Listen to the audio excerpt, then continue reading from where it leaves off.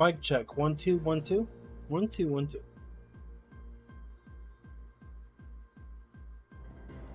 Yes.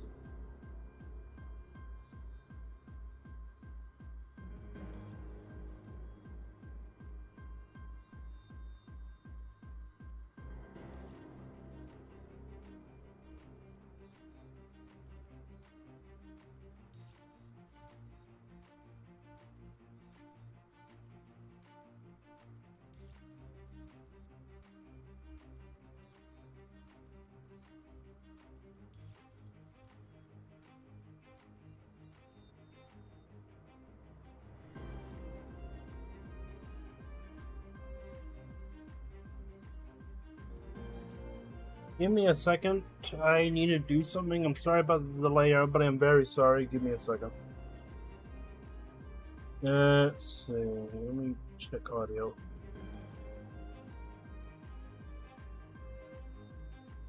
Okay, sounds good. Okay, your rewards, no points, power ups.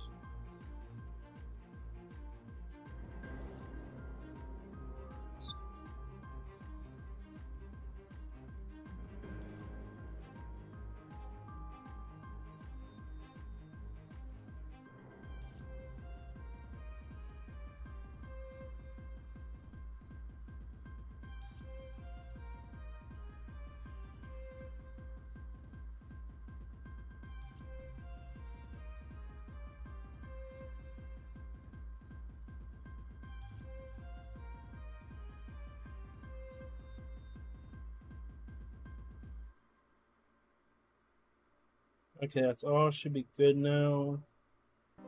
Yep. Let's crank up the game. Let's swap over.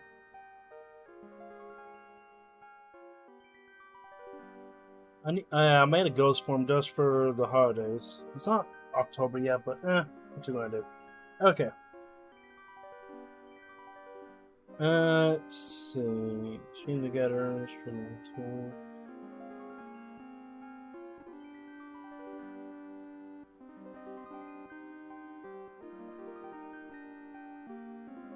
Crash.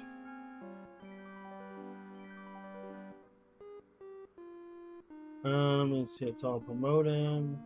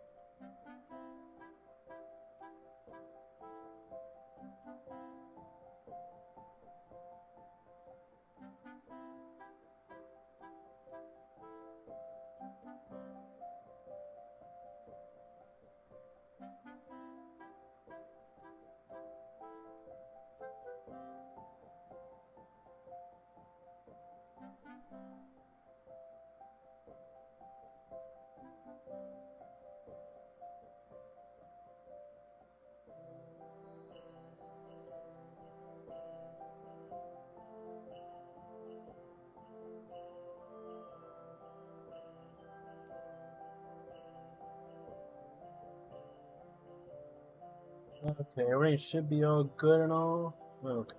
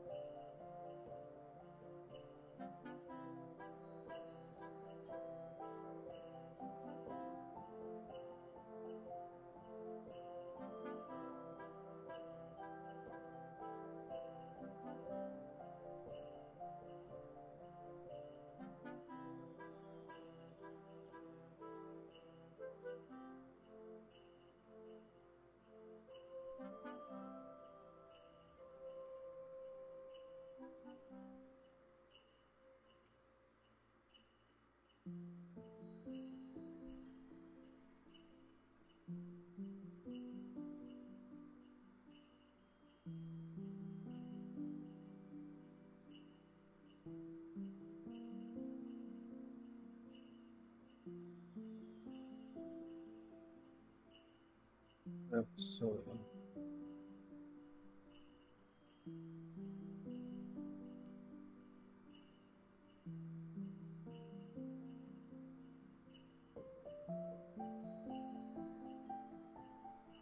Let's make sure everything's good for you people.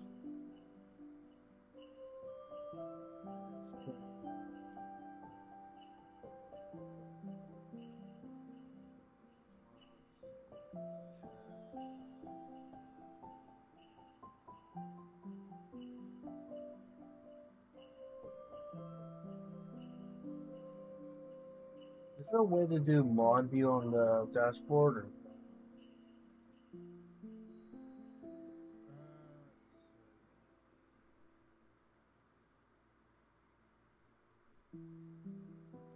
Sort of a delay, everybody. Just remember, if you're there, do exclamation point fish, and you'll be able to fish up stuff.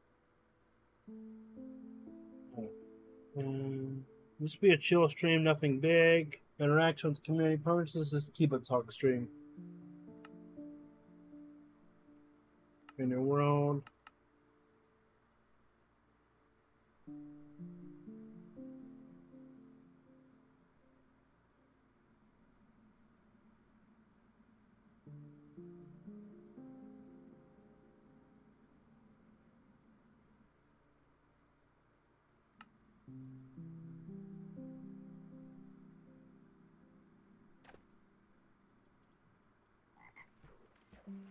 Perfect, I need to do some testing here anyway. Okay. Let's see anything else.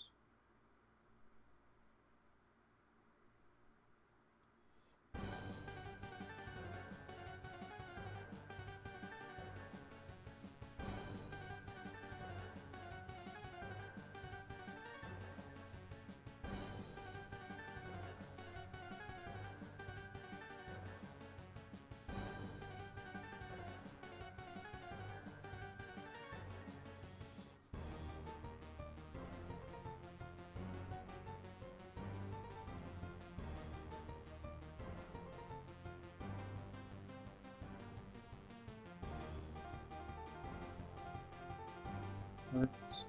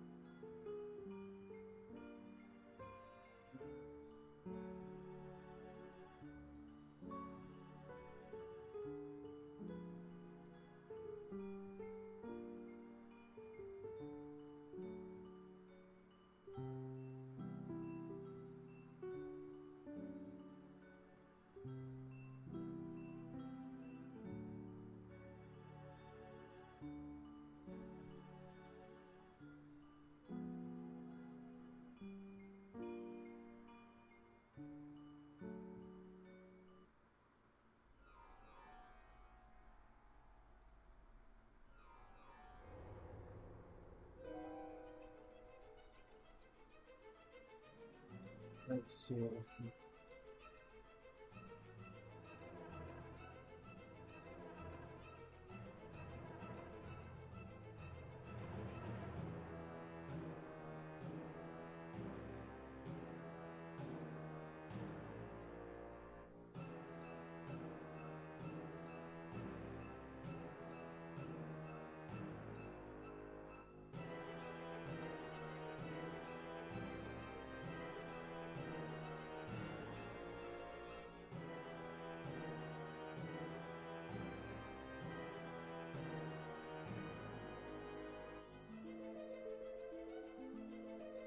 Okay.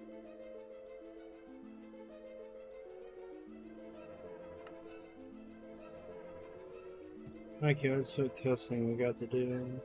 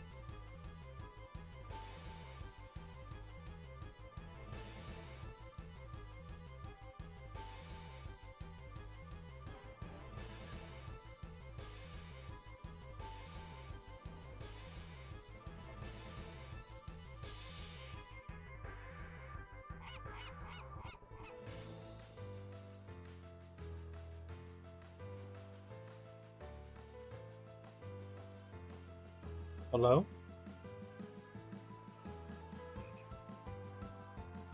Greetings. Yeah, right now I'm streaming myself right now. Just doing some pack development. I had to hop in because it's boring talking to myself sometimes. Is there a way to see the mod view in the dashboard? Twitch's dashboard.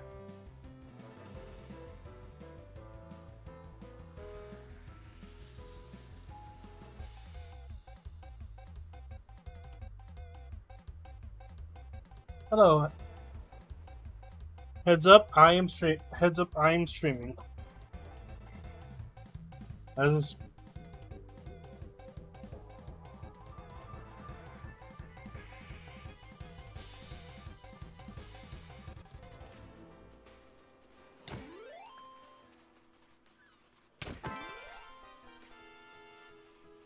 So,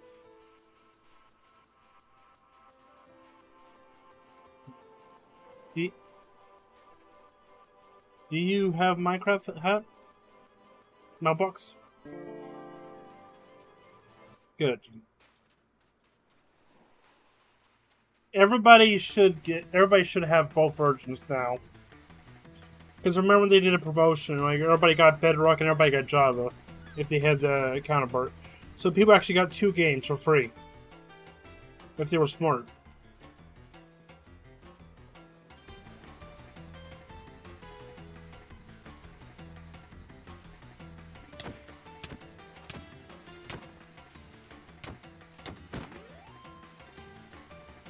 Yeah, it's that or have a time machine.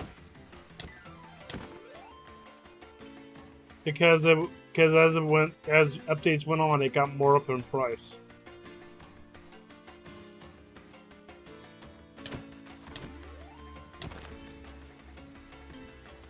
Oh, even then, even when you play Java, let's wait until you touch modding. Bedrock has nothing on modding.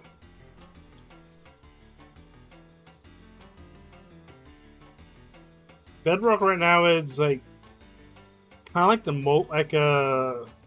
if Minecraft was a gacha, it'd be Bedrock.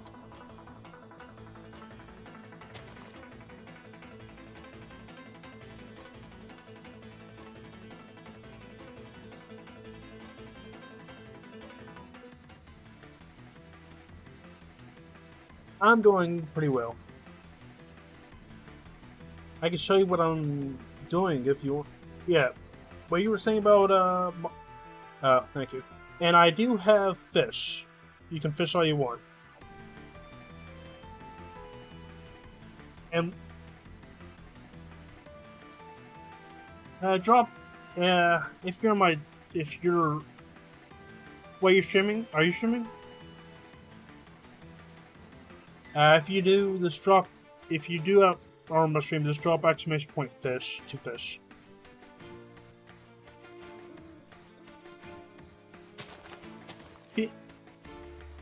I can add custom fish, but I want to add because you get achievements in the game. And if you catch all the fish, you get achievement for it. So I'll wait until everybody gets all the fish catch, then adding stuff to it, so it won't, fill in the pool. Thank you for the follow, Bellbox. And since you're a streamer, you get a free shout out.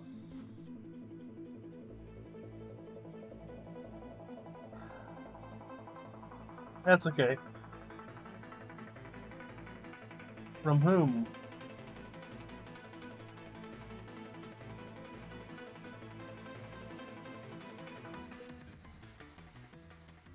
Yeah, they link you with IDs. They can't go with emails. So you get a free SO and a random AI-generated message. So it will go by your best videos you played. You've been playing Kitchen Impact.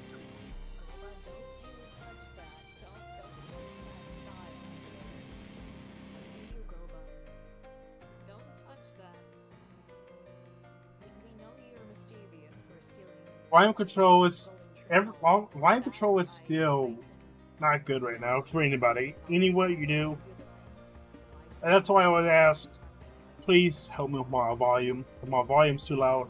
Because right now I'm using the NVIDIA Soundgate. Because they have I tried using Raptor plugins, but some sound does come through. But I like the NVIDIA one because it cuts out. It works well. There's only a slight lag when you first talk. At the beginning, when you first talk, actually first talk. Afterwards, it's good. But if you have the card for it, I recommend using it.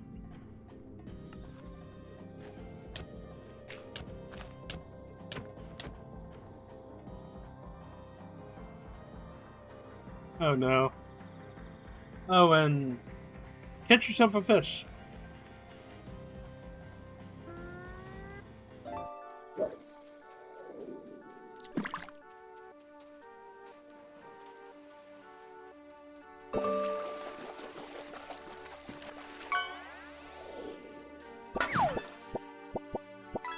and Got a soda can. yeah, so far it looks pretty good, and actually, surprisingly enough, they also helped me fix some of the problems in the original art. Oh, was there like a malfunction with the separation, or? Some layers' qualities were mismatched, and some of the pieces were not properly separated layers. Mm. Yeah, but to be fair, my design was one of the artist's first works, and since then, she has actually greatly improved from my design. And increase her prices a bit too. Yeah, understandably, unfortunately speaking. But at the same time, though, she is a freelancing working mother. Okay. An actual mother herself. That's so that's perfect. Yeah. Freelancer. Yeah. Yeah, I don't know if she's like a stay-at-home mother, but I know like with her like VTubing stuff, she's freelancing while also being an actual mother, which I totally understand. You're a full-time mother rigging VTube models. Does she make them too? She makes them, right? I think at this point she does both, and also at the same time while also working on her own VTuber persona career. Mm-hmm. So both she is both very crazy stuff. 100%. That is fair. That is fair. Yeah. So, like, I guess I struck it lucky because like most people would want to really invest so much money into like perfecting their VTuber debut for the very first model and make it a huge. Now here's the thing, like I would want to make it like a social media deal as well, but I want to make sure I take all the time to make sure it's done right, of course. Yeah. And relatively, I'm very grateful enough that I didn't have to fork over thousands of dollars for this process. Luckily, at least your model I know doesn't have all the works as some other models out there. And again, I've also seen this on social media, which is weird. It's like it's okay to have different variety of what kind of VTuber, like 2D or 3D or PNG. Yeah. I've seen the amount of times they're like, "Oh, a PNG tuber is not a real PNG tuber." It's like, it's something you have a character at least to give yourself a face. I mean, Yeah, like it's your character. It's your for some reason right now I don't know why. But I'm stuck using the Dragon Quest VIII character because I had it as a profile picture and everybody did a fan book of me. Usually just did the Dragon Quest VIII character. I just can't make merchandise of it. Yeah. True, because yeah, Square Enix has the rights to that character. Yeah, but I won't sell artwork of it or merchandise. But I've seen people use like different Dragon Ball Z icons or avatars as PNGs, but I don't know. Mm-hmm. I've seen like some VTubers that had closely resemble things and redesign it, except one particular VTuber that has not changed her design after that little incident. But like my PNG is Dragon Quest VIII, but it's sprite form that never officially was made. Yeah, no, yeah. So if Dragon Quest VIII ever gets a remake, what's up? No, it's all good. I was looking at something. And I made my avatar ghostly because it's Halloween coming up. It's like I would do something Halloween theme, but it's like I've gotten a redesign done. I got a 2.0 coming out. And are you using that software I sent you? The PNG Plus? Yeah. Or hopefully that helps out. I'm gonna use that, but I've tried it myself and it was very stressful, so it's like I've commissioned someone. It's like you commission someone to do it for you. Yeah, I did commission someone for that. It's very good. I know, like, what is he? A wrestler, some wrestler speedrunner that does dev speed times. He uses it, and his avatar is very fluid. It looks like a 2D avatar, but it's PNG. So yeah, I got lucky before they increased their prices by $20, so it's like I've made a steal off this. Yeah, I paid for mine's not the coolest, but I like mine. It's the one I wanted. and I paid I think $25 for both versions, weapon, and I could always put it in a video game. So. But yeah, Like, I want to. Like mine can work for RPG Maker. That's fair. But yeah, I want to try at least get this all sorted along with overlays that I'm working at least by mid or end of October. But with family from Germany, one cousin's gonna leave on the 1st of October, and the same day, the other cousin sibling with her husband and kid are coming over for a few weeks. So it's like, yeah, I'm gonna be a little busy. I won't be streaming as much. So just keep us updated how your model is and how it goes, and you're welcome to join my JRPG Minecraft server. Just collecting monsters, pets, and all that. And food. And it's running an older version of Minecraft, but we got a community that pretty much backport everything, so you're not missing out on nothing. You're just more optimized. Fair enough, fair enough. Like the newer version of Minecraft, oh, the lag is horrible. I have not played. Well, I think it was Java that I played last time. I was playing with some friends. I've not played the other. Wait. Yeah, I'm talking about Java. The newest version of Java is super laggy. So we pretty much backport everything. Pretty much just, and it's more optimized, and it needs so it can run pretty much on anything nowadays. Yeah. When you work on games like modpacks or anything, you want to be able to run with a big set of people, not just people with high definition stuff. So you gotta put a point when you make a video game. You gotta make it so it can run on everything, at the same time, make it look best you can. That's fair. Like you go with MMOs with high fancy graphics that needs a lot of RAM. The majority of people won't be able to run it. A lot of people. And don't be sure of about like 40 people in one room with them big MMOs.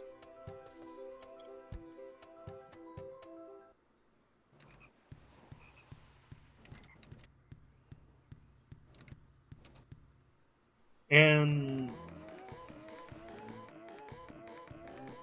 do you think about multi-streaming Hotbox? I mean, sorry, Mailbox. I got too many names on my name. Too many names on like Mailbox.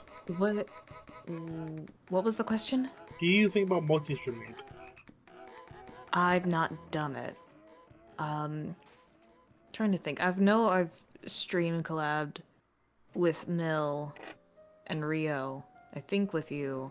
I'm talking about multi-streaming is when you multiple stream to platforms. Multiple platforms. Because Rio does that, and I've been doing it recently. And I've been doing it for years. Yeah, I haven't done that. I feel like also I wouldn't know how to do it, so I feel like I would need to ask help on.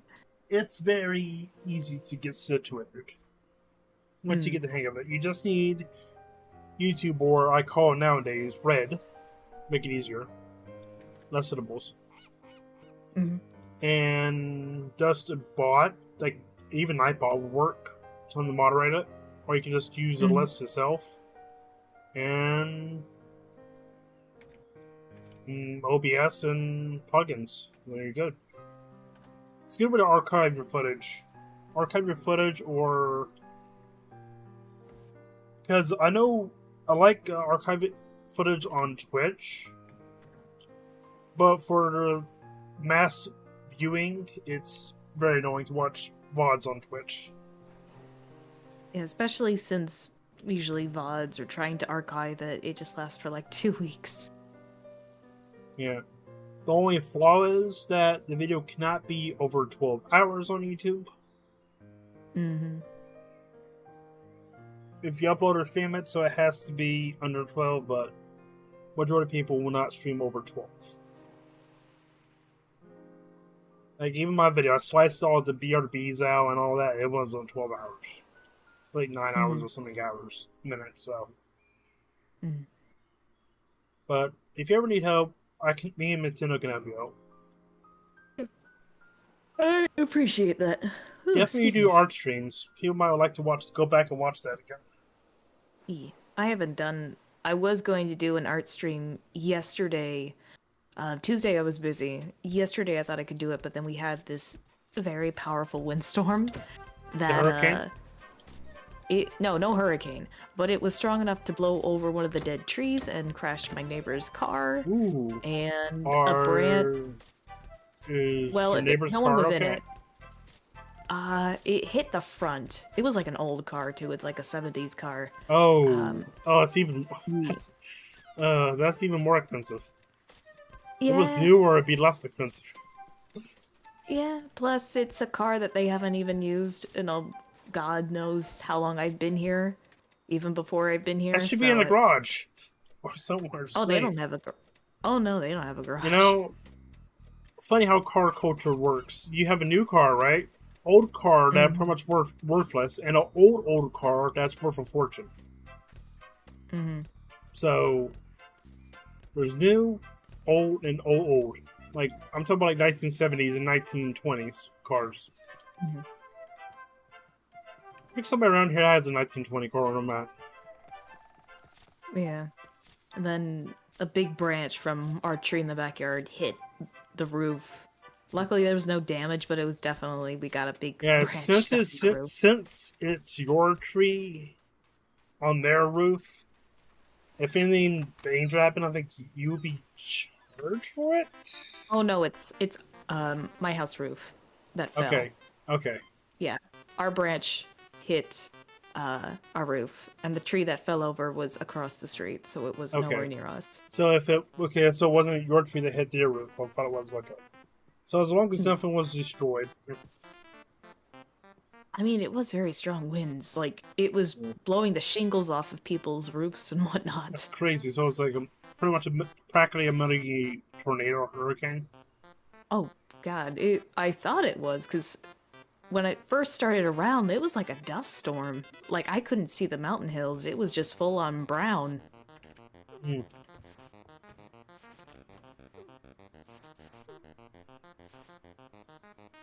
Yeah, it was. Then it poured with thunder, and then it just went over. It's like okay, the storm's ending. And I thought maybe I could stream today, but then I got work tomorrow, so it's like when I find good schedule. When you find good schedule in your debut or your PNG update. Yeah. Like I'm not going to like make much big deal. It's like a redesign, but more maybe add a little more lore, but it's not like, oh, suddenly poof. Like I do like making big announcements. Like I do like making announcements, but it's not like over the top, like all planned. I suck at that. But it's like, hey, by the way, da-da! Yeah? As long as everything goes through, everything goes well with it, I'm happy you got your PNG, model redesigned or updated. Yeah, the redesign, I actually won the redesign thing of a giveaway by my brother. And he was like, hey, you won this, by the way. I didn't think you, like, it's like, oh, was shit, it like on, nice. Was it on, like, Twitter or something? Yeah, he wanted to do a, Yeah, I like, try a entering them giveaway. raffles, but it's very low. Sometimes you win. Yeah, I was one of the 2 people that won. Nice. But yeah, he and I talked through designs. We loved how it went. I was like, yeah, I love this. Hopefully I like your previous design. Hopefully you keep something close to it. Obviously the hat is gonna stay. Yeah, I the love hat the is purple. awesome. Yeah, I love hats. The purple is definitely gonna stay, that's for sure. Not much body-wise. Well, clothes have changed, that's for sure, but like, there's some changes here and there, but not too much. Okay. I don't know. I'm a person that's like, I don't want too much drastic change. Just some minor changes, like, oh, it could be character development. As long as the model is very useful, because I know I'm using I haven't used the advanced one I sent you. I'm using the older version, like, what is it? It has, like, a deer as the icon of it, the mascot. Mm-hmm. Using that one. Mm. But yeah, the reason I wanted to redesign was it was not as fun as it was drawing my VTubers, so it's like I wanna spice things up. I wanna add some funness to it, and I did like sketching, and it's like had to figure out how to do it in my style, but it was fun though. I enjoyed it. Oh So I think yeah. Okay. because I think that's also an important thing, like if you're being a VTuber and whatnot, is it a design that speaks to you? Is it a design that you like and you like to show off to people? I think that's also important on how you feel on it. So, in the Valve's new game Deadlock, their anti-cheat allows users to choose between banning a cheater immediately or turning them to a frog for the rest of the game, then they get banned. Oh, I played Deadlock. Yeah, The design of the characters is cool. yeah, the anti-cheat is hilarious. So you can turn the cheater into a frog, and then afterwards they get banned. But still, you can turn them into a frog, and they can't do nothing. Mm. I just constantly respawn.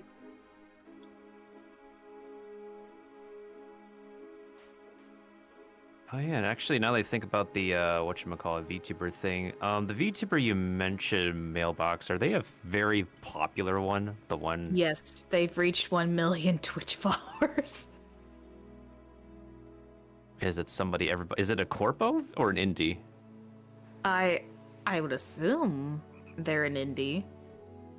I don't know. Because I I think don't think Corpro is, if it's Corp, I think it's somewhat rigged sometimes. Weird to say it, but I think it's rigged. Let me type it. Not to, Yeah. yeah, because Yeah, they wherever have you a can they share have a with group us. they have a group of already followers that follow them already.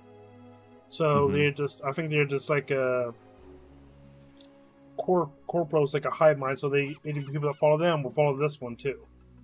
Yeah, absolutely. I don't even remember what the name is. Or you can like search up a description of what their appearance looks like by color or what kind of like form they take. It's kind of hard since it's a common one too. Oh no. It's a machine, cat, or a what are other common ones? Machines, cats, bunnies, Fox. Fox, wolf, Yeah, those are common as whale, well. squid, If I wasn't like a mailbox VTuber, I would have been Eldritch like based horror, on my zodiac, which is a moth. Capricorn. If you know the VTuber I'm talking about, Eldritch Horror Moth. You could do it, Mailbox. We believe in you. I know. You've got I mail. just don't know her name. I've heard so much of the name.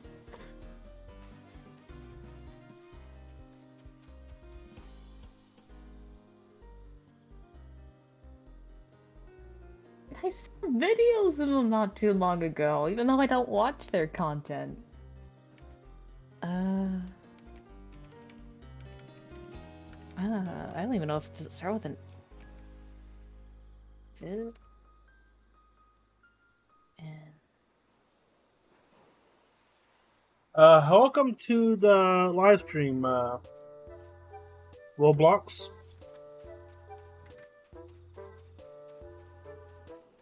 Interesting. That might be for the future. there it is. Okay, I found them. Yay! I had to look up a different resource just to find them. What's the name?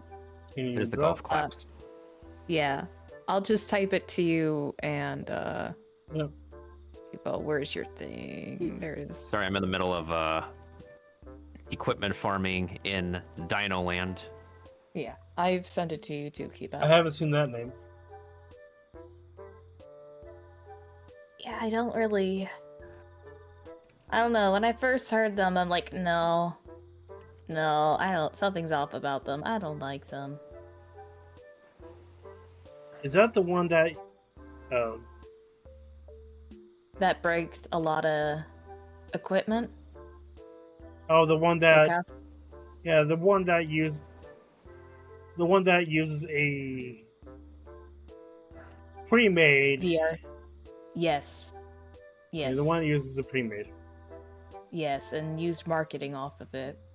without permission. Okay, yeah. And they endorsed AI art. That is just many levels of wow. Yeah, no. Even before all that controversy, it's like, I don't like them. Something about them I don't like. I don't know if it's the voice or the tone of them. I don't know. Just something about it made me feel very, very off. Okay, and one other thing though for sure is that I want to make this clear is that there's a lot of creators who love to be obnoxious and be obnoxious as part of their personality trait. And this personality, we all know, is no different. But Yeah. here's the thing. You can be obnoxious as your personality, and that's your on-screen persona, right? And there's a right way and a wrong way to go about it. And not everybody will like how obnoxious you are as your persona. Like, at some points in time when I started out streaming, I made myself super loud and obnoxious as well. And when I look back at myself, I'm like, maybe I should really have toned it down a bit because, like, I was trying way so hard to be like other people I watch rather than be Yeah. myself. Yeah, I'm just like a calm person, but people are like, oh, that's not gonna grab the attention. Play horror games. It's like, horror stuff scares me. When they play as horror is like closest things Dead by Daylight and Lethal Company. Like, I You got the played can one horror again. game. I played one horror game one time a few years back. Anna, or I think it is called Anna, which is like similar style of Mad Father and whatnot in Eba. Mad Father. I've No, only- I think it's a sequel to Mad Father because the main character is named Anna. I think.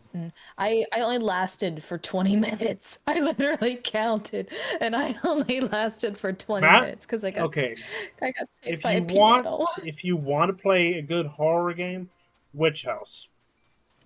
Oh, I've heard yeah, of that one has I've heard- depth to it. And Witch House I- actually has a Challenge Plus mode where they change the puzzles up and change everything up. So like it's a new game plus, but everything's different.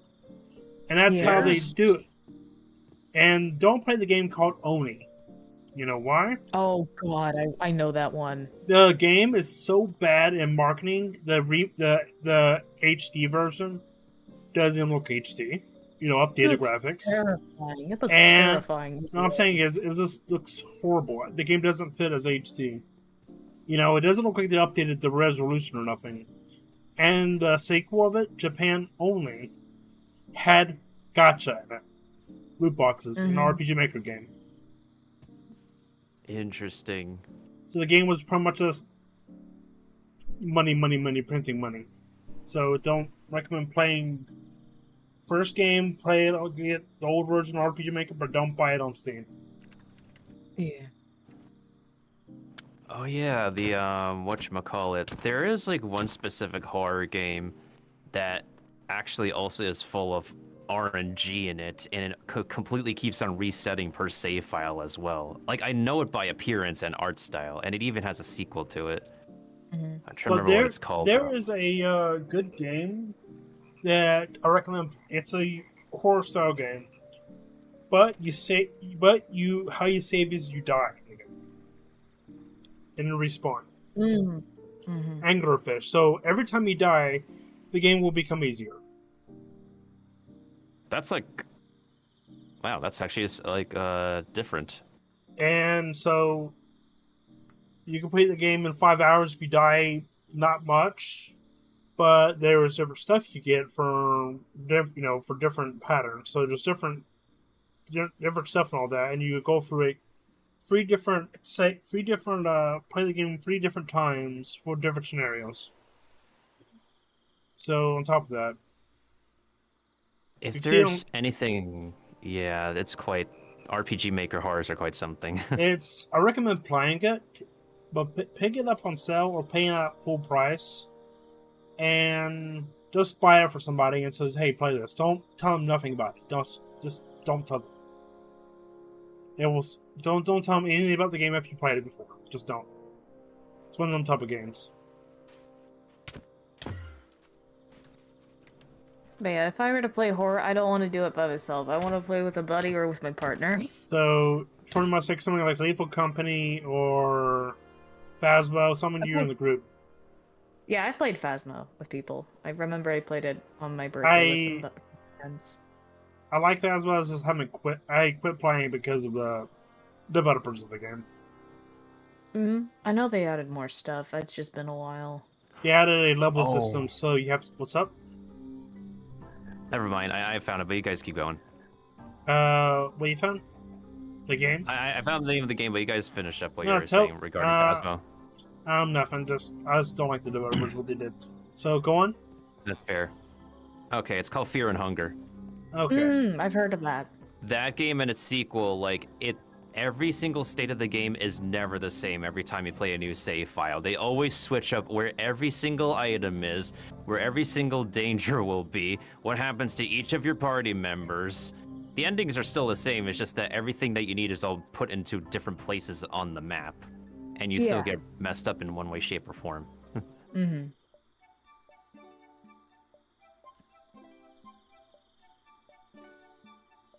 But it's like also depends on the kind of horror people like. Like, do they like the weird 8-bit sense of horror or just realistic horror? Or depends on the kind of horror too, like a psychological horror or mental horror. That can also depend. Yeah. I think, like, honestly, if there's anything that gets, like... Here's what I think, like, honestly. And in the horror in the form of interactive media, I think it's, like, really ruined in Hollywood when they do horror nowadays, because it's like, oh no, here are the loser characters. Oh no, they're gonna make stupid decisions. Oh boy, a jump scare. Wow, we totally did not see that coming. Or split up, gang. Let's go in different directions. And we know how well that does for Scooby-Doo, and that they're not even completely horror either. They're more like comedy, if anything. They're comedy. The closest Scooby-Doo that was horror was their Mysteries Inc. series, and it was like Eldritch horror stuff. That series, I feel like, was done pretty interestingly, but really neatly, honestly. Yeah. There's like a movie, I don't remember what it's called, but it's like the iconic classical horror stuff. You got the nerd, you got the high dude, you got the guy who acts like the leader, you got the male attention, the male gaze character. No, it's not Scooby-Doo. It's like they've all put these people in the forest and they're being watched. And they're like, let's put this gas on them so they can perform in any other horror thing, make them act stupider, all for the risk of trying to sacrifice all of them or one of them to be alive for this weird god. Otherwise, if they don't do it, it's going to destroy all of humanity.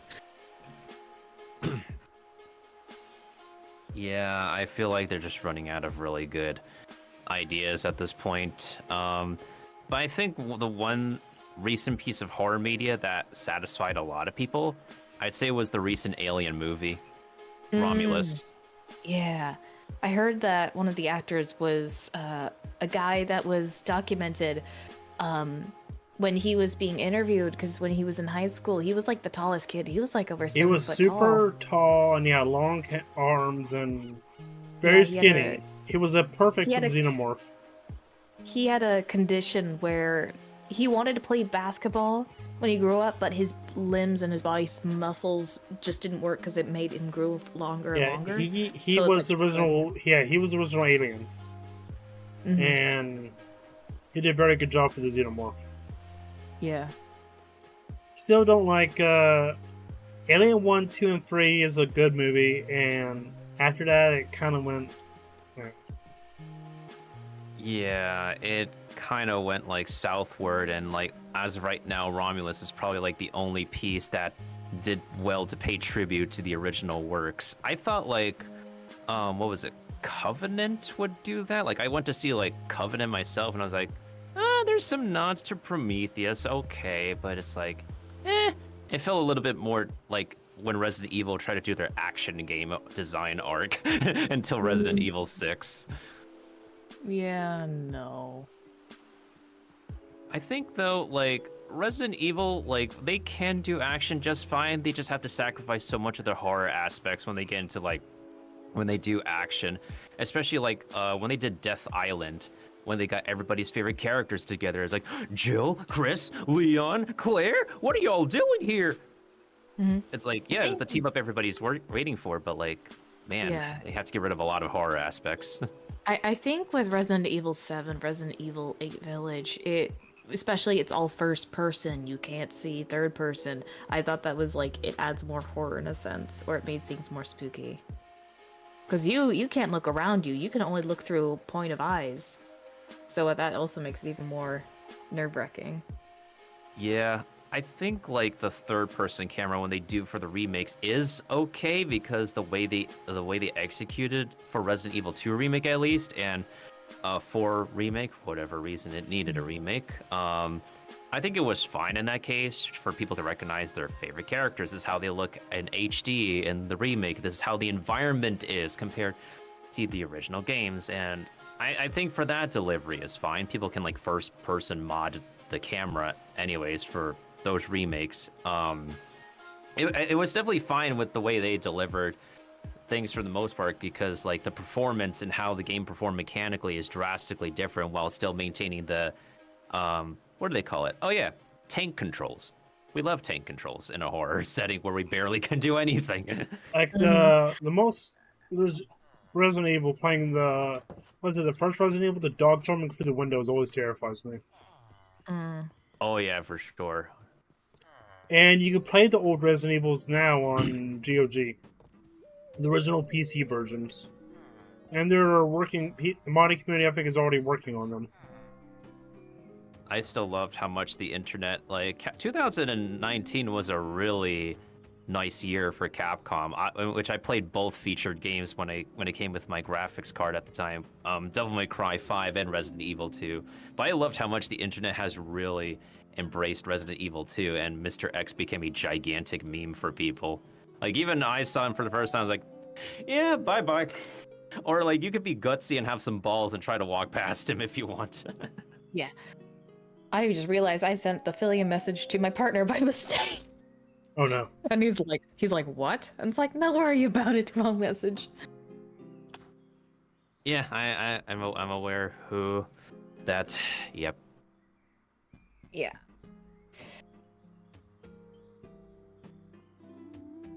Yeah, I just don't like her. Even with or without the act. I just don't like him. I like the AI and the turtle. They're fun. It's like, yeah, I really like those two as well. Oh yeah, I like that AI character. Even when they went through a whole redesign, like because they technically used borrowed art as well. They but did at the start, but when they went mainstream, they went main, big. They made their own custom one. They were similar but different. Yeah, it's like different enough to like be its own thing while also referencing the original artwork and stuff that they were inspired from. That's like the main difference between yeah. And that's how you do that. Exactly, 100%. And honestly, yeah, I'm just flabbergasted overall. You flabbergasted. Yeah, I'm going to head off to get ready for work tomorrow, but I hope you guys have a good one. Have a good night. Have a good day at work tomorrow. Stay hydrated. I will try, and you guys too, okay? Okay. Yep, 100%. Good luck at work, and hopefully have fun. And Mailbox, best of luck getting your bed back. I will try. She's comfy. She already did the biscuits, so she's kind of there. Uh-oh. Going. It'll be a challenge. See you guys later. See ya. See you, Mailbox. It's basically Cat Owner 101 in a nutshell when the cat has claimed their territory. Uh-oh.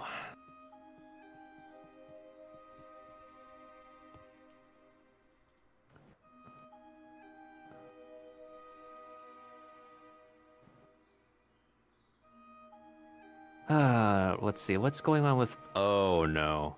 What's up? There's a lot of Doom messaging on Pirate 101 because the test server content is still test server content. which means so many bugs. Actually, probably a lot more bugs than Yeah, any somebody said AQ3D this. release It patch. said somebody said this update was the most disappointing update so far for Power 101. That is so sad. I think the same Like, person not reposting the artwork and all, or test. it's just so many different bugs still exist in the live server. There's literally 3 potential soft locks people can run into to not finish the entire content.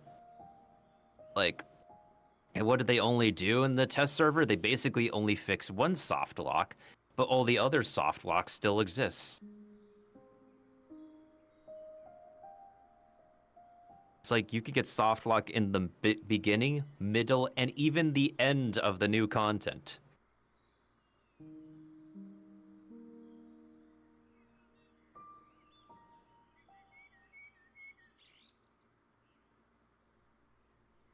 And now, like, it's literally like, oh, maybe a longer test server can mean like there's more possible. No. There's like, I even seen like all the Discord channels with people putting in their legitimate like feedback, but it's like, what's the point with all this feedback and however long you do a test server when you're not going to polish like all of the content for the players on live server? Essentially, test server is just an extended teaser. And it's also a gate-kept test server as well because you need to subscribe or pay for freemium currency.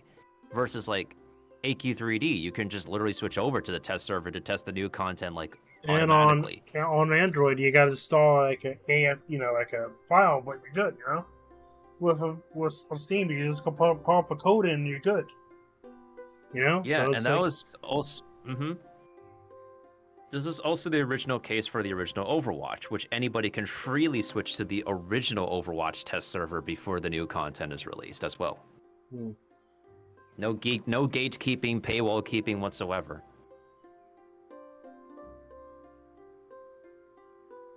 You know what's funny enough is that King's Owl Entertainment for the longest time, their Twitch chat was on sub only. I heard. For many, many years for whatever reason. And not only that, their website forums was also paywalled. The company has like so much paywall all over the place.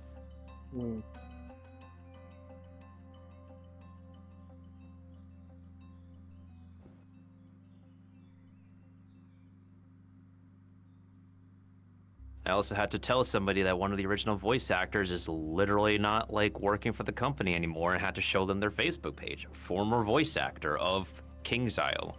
And the reality is now hitting them like a giant anvil in a cartoon. And so I decided to pop a dad joke and they said, I am sad. Hello, sad. I am humbled. On a scale of 1 to 10, how is your misery today?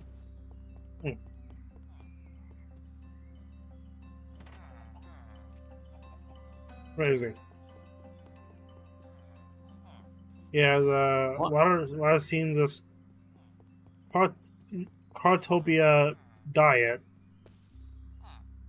It doesn't look that nice. Here's the thing though, like you can take like stuff from Wizard 101 and do it right, but this is a case where like it's at this point it's just one simple word: incompetence.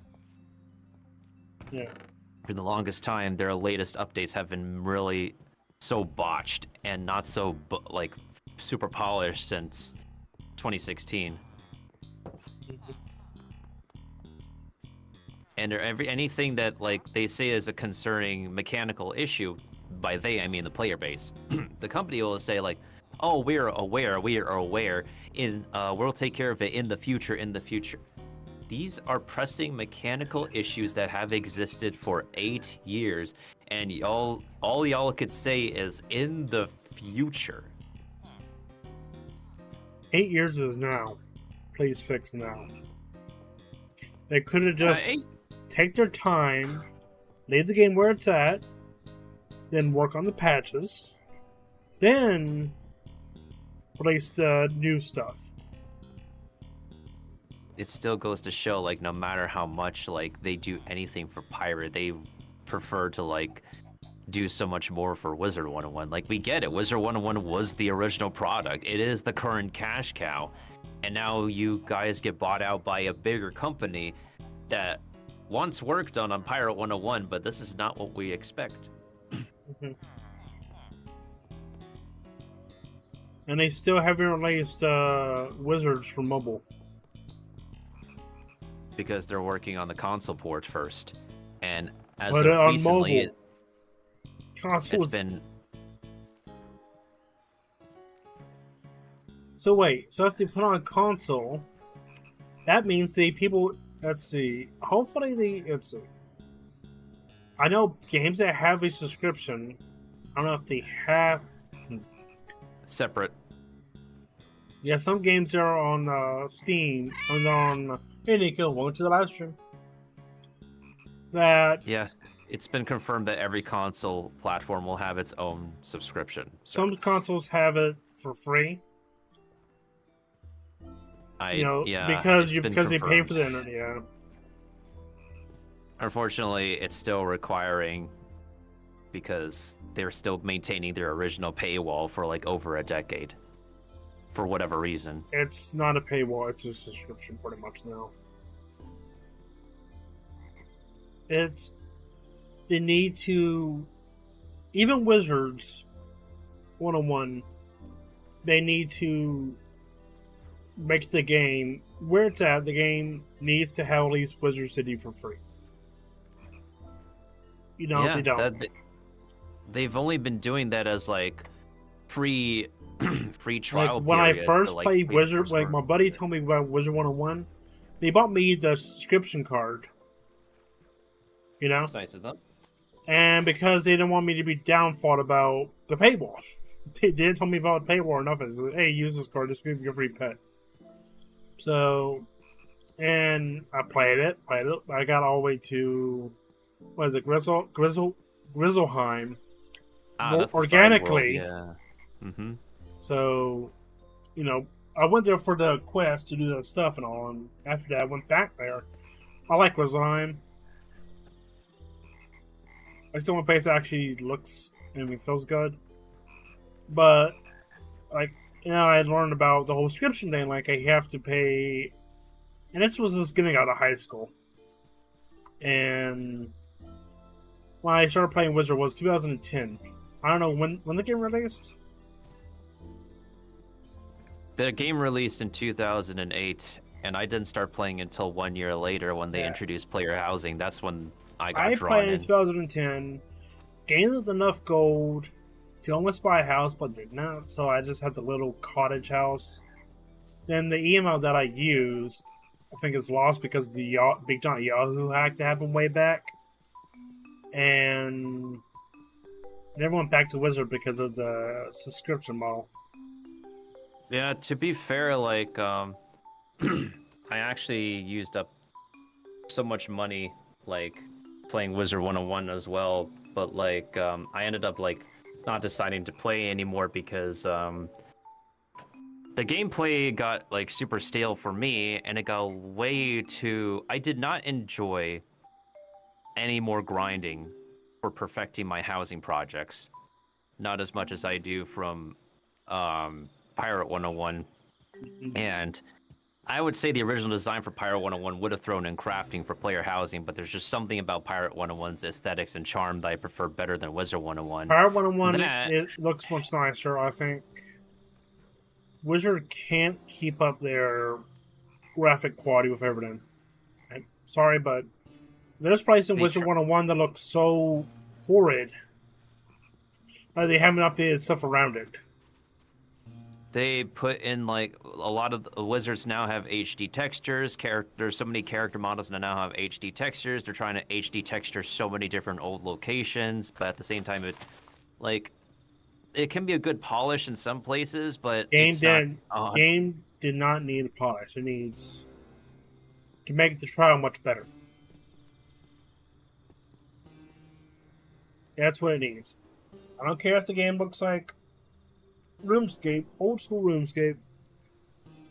You gotta make the advertisers free to play. Make it free to play. not just sub wallet. Yeah, the only other thing that like stopped me from playing Wiz was just because I was actually involved in drama. I know some drama that was in Wiz. Someone decided to impersonate me and make me look bad when I literally was logged off the computer for one day.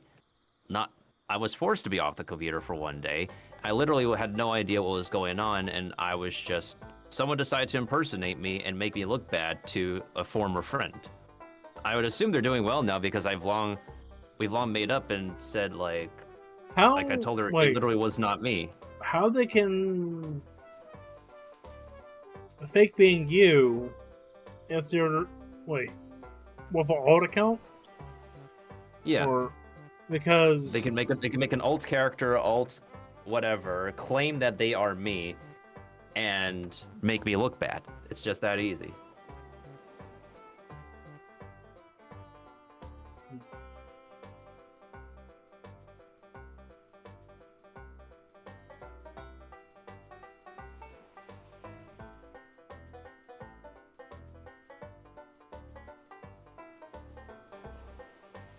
So yeah, that left a bad taste in my mouth, along with like getting into a discourse with we've long moved. The people involved have long moved past it at this point, and some of it was involved with the forum website Wizard 101 Central, but I've long moved on from interacting on that website. I honestly got pretty much super tired trying to keep up being on that website, and I also realized that I've probably spent way too much time on that website. It's taking time and opportunities away from me socializing with anybody else outside of Wizard 101. So I only still interact occasionally on Pirate 101 Central because like there's still a decent place to find some new posts every now and then. But as of recently, yeah, I got fed up with Wizard 101's gameplay loop. I didn't really genuinely enjoy it anymore. And I've been involved with so many different people that gave me negative experiences that I needed to leave Wizard 101 as well. And a different group of Wizard 101 players I migrated over to Ion Online with. And to this day, they still gave me no exact rhyme or reason as to why they kicked me out of their guild. And any guild members I would ask, they would just not give me a clear reason as well, because even they are out of the loop. So it has to be some kind of like, personal bias or something against me, like some sort of clique, like, oh, I'm not cool enough to be part of their thing, and so they would kick me out. This is just an assumption, though. I don't really like making assumptions, but it's just frustrating when I'm not given the straight reason as to why I'm kicked out of the guild. Because my last interaction was literally like, oh, have a nice night, have a nice day. The next day I logged on, I find out I'm kicked out of the guild. And it's one thing if you're playing an MMORPG and you're in a guild, it's one thing to be removed from like less or inactivity. If you haven't logged on to the game or participated in guild activities for a long time, like you would have some self-awareness and understand like, oh, I didn't do much to contribute to the guild funds or the guild house. I didn't participate in the raids recently. Okay, I understand why I'm removed. But I tried as best as possible at the time to be involved with this guild for the longest time. And then they just suddenly removed me for whatever reason. And I have no idea if I said something to offend the guild leadership or whatnot. Like, if I did say something to offend anybody, I would like to know. But the problem is, like, to this very day, people don't let me know if I said something to offend them. I had to deal with that so many times now. It's annoying. Deal with being removed from a guild? No, if I offend someone by accident, they don't usually tell me what. Oh, yeah.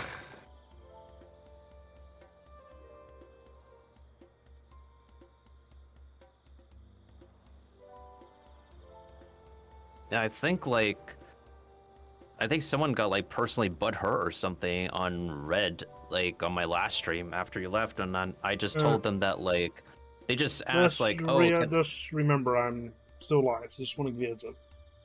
No, I know. I'm just saying in general that is that like overall like there's so many people who can be sensitive by so many things, but like there's some things that just people don't have to be sensitive about. Like literally the previous stream, someone literally came and asked like, "Oh, can I play?" And then I had told them, "I'm working on something else. I'm not accepting public joins at this time because I'm working on this, this, and that." And I did say I'm sorry. I'm working on something else, and they said, "Oh, that's rude." I'm like, was it Animal Crossing person? No. Okay. It was on Wuthering. I literally the exact previous live stream after you left. How did they do after I leave? Because they know I don't legit know why the people do that. I just don't know, like, what's the timing with, like, specific people who just come to interact with me when you are not around. I just find the timing to be way too coincidental. Or when, it's like literally nowadays when when Kiba is not around or, like, no other moderators are around, we have the funny people who decide to come and try to have a conversation with me. It's always the very funny timings. I don't know why.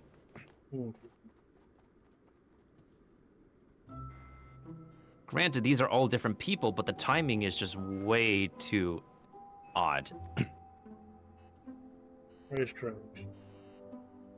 But yeah, overall, it's not really something that they should be butthurt about. I literally said, like, I'm sorry, I'm working on something else at the moment, and the only other thing I asked them is like if they're still there because I haven't heard a response from them for a few minutes, and they said I'm rude, and I'm like, is it rude to apologize? You apologized yourself, and I did say that I literally am unable to do co-op at the moment.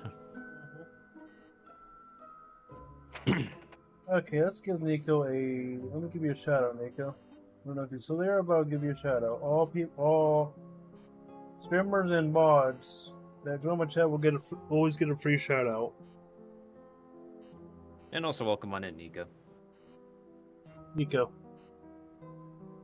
You said Nico? Different Nico than we know. So I know like 4 to 5 Nikos. Like Nico from Grand Theft Auto 4 and Nico from... The world's not big enough for all the Nikos in the world. Remember when Kiba used to be everywhere, now it's not. There's even a Japanese website called Nico as well. I think that's actually kind of down now. I'm dying from that. Because I think the forms of it, it's down. They turned off because of security issues.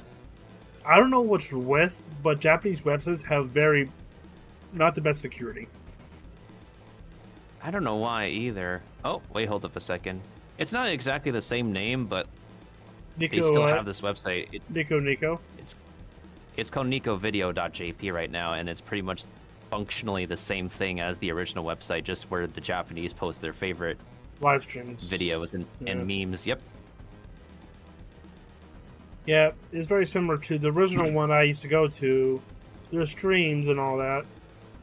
Because the Dragon Quest mod that makes the mods, like the Dragon Quest mod, he's from Japan and all that. Right now, he's just going through some issues. Yeah. And just... like his SSD went out on him and all that when he was his main SSD and all.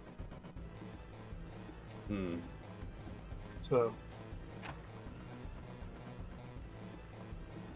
known before 2012 as... okay, yeah, it's basically the same platform anyways.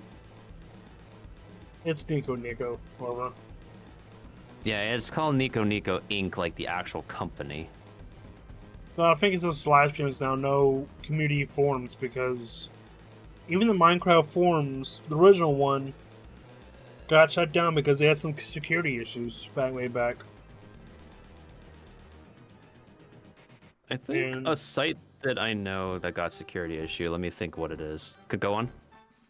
No, I wasn't saying. I was just saying the Japanese websites just have security issues. I don't know why.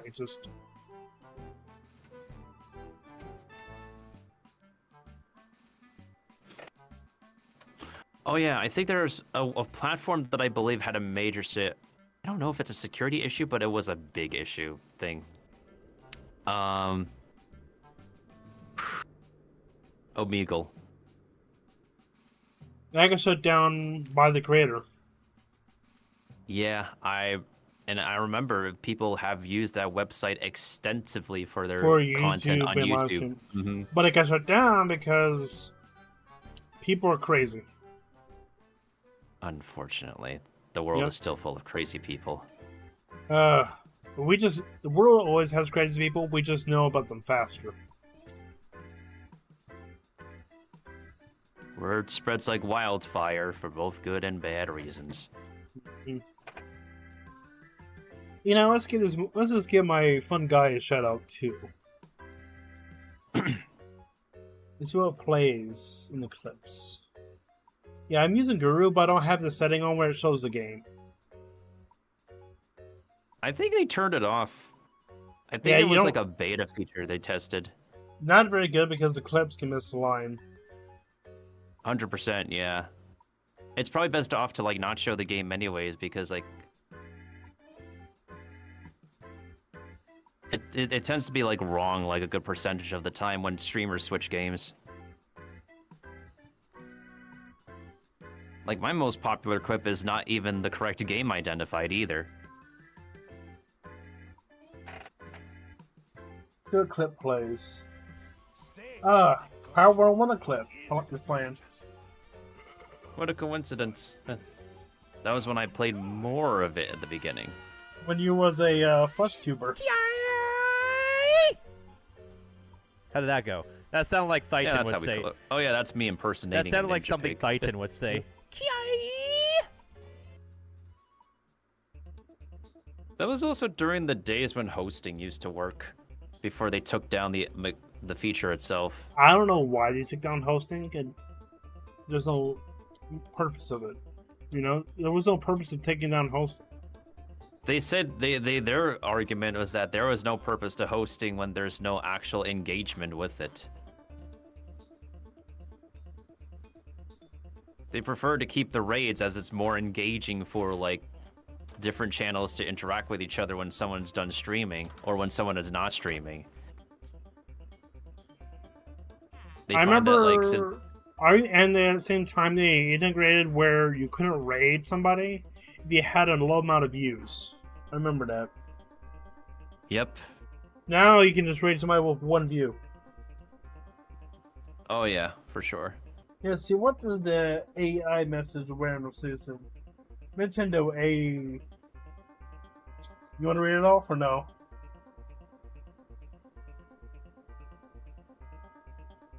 I mean, you can go ahead and read it. I'm just multitasking right now. Nintendo A. Bill VTuber from New York bounced between games like Genshin Impact, Terra Fantasy, and Withering Waves. They're an artistic enjoy any games and mental health discussions. Expect no spoilers, no backseating, and plenty of French. I don't know That why. sounds about right. I didn't know you speak French. Well, I mean, like, whenever we have to use profanity nowadays, that's our excuse to say it's French. Yeah, true. But I don't speak French, so I can't speak profanity. Well, it's funny enough, like, the French word for seal is also basically the F-bomb. I mean, look at the Sweden version of the N or N.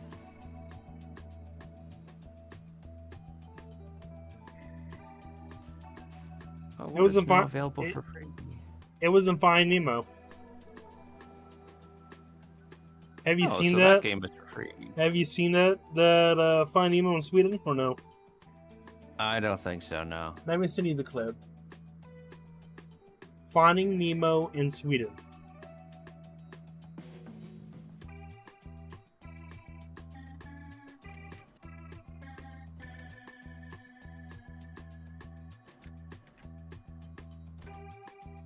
It's Finding Dory in Sweden.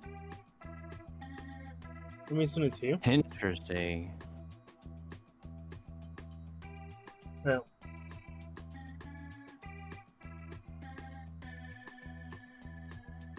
Uh,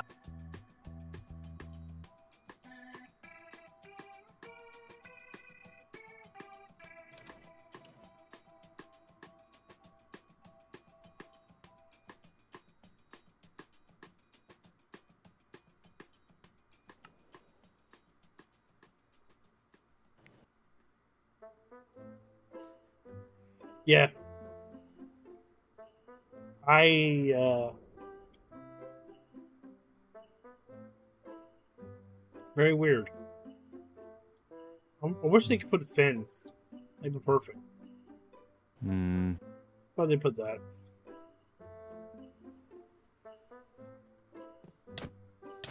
Well, at least RPG horror maker games are actual art.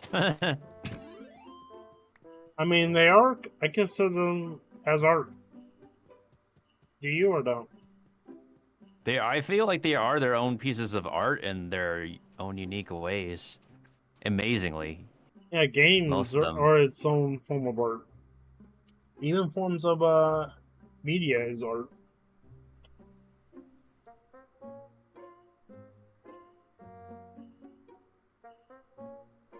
Someone says the lack of polish is fine. What? They are a lot more humble than the average player. Wow.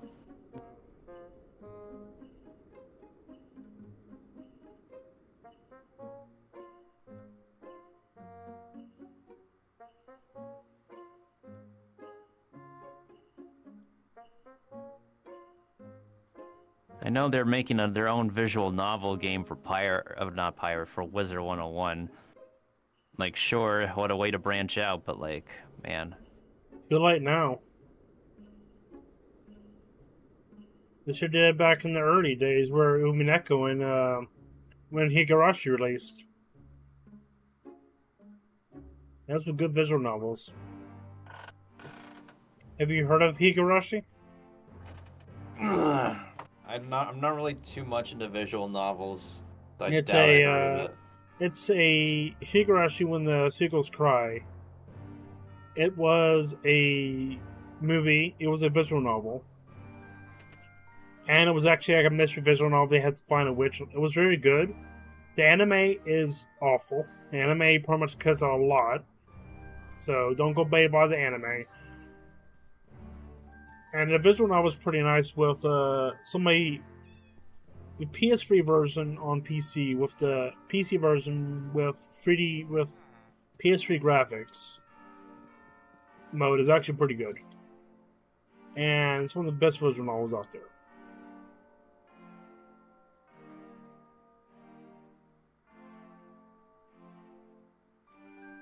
I recommend to it if you can get a hold of it.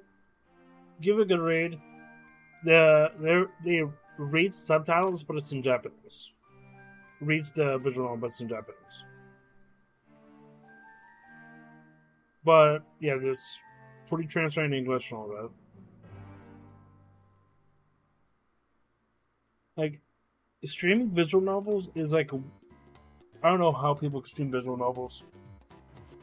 I don't know either because it's like so many.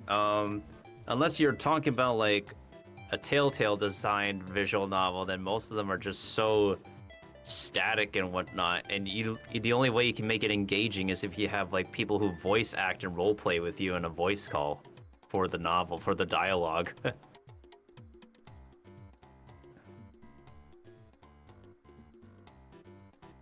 Like even popular streamers, if they play a visual novel, not their entire audience will not be like entertained by it unless they grew up with the novel itself or played it themselves, because a lot of them tend to be pretty dated at this point and they could be just rehashed for the current gamers.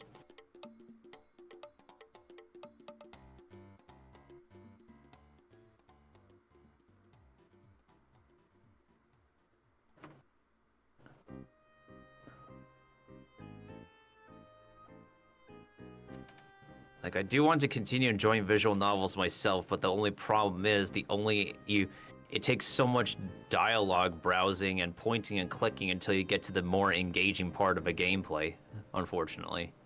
Yeah, with the turnings on different paths and all that. Yeah, for like a lot of it, it's well, the engaging gameplay is either like quick time events, cutscenes, or like debates.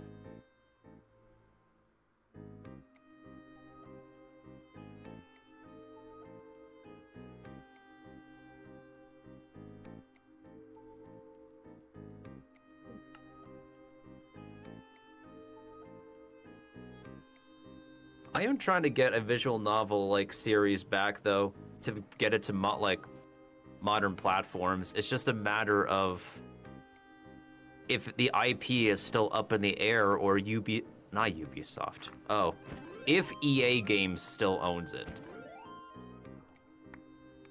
I mean, Ubisoft and EA, it's kind of, they look very similar nowadays.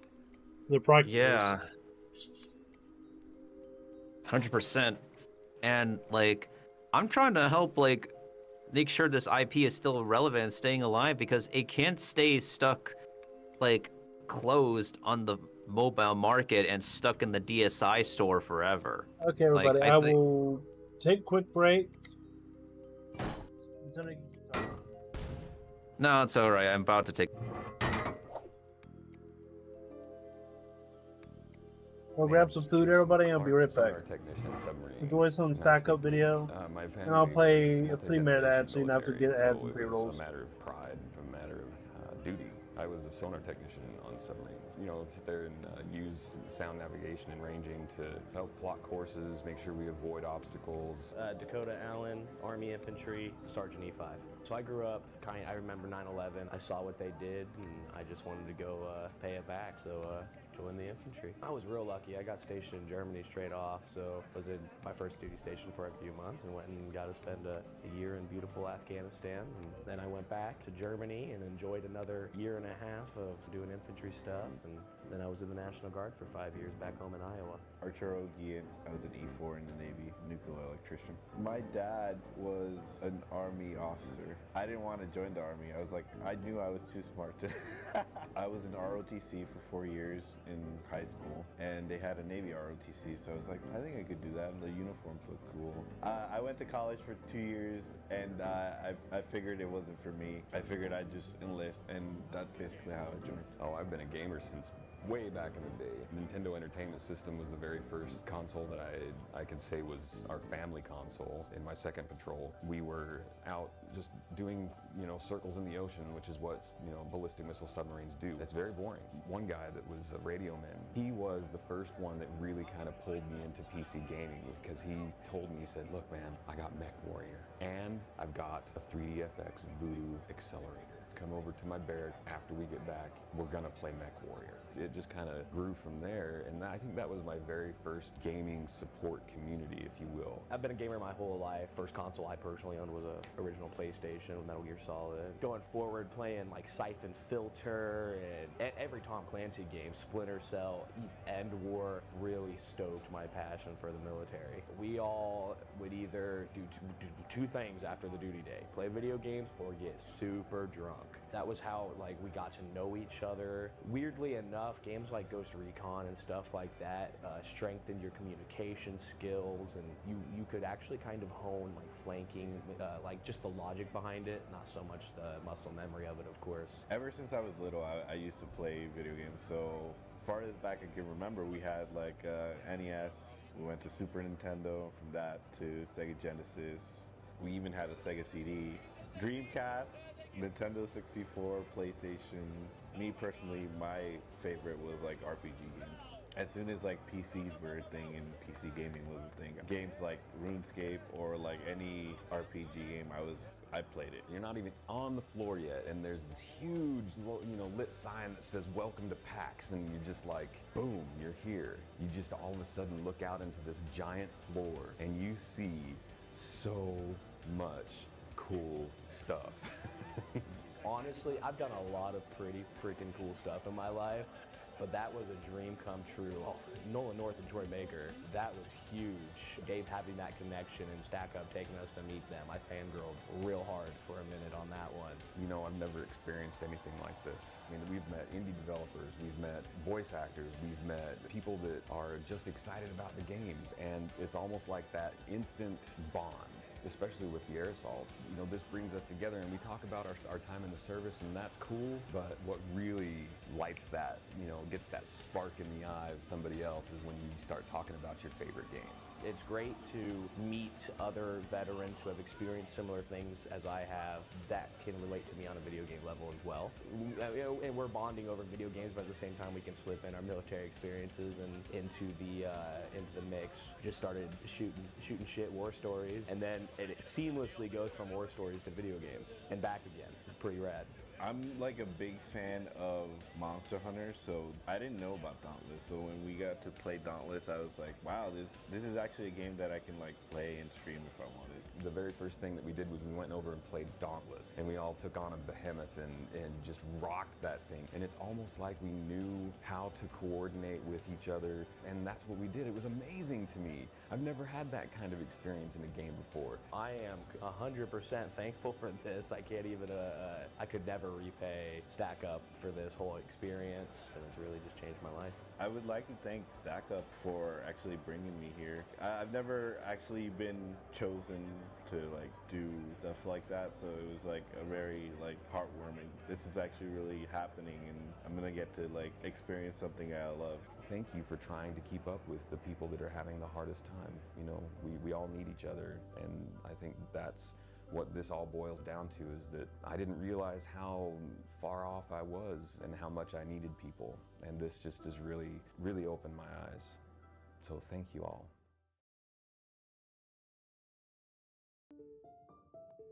I started gaming around 1985 with a Nintendo I got for Christmas, and I've pretty much carried it on throughout my entire life. Gaming is a connector. It's a passion for a lot of people. It connects people from all over the world. A lot of former military friends of mine, that's one of the main ways we do stay in contact. I served in the United States Army from 2001 to 2008. I exited the military as an E4, multiple deployments.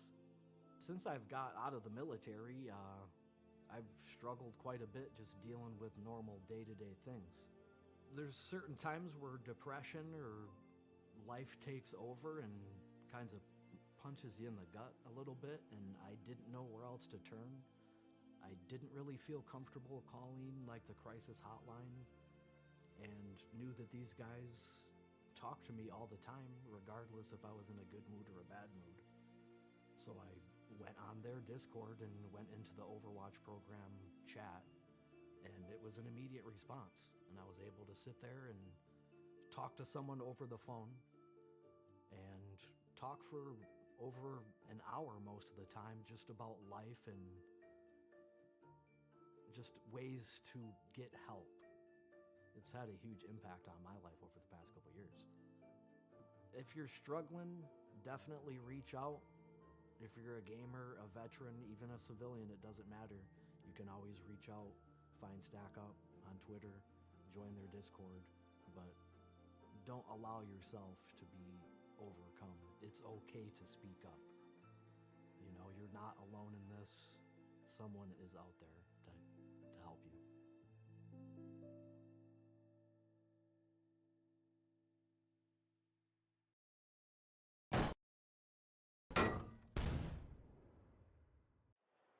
My name is Mary Digg. I was Army EOD. I served from 2004 to 2009.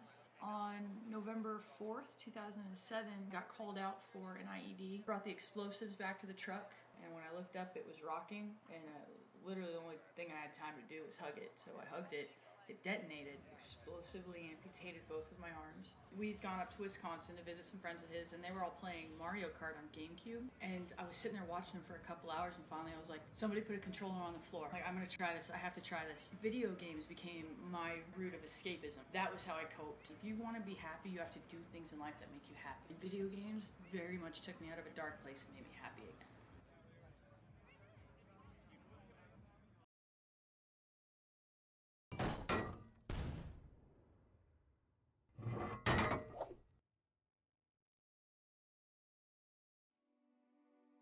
Angel Camus and the Army Specialist. I started college a little bit, realized books maybe wasn't my setting, wanted something different and wanted to be out on my own. Just walked in one day and I think I signed the papers that day and shipped out a week later. So at first when I signed up, I was supposed to be a parachute rigger, and then in airborne school on my third jump I had separated my shoulder. So I had a reclass, and they reclassed me to a 25 Quebec in the 25 series, which is a bunch of satellites and radios, comms, internet, IT.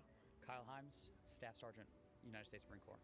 We grew up poor, and I didn't think I was quite smart enough to make it to college, and so in 11th grade, I went and talked to the first recruiter that I came across, and it was the Marine Corps recruiter. I started out as a bulk fuel specialist. I spent my last 4.5 years as an explosive ordnance disposal technician. Zachary Reed, Army Staff Sergeant. I joined the military because my dad was drafted in Nam, and then my grandpa enlisted in World War II, fought through World War II, Korea, and Vietnam. I started off as an artilleryman, so that was fun.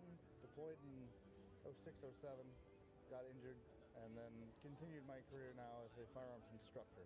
I went to Korea a little bit, had a little episode where I had a heart attack. I was working on that a little bit with doctors, and they just finally decided to med board me. And so after getting out, I moved to Portland, Oregon. And in Portland, I found gaming a little bit more, and I really got into the Discord community and just meeting a bunch of random people that now are considered one of my best friends. It's strange how that works, and just it made my mental health a little better, just knowing that there's somebody out there that I can talk to, play games, and just have a wild good time. I did a lot of gaming growing up, really getting into RPGs, just really getting it like immersed in some type of like fantasy world and identifying with the characters, and then life kind of happened and all that stopped until recently when I started getting this abundance of time.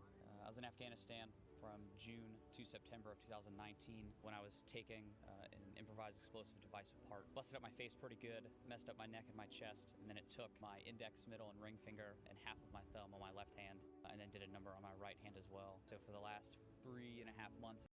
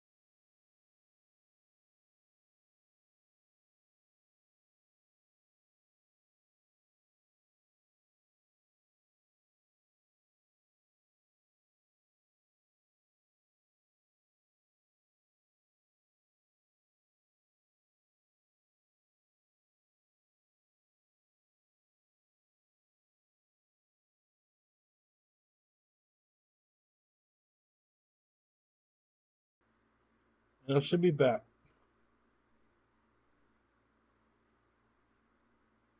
Are you there, Nintendo? Are you there, Nintendo?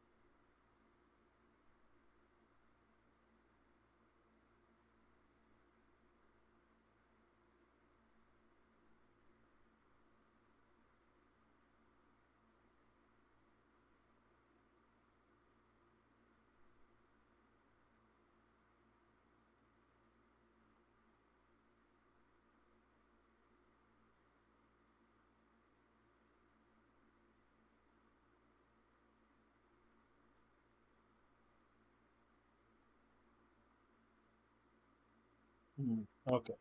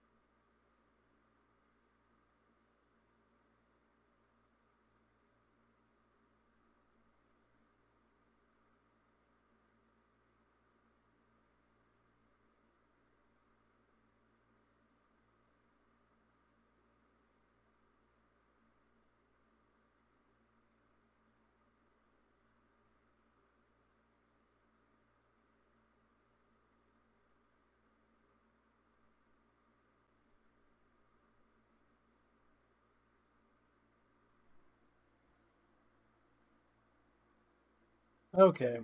We're back, everybody. Sorry about that. Had some delay there.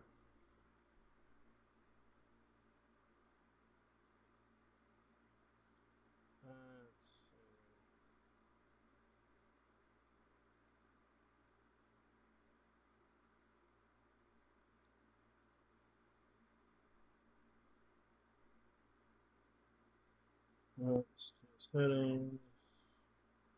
Now for a setting on Twitch. Give me a second.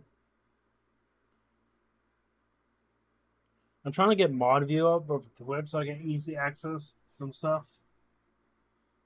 No moderation, all that stuff. No, that's not right.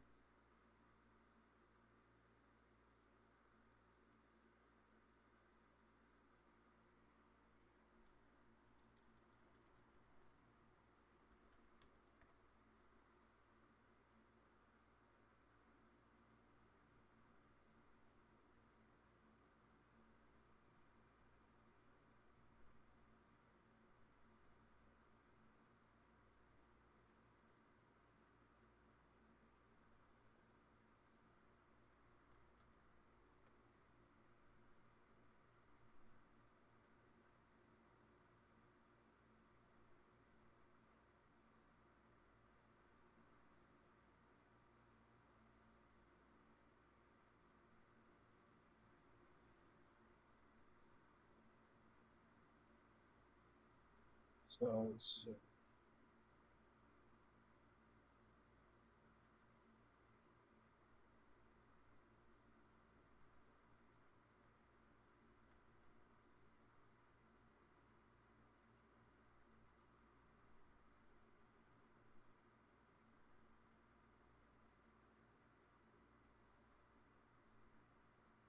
Okay. So remember, everybody, you can do exclamation point fish if you want to fish. Catch yourself a nice fish and all that.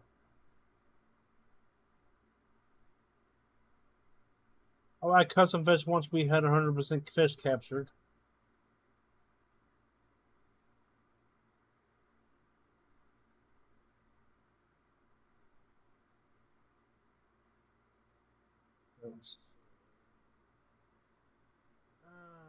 This is so annoying.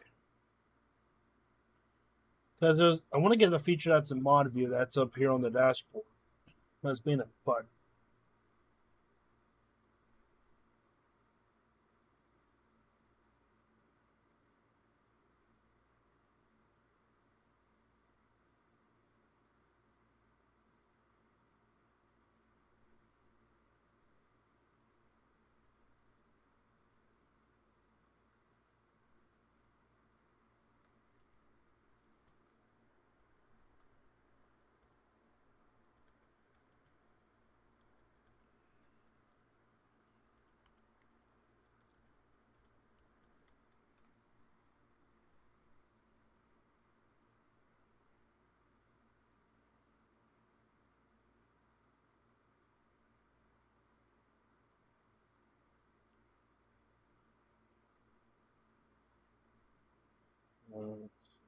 No, that's not it.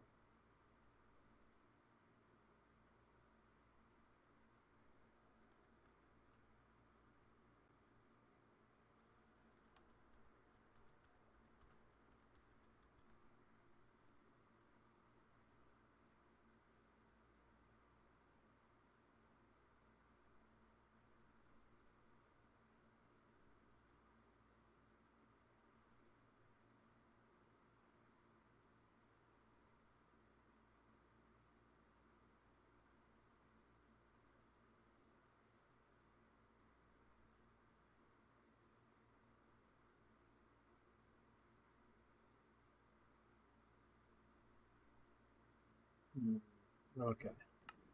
So right now we're trying to figure out the mud issue. See if mud's generating.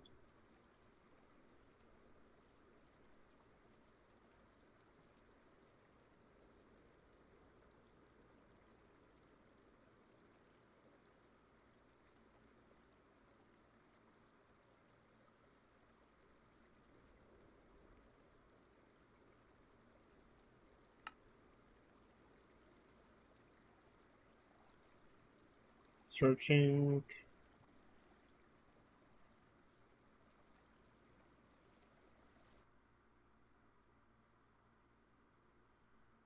Hey, Nico, are you still there?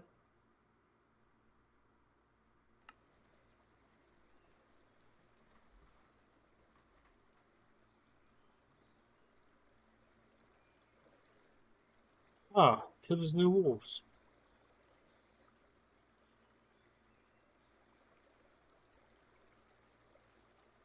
Must be okay.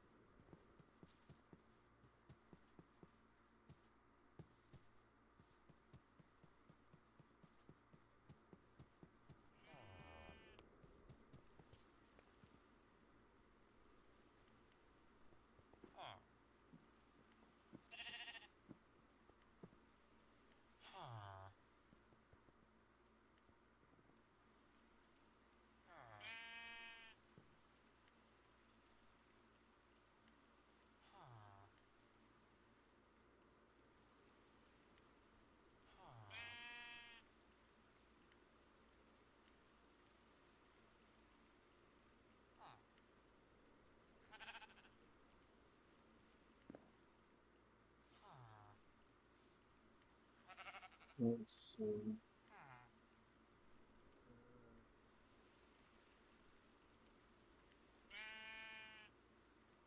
Okay.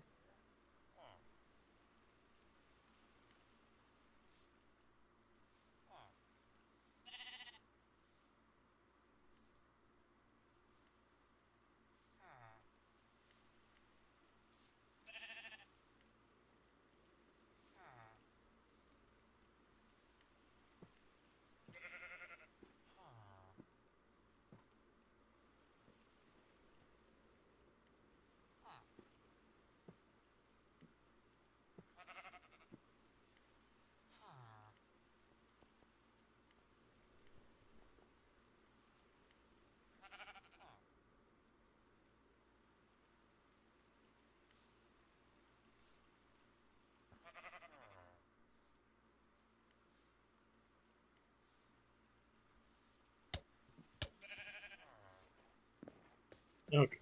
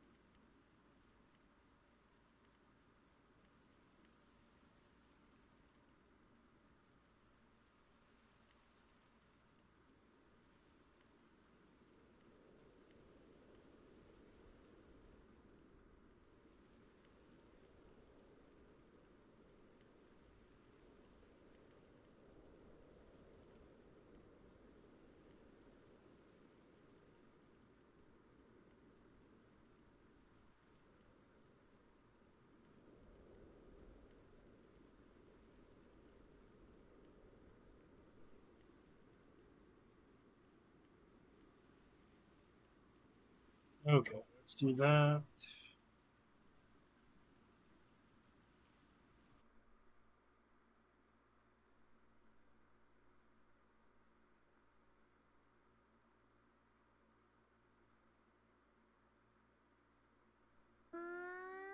Oh. Hey, Fire Knight.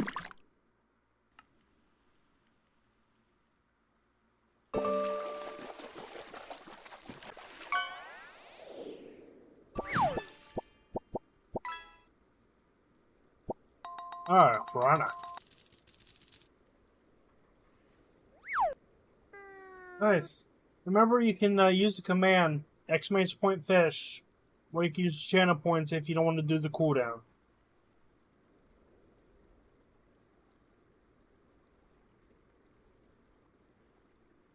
Hope you enjoy the minigame. Okay.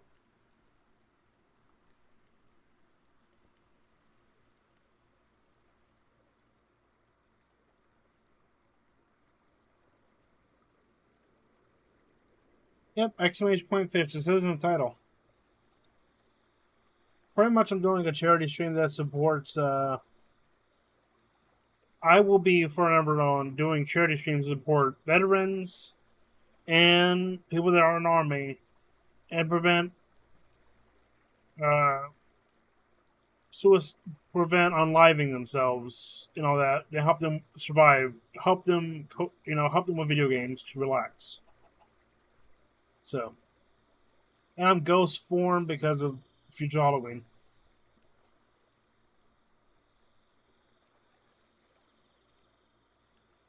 Okay.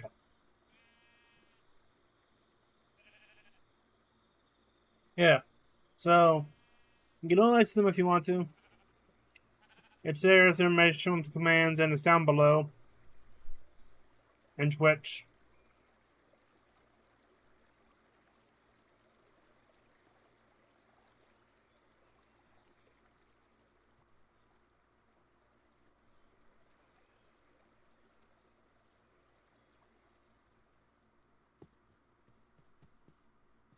So fish all you want. Once I capture all the fish in the game, the fishing game, I will add custom fish.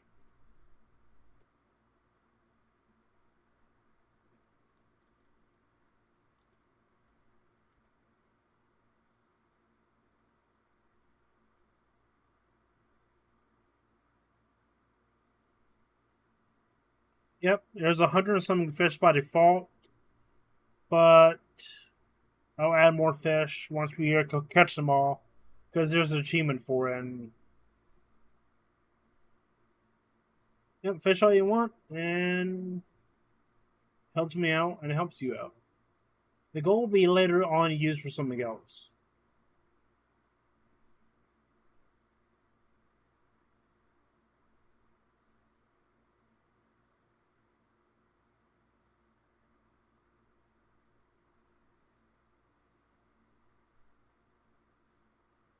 So just fish away. Fish all you want. You can use channel points, you use the command fish. And you can get legendary fish.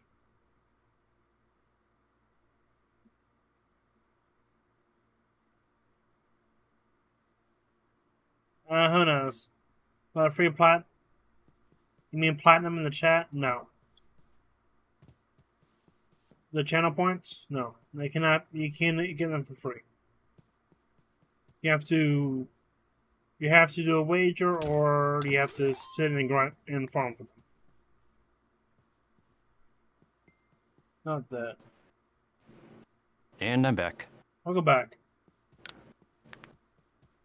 I had a strawberry jam sandwich with a little frozen pizza. I just had a ham, tomato, onion sandwich on whole wheat bread.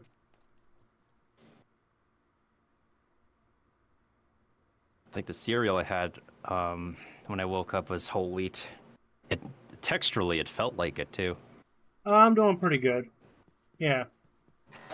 I recommend just fishing all you want when I'm live, because it's the only time you can fish is when I'm live streaming. So get your fishing now. You just can't do it offline.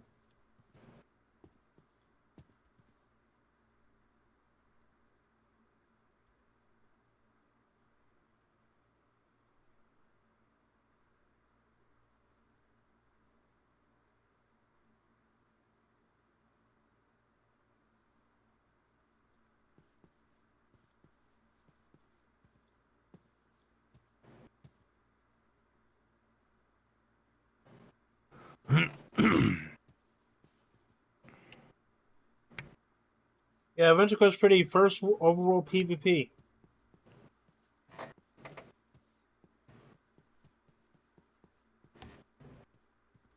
I enjoyed it. Actually, it's not the first time in overworld PvP. I used to be a WoW jockey back in the day, so it's not my first overworld PvP.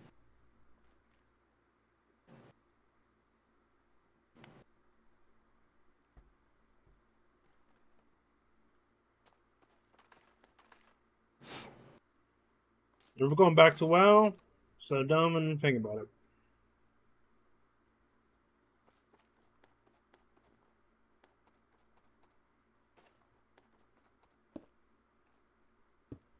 Sure, the game might be better later on, but I'm not going back to it because it's a subscription plus you have to buy the game.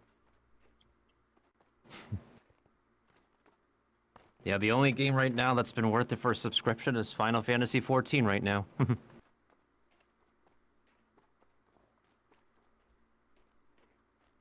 And right now it will be temporary there. Overall, to see this wants to test the waters how it goes.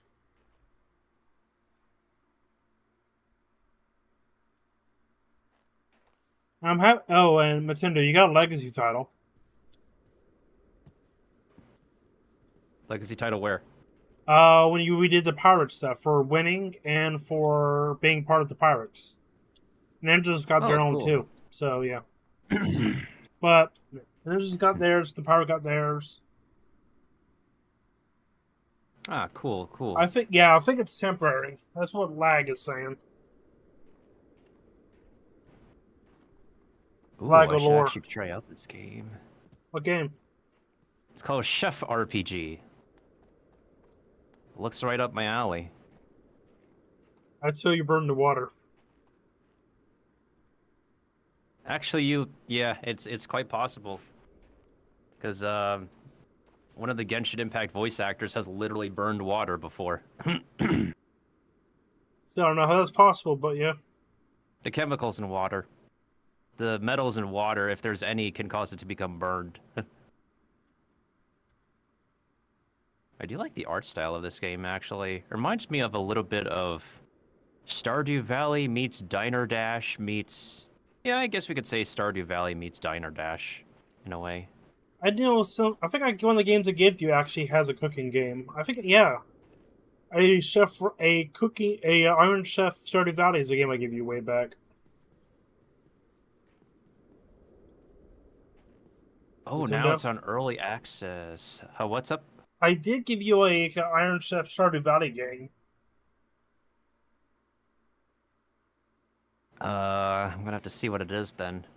Let me check my... I remember you giving me Cook Serve Delicious 3. Yeah, that I definitely and a remember different that one. Mm-hmm. Let's see.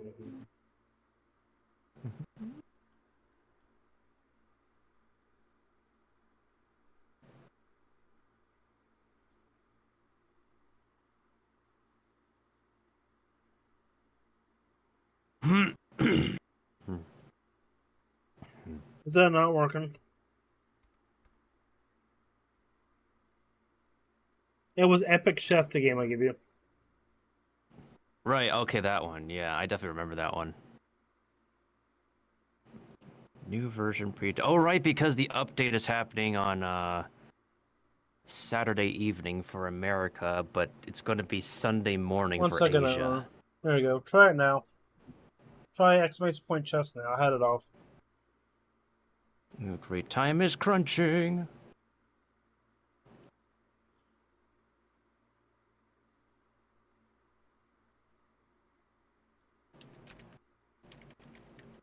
There you go. It's not as in depth as Beatbot, because I actually had developers helping me out because that was awesome. But I have to re-add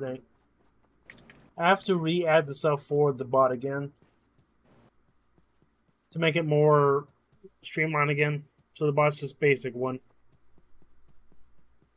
Because the bot I used got shut down.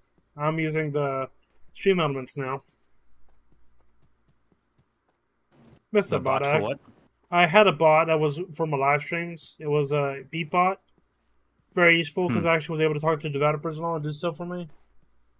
But the bot got shut down, so and I have to go back to stream elements. I don't like using... The only time I use Streamlabs is for the stack up notification when somebody donates. Because that's like the only one that works real well with it. Yeah, it should work. I need to dust it off now. I haven't even been in a while. In Boozle.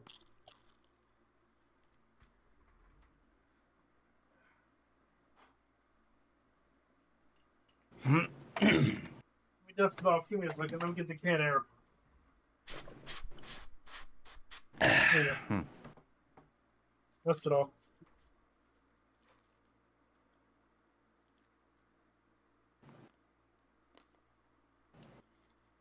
Alright. There you go. Got my can of beans clean. For Bean Boozle.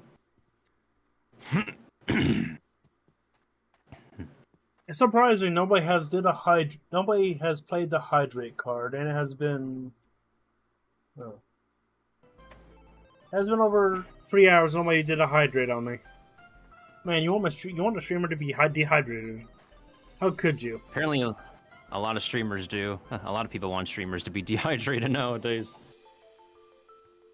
Dehydrate and fix my posture check if you can. I want people to use the posture check one because it's a cool sound. You know why Hardy uses it.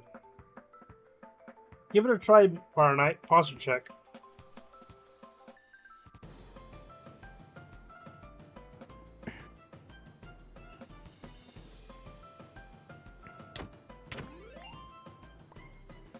Oh, someone's doing the Throne and Liberty test right now. What's that? Oh, another Korean MMORPG. Okay, sounds. Thank you. Meant I to be wanna like a the shrimp. next.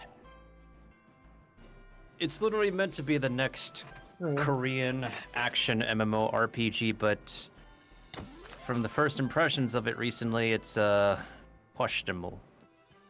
The only Korean action RPG I played from way back was when Nexon owned Dragon's Nest. Plus, my account they transferred over to a new ownership. Lovely. Played again, and now the game is just a cash grab and hardly nobody plays it.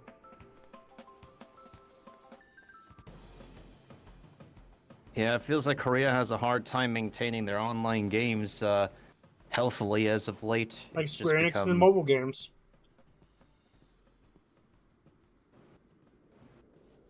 I mean, Ion Online used to be a decent MMO as well.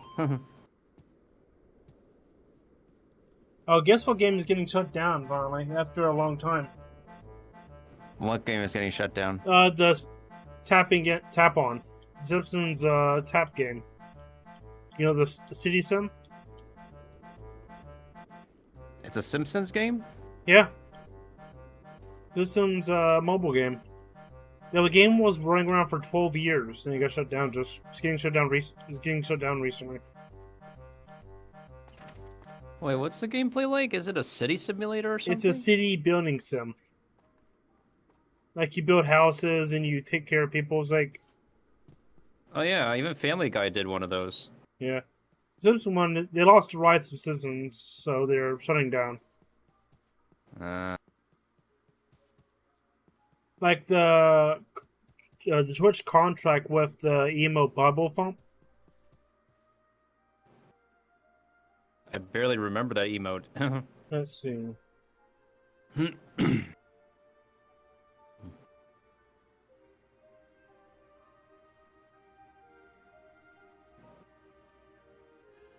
I got a pop-up message from Steam. We have updated the Steam subscription agreement. Updating the Steam subscription agreement. The update will affect your legal rights. They have included changes now to dispute claim between you and your Valve resources. The update in Sector 10 requires all claims to be distributed processed in court. So they're updating their update agreement.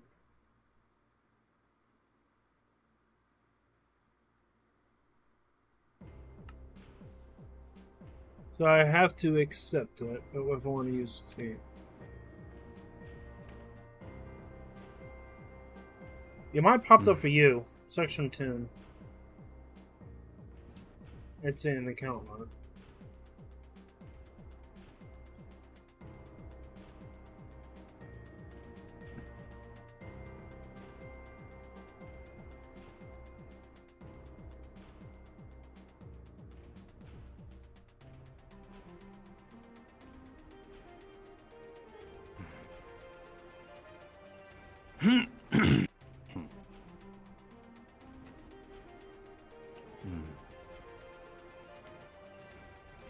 That is definitely earlier than expected for a patch update. For what? Wuthering Waves is updating on a weekend instead of usually a weekday like all the other games. I mean, yeah, Venture Quest 3D I know updates every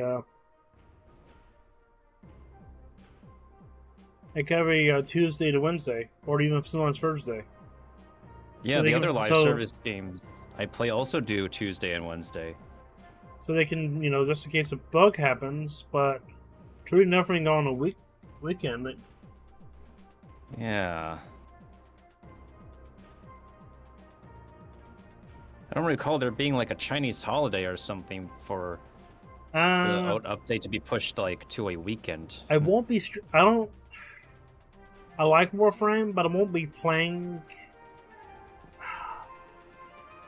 I only stream Warframe once. And just won't be streaming Warframe. Yeah, just because of what it was, because how the community, because how the developers are now.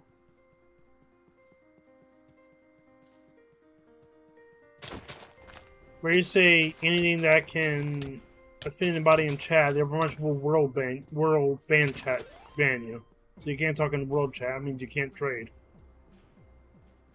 Just Trading requires chatting? what? No, Trading requires chatting? wait, chat and world chat. Yes.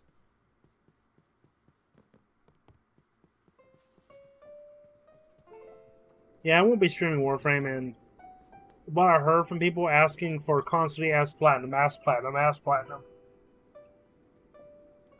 think that's what happened when Jonathan streamed it. People asking for a lot of platinum.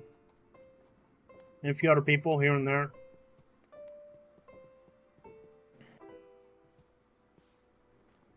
It's like a lot of people are just asking streamers for AP. And they're not even doing a giveaway. That's so bad for Warframe. Wow. Yeah, it's bad for Warframe. That's how it is with Warframe when you stream it. I mean, ask my buddy Jonathan. He has over like, I think 1,000 hours in Warframe. And now the game doesn't beat his criteria now. Because of what the developers of the game. What they've been doing, yeah. Wow.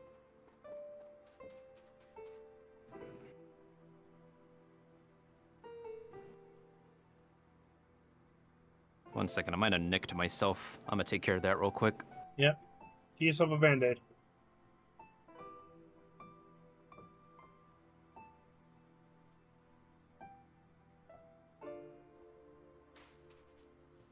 Yeah, for me, I do like the open world PvP, but don't make PvP a requirement in video games. So, if you make PvP a requirement, it's not fun. Like Albion Line or Black Desert. Cool concept, but once you hit level 60, and in Black Desert, you're in PvP mode, or in Albion Online, you have to go to PvP zones just to get better resources. That's two games you won't see me playing. Very big disappointments.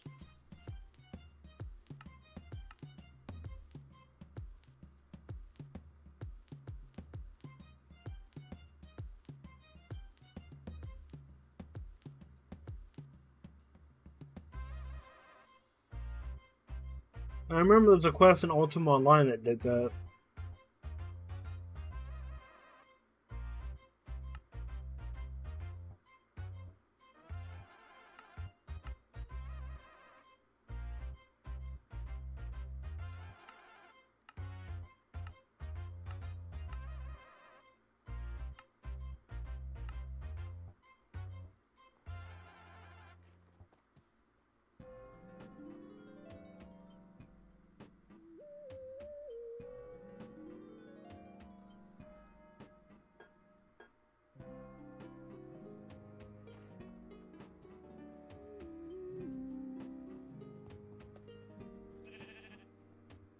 So you fish with your heart content, my lord.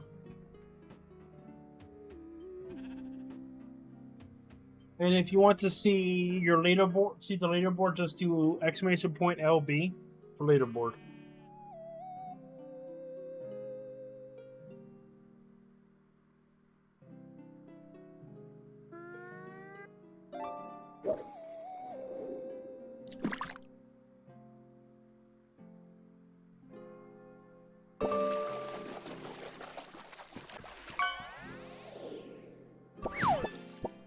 Nice. Butterfly fish. And I'm back. Alright, I'm gonna take care of this real quick. Yeah, there's a queue.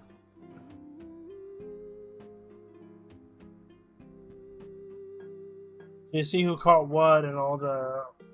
There's 100 and something fish, so there's a lot of fish to capture.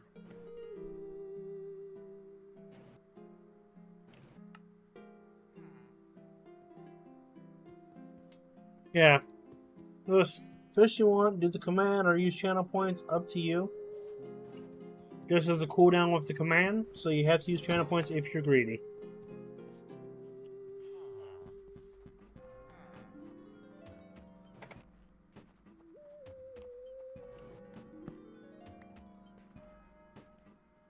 If only I could be able to use freemium currency to boost my progress and my pet making progress in Pirate, but rarely get them now. I spend most of my free reward ones from I contests. think about a minute. Or from the giveaways, you did?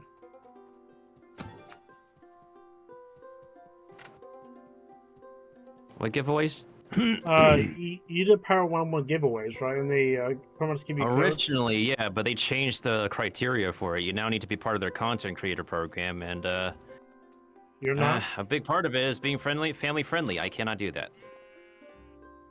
So they no longer do that anymore. They don't even give rewards to Pirate 101 Central as much as they used to. Or like other fan sites, if they still give rewards to fan sites, it's a bit more restrictive now. Mm-hmm. Yeah, Maxwell caught himself a diamond in the fishing game. That's extremely rare.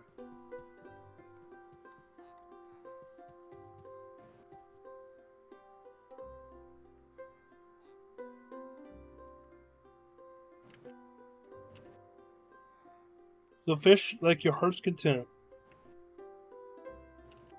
It won't bug me or nothing. You can't fish me. I'm a ghost.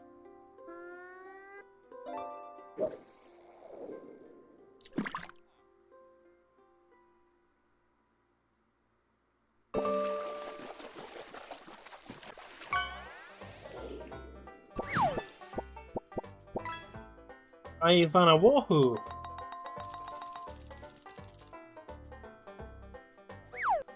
Yeah, once we got the fish, I will add custom stuff by the community what they want. Oh, and remember what you? What? What's up? The fish thing? You don't like the fish name?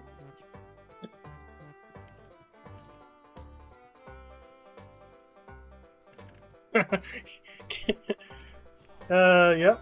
But we need to catch all the fish, so nobody caught that fish yet. You're the first.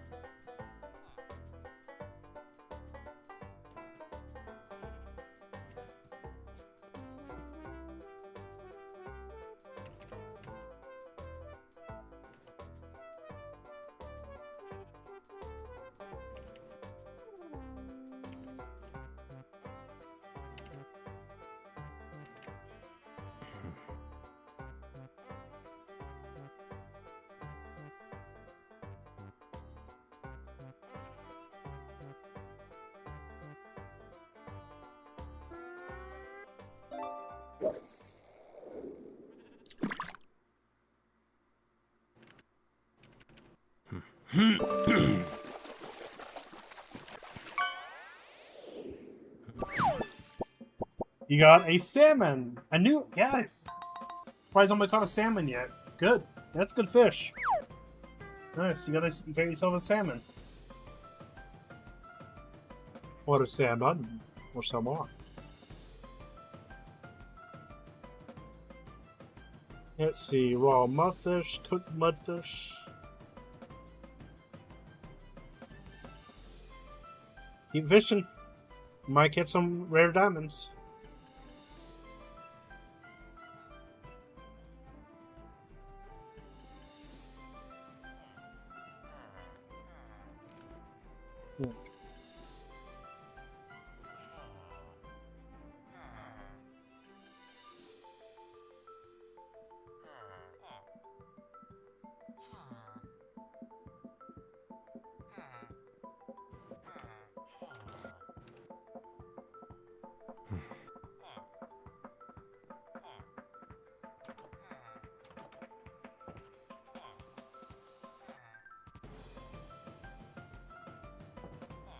Let's see, I can see the fish command using coins being spammed.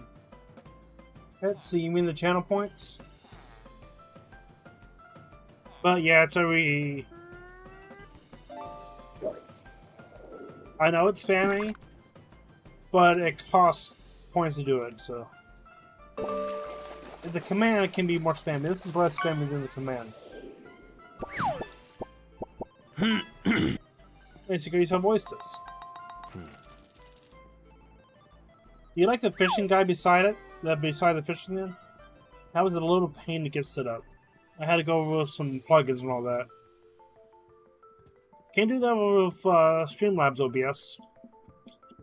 Plugins. Taboo to Streamlabs OBS.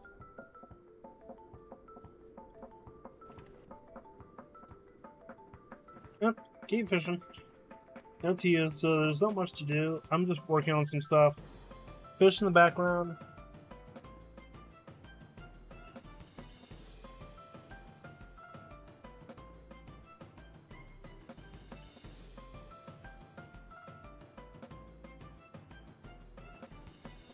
Yep, the fishing game costs like $7 US. So I bought it because it will be very useful for enjoyment.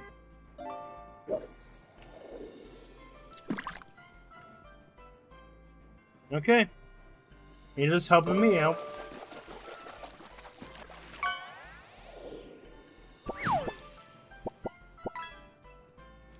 Why he's got a hermit crab?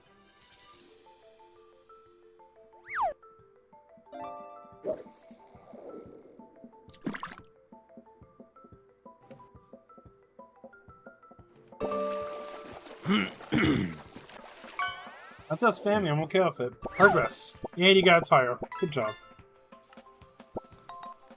Like in Stardew Valley sometimes.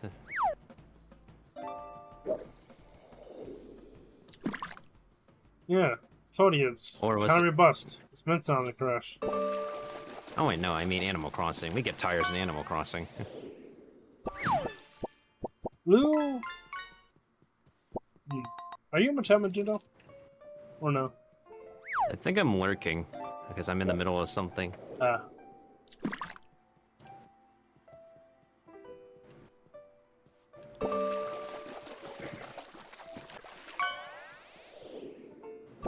Yeah, everything gets put in the queue.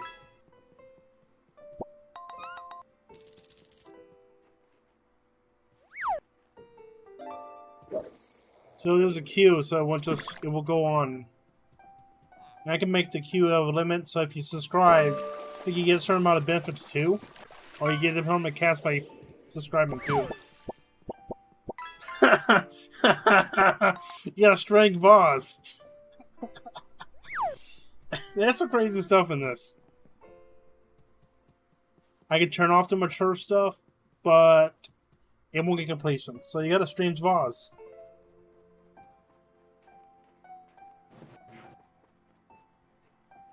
It's like an herbalist machine.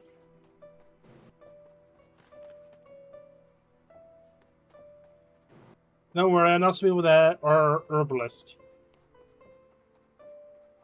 That know how to grow the herbs. Or herbs. Whatever your preference is.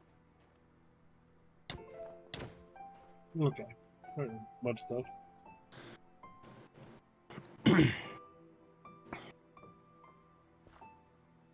What time is it? 1:31 a.m. What do you mean, for now, Lord? Yeah, it's just about like 6 more hours till Stream? till I'll be up again. Yeah, I'm waiting for their morning announcement. It'll be like 8:30 p.m. for Narukami when he's in Japan. If he's gonna be watching as well. I don't know. He's more of a he's on the Genshin treasure chest hunt. Yeah, let me check. No, I mean he's mostly like a Genshin creator. It's just that like it's not really he can be playing other games. He's just mostly tends to do it in his off time, off Twitch. Like I don't stream AFK Journey because of how fast I hit walls right now. Mm-hmm.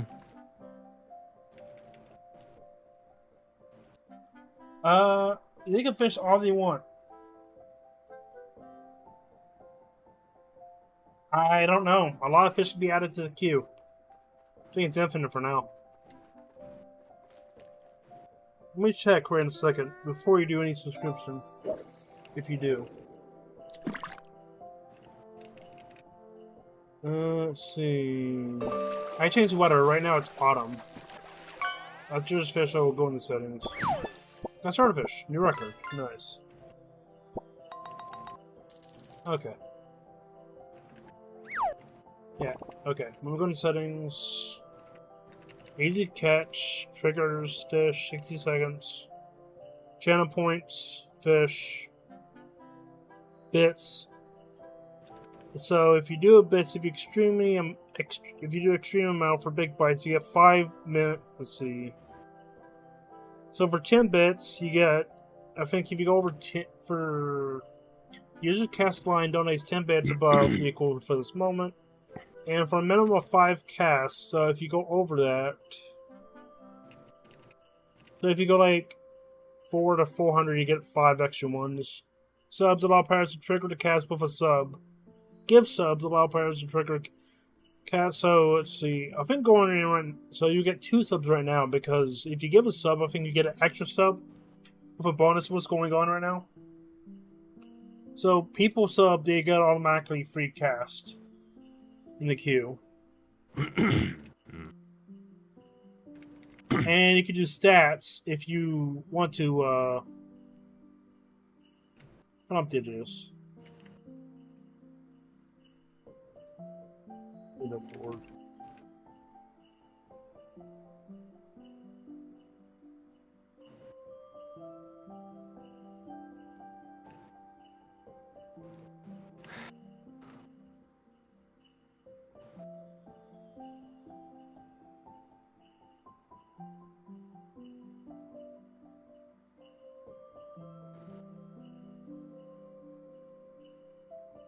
Can you do exclamation point stats right quick? Just do it right quick. Okay, those bonuses should be done.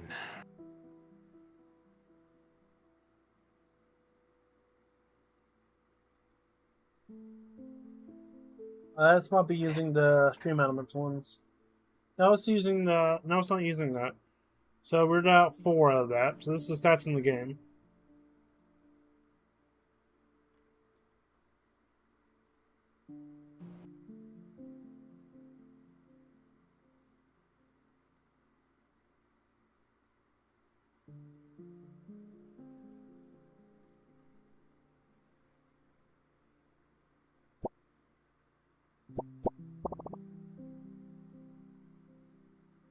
Yep, and this game, a fungus kills piece is sandal.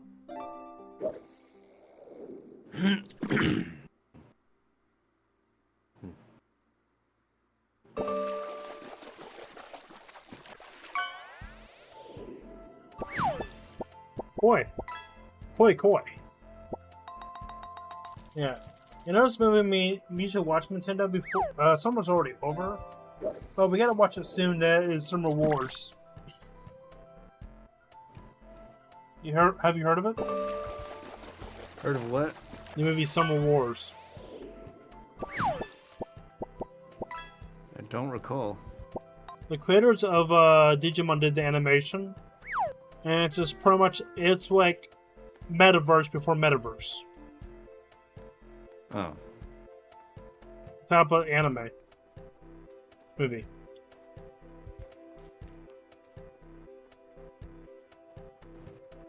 Imagine Facebook, but as a metaverse. Like you can log in, fight with your character, fight different. It's pretty much a super advanced version of Facebook, but no headset or nothing.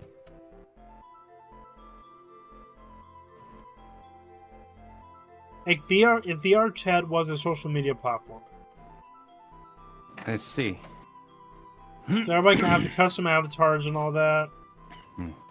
And people pretty much do all their jobs on the net or whatever. Like with their avatars and all, they're pretty much working everything. People can hook their DS's, phones, any device that connects to the internet to it.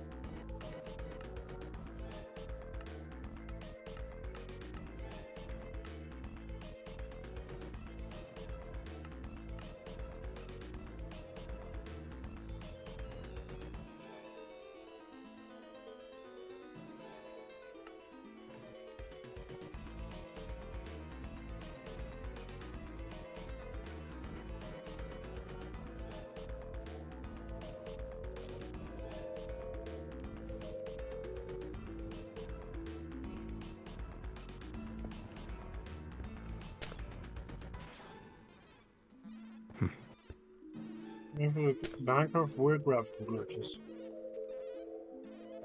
Okay, this energy spending is done for now.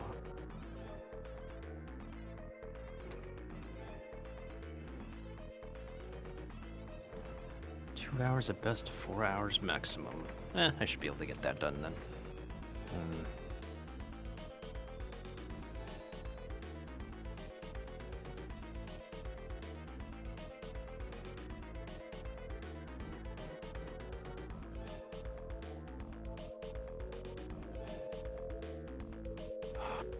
We need to do an in-game login rather than having to redirect to a browser every single time. That's very annoying for you? That's what's been happening with Wuthering Waves. Like, they couldn't do, like, an in-client login. They always redirect to an external browser to get you to log in. Hey, Matendo, is this a private room we can hop in, or anybody can hop in here?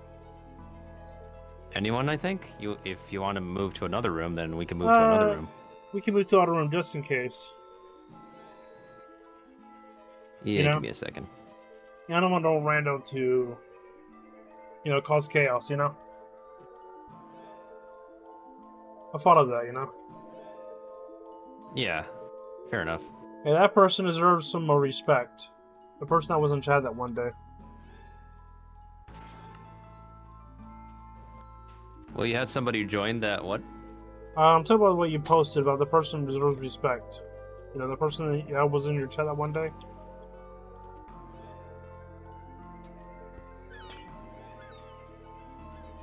Oh, right.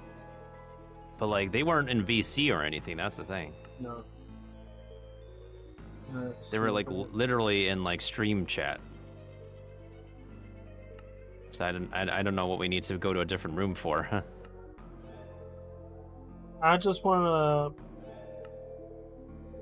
go to a different room just in case somebody hops in and doesn't know we're streaming or not. Streaming or something. Oh, that's fair.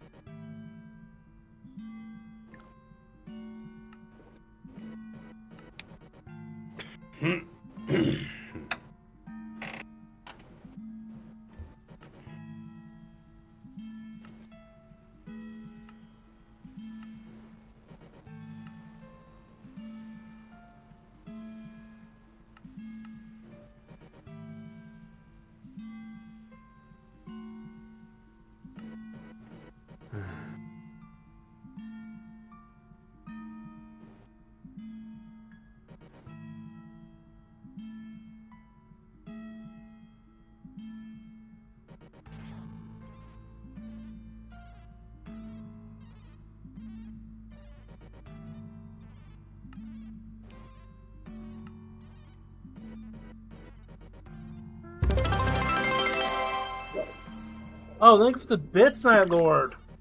A first bit dropper. Thank you.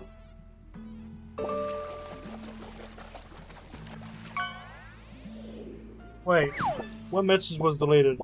Sorry about deleted a message. Oh, it's one of those. Maybe it's one of those, like, I just want to make sure because as Night Lord donated, Siri bot banned something. Thank you for the bits. Let's Again, take a it look could at literally be one of those, like, you know, go to this website to purchase cheap viewers. I know, I just want to see. Okay, thank you. That was the best viewer bot, so it's just... Over the bits, you're my first bidder. Thanks.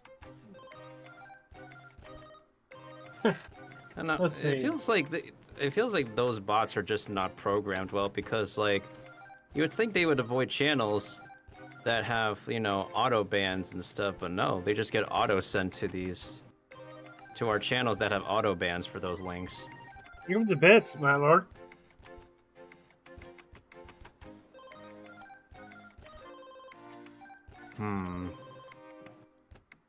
Shall I sip some Jolly Juice for your bits? It's up to you, Nintendo. I don't have no Jolly Juice myself. I think I only have like about like... Actually, how many cups of Jolly Juice do I have on me? Maybe it's about like 2 1/4 cups of it. You know... It's not an entire bottle. You've been sipping on it on the side? No, I literally did not make a lot of it, to be honest. I thought I would make like a big bottle, but turns out it's just about 2 1/4 cups of it. I'm surprised. How is your Jolly Juice tolerance? It's fine. I just turn wondering red because easily. yeah, okay. I'm just wondering because that's an Asian, I don't know, inherent trait where. Oh, I'm not one of those. Yeah, I know. Some Asians can actually tolerate it really well. I'm not one of those. Like, I go for the... Man, finding water.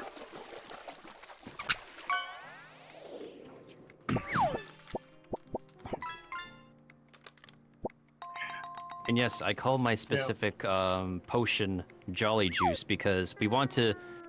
We want to make sure it's completely separate from what they call jungle juice in college.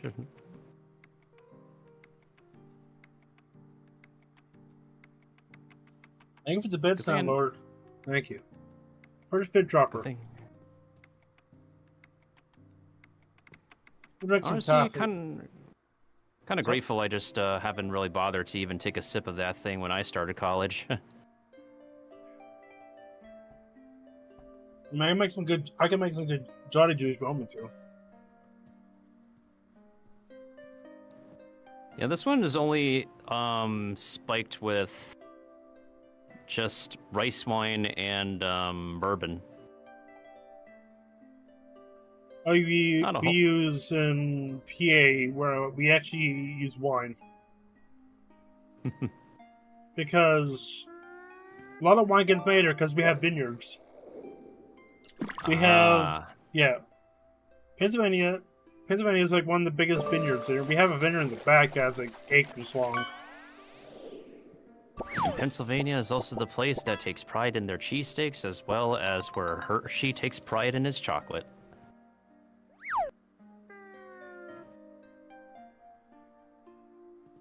And Philly is known for has the highest technology or corporations for knowledge places. You know why? Because one of the biggest furry conventions can happen in Pennsylvania.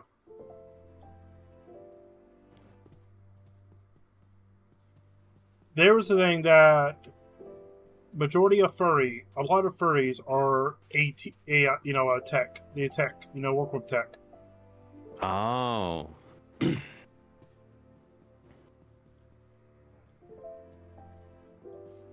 Like if you see with I think was it, work with IT and all that.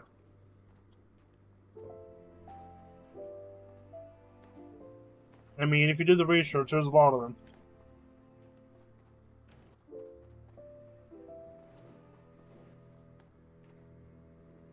Like if there's a like somebody working with websites, programming, or anything web related, there's a high chance they are referring.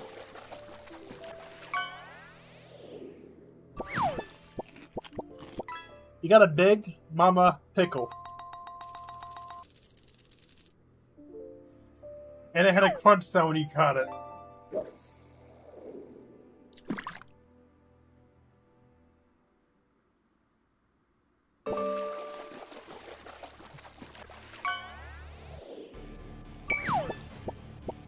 Seabill Longneck. CB Longneck.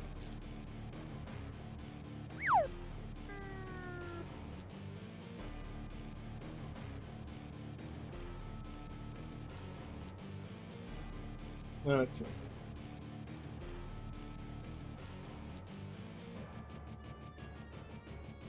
Yeah. There's some beers good, but a lot of the cheap beer is not the best.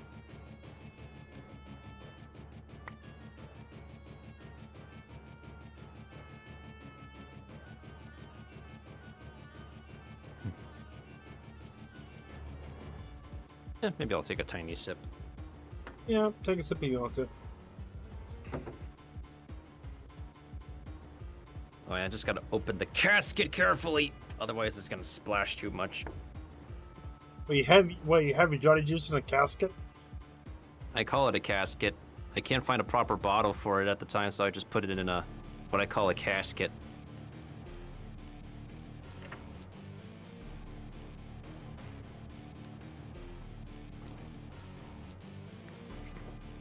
Oh, I took one jolly sip.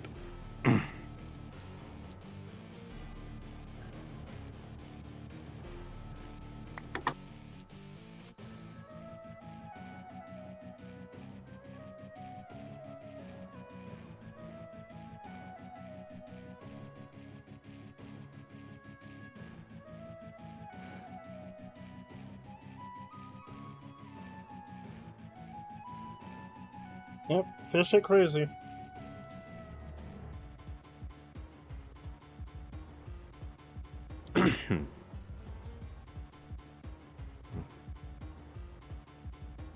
And later on, the developer of the game will be adding like customized fishing rods and all you can use the gold for. And a bunch of other stuff.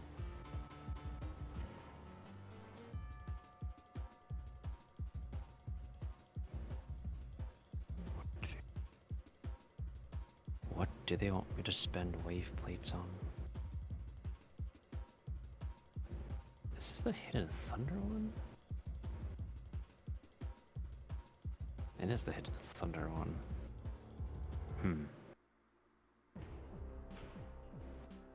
Probably one run of Hidden Thunder and then a bunch of runs of... For subs, I think I have 3 subs altogether. So the badge, the founder badge, is still up for grabs. I think there's a few left. There was Lloyd, there's Max, and Amber.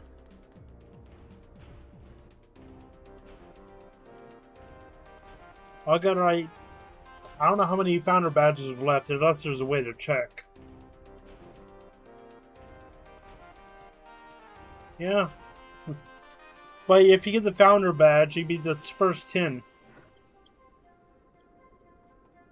A reset doesn't count for the founder badge. So the badge is still up, the founder badge. The first 10 subscribe to me. Oh, it requires those materials. Huh. Neat. How can you see how many founder badge you have, Twitch? Oh. Subscription. So I need to farm for these. I guess we could do that one. Do 1 run of that boss and then 2 runs of... Actually, yeah, 2 runs of what now?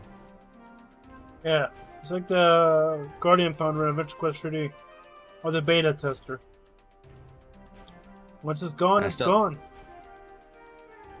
Yeah, if something's perma-rare, it's perma-rare. Like, you got all this stuff for the Legacy collection. From the anniversary stuff, so you can always go back and farm it. If you ever want to. You know? You know, it's a funny story. I accidentally got rid of, I think some time ago, I accidentally got rid of perma-rares in Pirate. Oops. You can always patch it up. Now, unfortunately, there I'm not able to because no matter how many times I contact customer service, they're like, "Oh, this happened way too long ago." But it's like it's a perma-rare that you guys occasionally give out. Wait, did you just sub? If so, there's notification.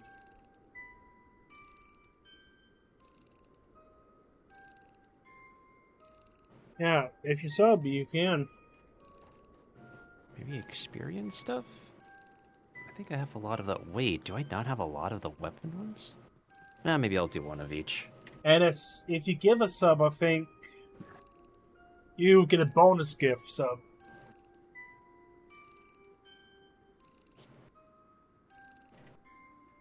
I think that's going on Twitch now.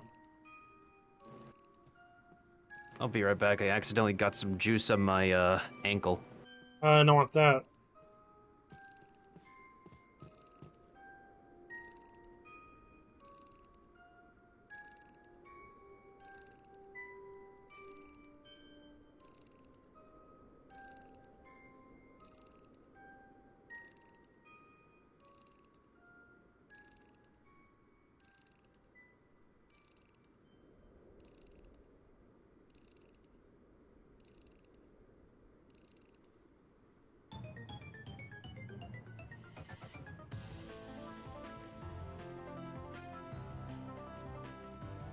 Okay, let's do...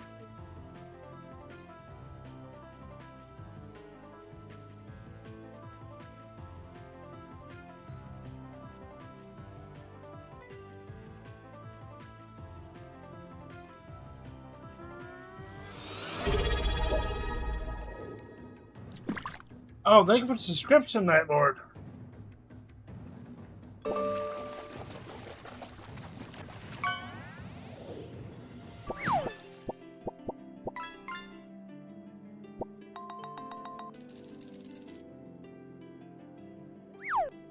Enjoy your benefits, and if you have your Twitch connected, you will be able to use the emotes in your Discord. And my Discord, I think, to be able to use it. So, if you have your Twitch connected, you'll be able to use my emotes in my Discord from here. My Discord.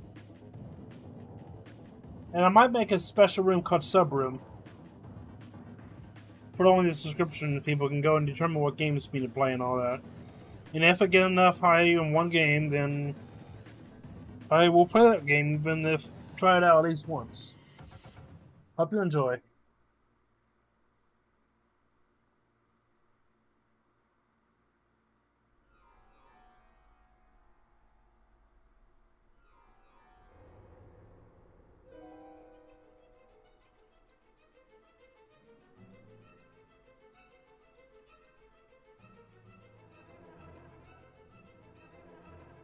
So let's see. Name for description. I legit don't know what to say. Thank you. Thank you so much.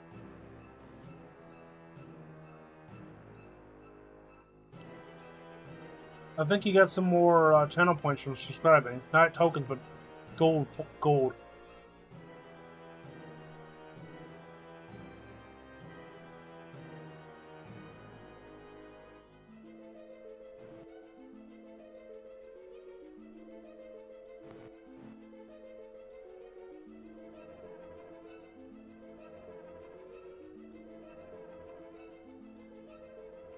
Thank you. Any money that goes, any money I get from Twitch, I will put it in. Still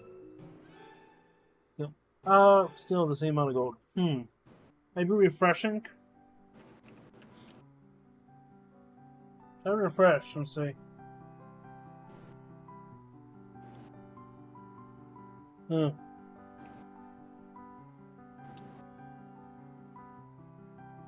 Strange.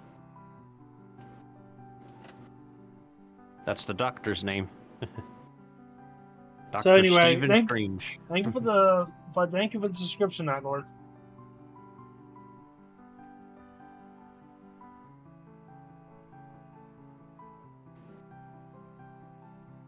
Yeah, any funds that I get from Nintendo, do you accept donations or no? I'm just wondering. I do. What do you accept it with? Coffee or PayPal? I do through PayPal. I recommend changing that. Okay. Well, it's universal to me at the moment, and also like right now it's my only universal way to like pay for whatever I want to buy now. Same, but I'm gonna say maybe go for coffee. Then Well, go to Kingsdale PayPal. Entertainment doesn't accept coffee, unfortunately. They don't? They only accept Chase or PayPal. So in your location doesn't accept coffee? That company just only accepts Chase or PayPal for whatever reason. You mean Arctics or what company? The 101 company. That's strange. Like, what I'm saying is you could do coffee for donation setup. Then you can put the coffee in your PayPal. You know, I just worry about if you get charged back. You know. Yeah, I'm aware, but it's like something I'm pretty used to at this point. Because this chargeback is, I think, $15.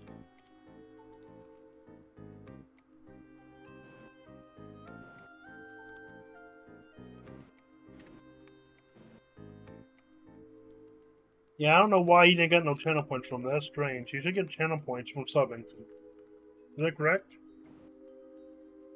Yeah.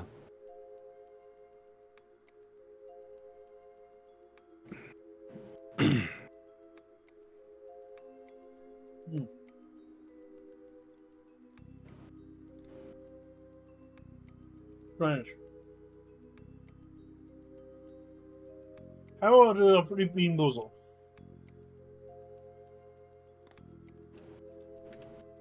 The do bean boozle. Okay. Yeah.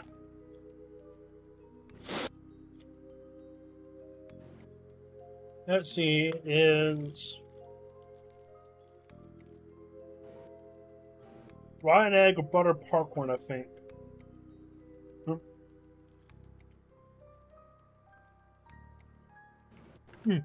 Butter popcorn. Pretty good.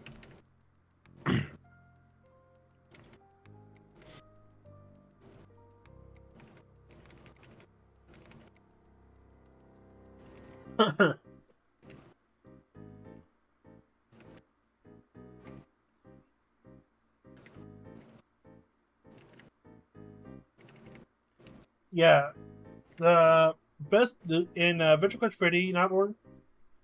The latest spear, you know, the lightning spear, is legit the easiest weapon to farm for. Level 50. You agree? I was thinking about going for the Star Paladin, but nobody was there. It was a dead zone, so I was like, let's just go for the spear and go for the murder train. And I did that. Yeah, that spear was so easy. Yeah, I got the spear and I got the life sucking spear just in case. I got two of them. I haven't been streaming AQ3D that much because there's not much to do right now. And there's usually the side stuff that I can just do instantly.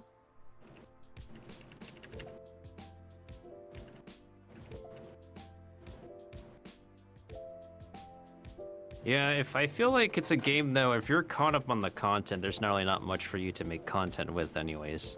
Yeah, I can always hop on and farm some stuff because I haven't. There's so much. Yeah, the Star Paladin is. I need to still get the plates of that caretaker, and I think about going to the undersea grotto again and get the crab legs and get the crab belt legs and maybe the shoulders, just for cosmetic reasons. Crab sounds tasty. Oh wait, it's not edible. It's edible. Crab is. Yeah, I know crab is, but I was like saying that like maybe what you're farming for is not edible. But you can get statues in that place. Yeah, Nintendo is a big Nintendo, my buddy here, and voice. Yeah. Is it the place that's broken because of some issue with the code? I know there was some issue with the code where some places were broken right now for some reason.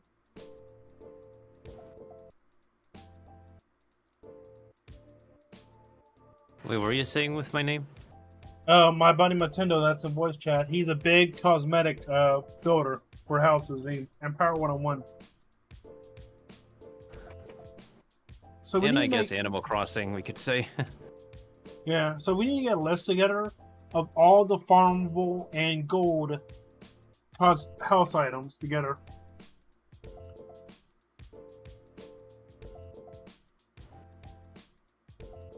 Yeah, okay. Yeah.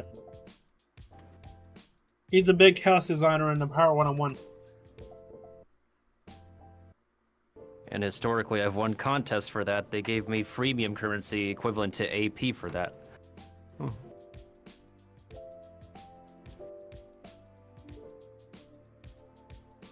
But now they want you to be family friendly. If you do partnership or whatever again. Yeah, but it's like another one of those like cool kids clubs kind of creator programs, and I'm like, nah, I can't do that. What the Like, only What's up? Sorry. What's up? The only reason why, one of the few reasons why Gold Raven wants me to, I can stream with Gold Raven because I can't cuss. I do not cuss at all. It's not my program to cuss. So, you can do that okay, you know? I legit don't know why I can't cuss.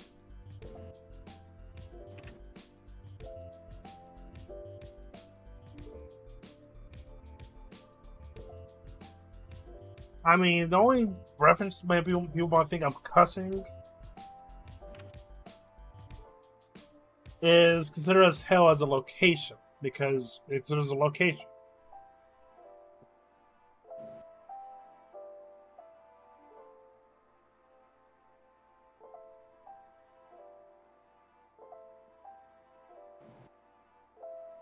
So we bring up the woo you fish, Netlord.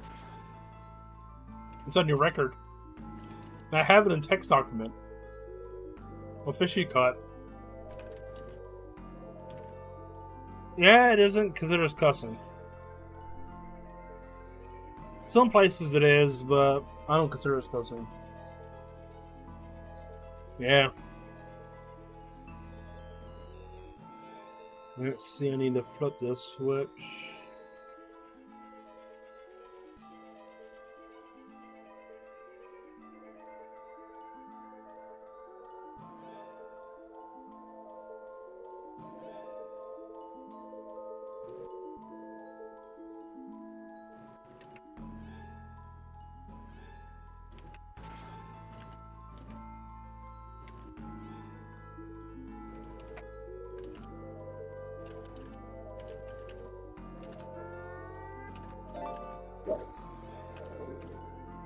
Oh, I can always bring up the Wuya fish you caught, that fish you despise.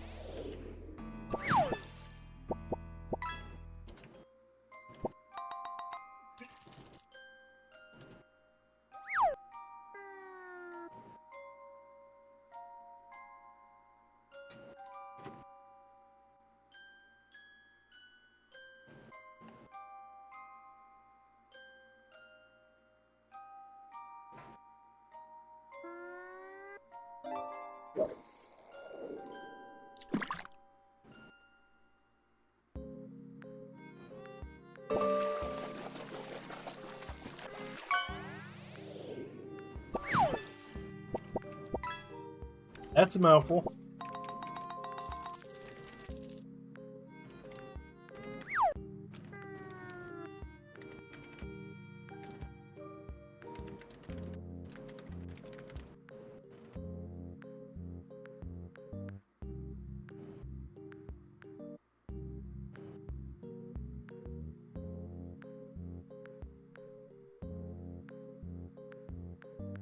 It tells you in chat.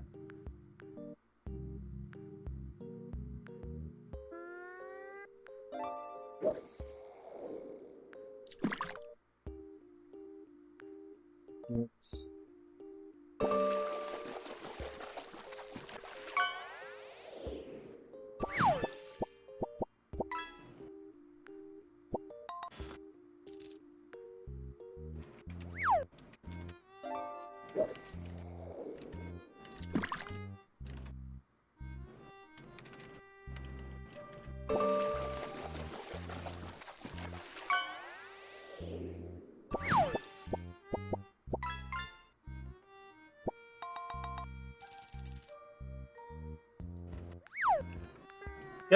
Yeah, you cut yourself a vape. Yeah, toss it back. Ugh. Use vape. Use the battery at least. The batteries and vapes are actually rechargeable. Cheap vapes.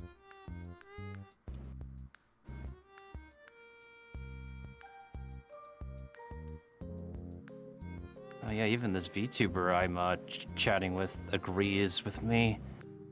With what? Of how like the latest update time being super early compared to other games that are updating patches.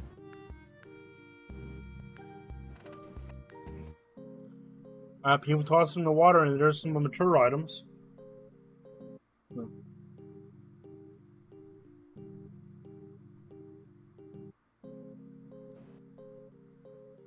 Once we go to the items, I will turn off the mature items. If people do toss them in the water.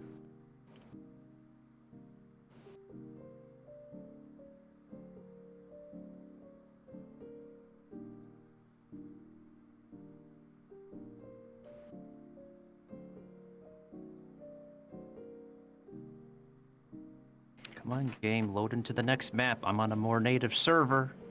Creative menu.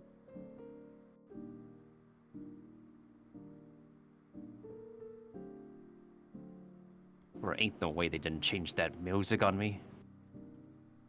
No way.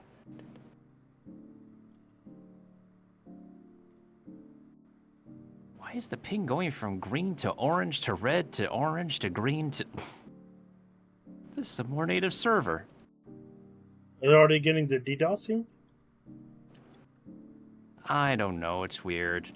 All I know is that in the OBS Discord server, someone's telling me I'm only operating at 1/10 of what a typical network card would run, which is very weird considering maybe there's something up with the wall port. Because I'm literally using a Cat6 Ethernet cable connected to the wall port, so maybe something's up with the wall thing. Maybe it might be your computer, because there's a way to. There's some computers have a limit of, what they can receive. I haven't really changed my computer settings whatsoever of internet signals or whatnot. But I don't know if it's anything like that. I mean, I could take a look. Let me see, like a computer eliminates internet input.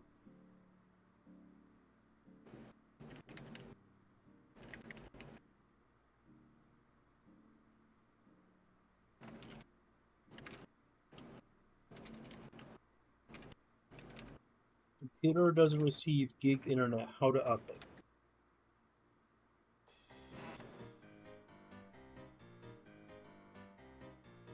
How to check the network adapter settings. Optimizing Ethernet adapter settings for maximum... Oh, okay, let's see. Let me look at this website. Update your network drivers. Devices and stuff will always say drivers are up to date, so that's not reliable. Wait. Windows will power down hardware devices to save power. Powering down the adapter can result in the connection to shut down. All right.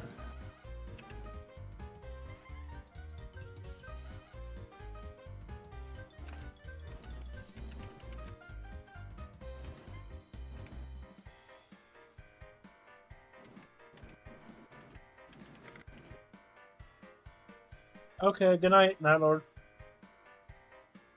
Thank you for the sub and thank you for the bits. You should get a new role in my Discord if you have it linked.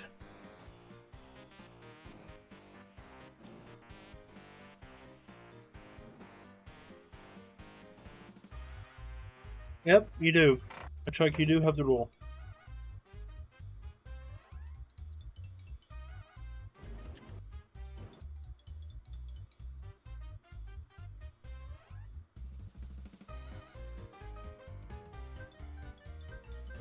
Okay, I'll stay barbarian.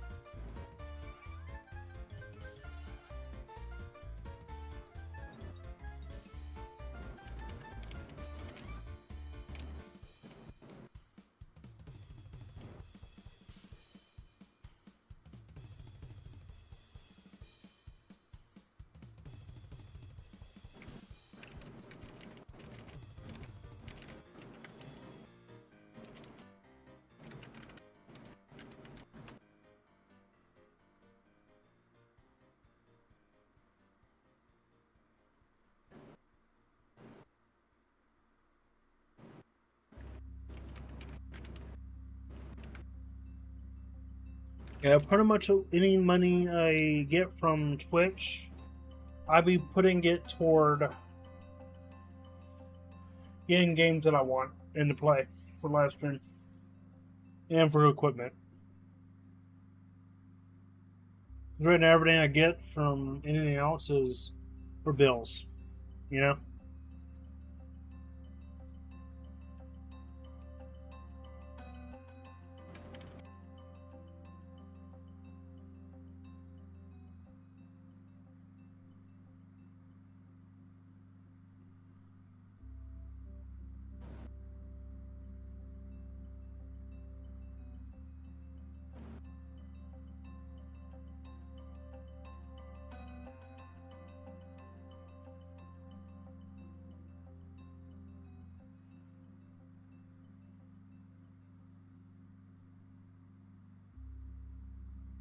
So you playing the gacha wherever you place? Right now, Nintendo? Wait, what? Playing the gacha wherever you place? Of Waverly Place?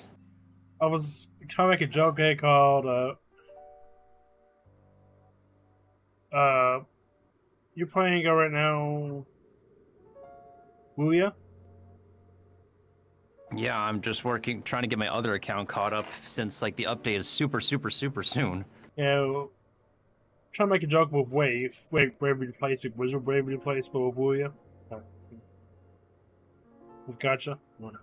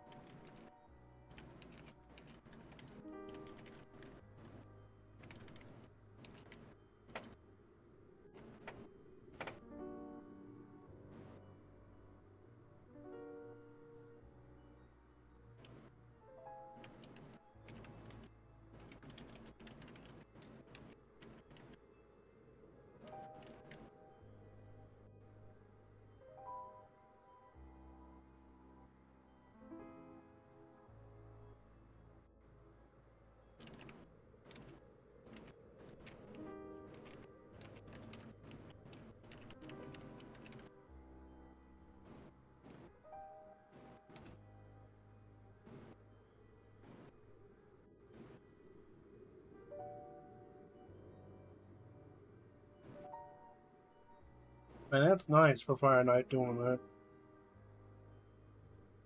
Never got bits before.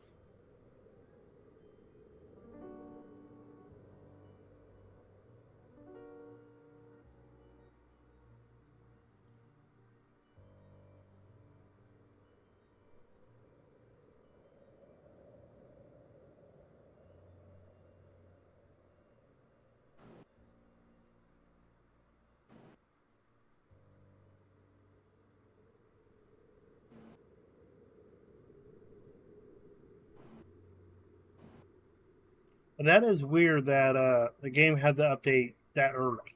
You know, like, not that early, but on a Friday. You know, like, are the staff crunching hours on the weekend in the office? Where does it say click on system and where the frick is this supposed to be? Hold on. System and okay. Wait, system maybe? No, maybe it's security. And click it. Wait, what? These directions are confusing. Let's see. By clicking the start button.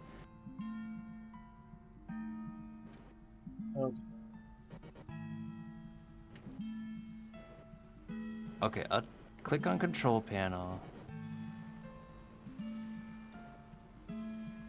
Device. Well, yeah, this is literally device manager. Is it called system devices? System and maintenance? Yeah, I found a post somebody made out. Said somebody commented, "Yeah, thank you for you're a lifesaver." Network adapters. There it is. Yeah, okay. my computer only did like 20% of my network. Right-click and it was on the device showing Task and then Manager. click Properties. Install. Power management.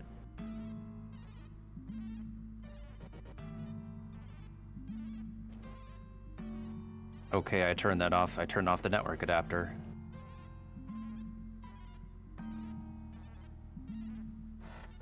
What's that? What it said about it? What you found? Nintendo? Are you there? Nintendo, are you there? Yeah, I'm just looking at my device settings right now. What's up? Okay, I found a post somebody did on Reddit about having the issue. Like, their internet was running at like 20% of their capacity. They have 1 gig fiber internet, not getting full speed, only about half. And laptop, Windows 10 is about to get full speed. Use the same Ethernet cable, Cat 6, Link 6. Link speed is 1.1 gigabytes. Retail. I'll send it to you. See if you found this thread before. I'll take a look. If things don't improve on OBS, I'll take a look.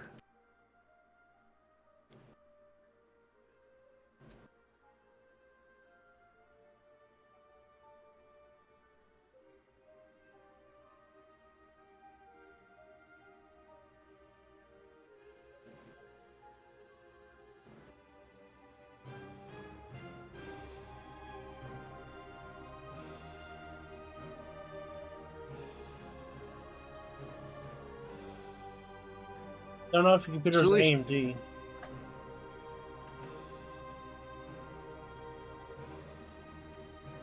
Solution found. Update on 2 years ago.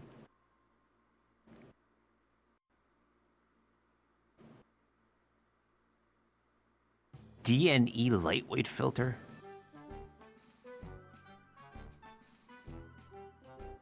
Appneck or. Hopefully this helps. You know.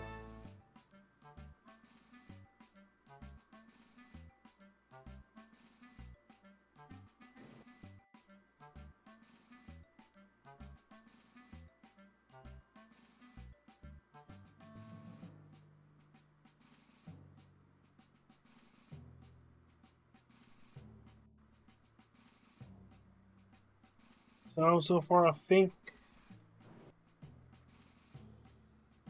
I'm at. How many bits of that? How much does a bit go for, Nintendo? A bit? You think? It's like maybe every single bit is probably 1 cent. That's how it used to be. Yeah, like $1.10 for 100 bits. I think it is somewhere around there. Strange how they manage their bits. But Not the problem. What's up? You found? No, I'm just reading what they did. If I can help, I can do more searching if you need me to do some more. Because I want you to get your full internet that you deserve. I had a case of a packet loss every time I use Discord, and it was my electric energy booster I had from the internet. Got that removed, now I don't have the issue anymore. Now I'm getting my 500 down and 25 up. So I can stream perfectly with 25 up.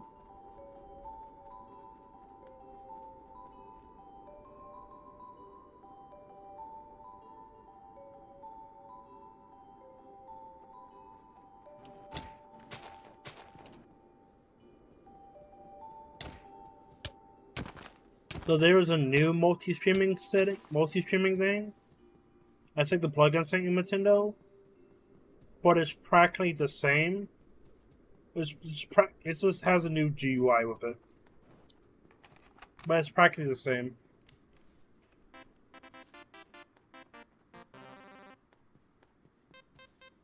I think it has like pre-selected modes in it instead of you adding your own code, your own link to it and all.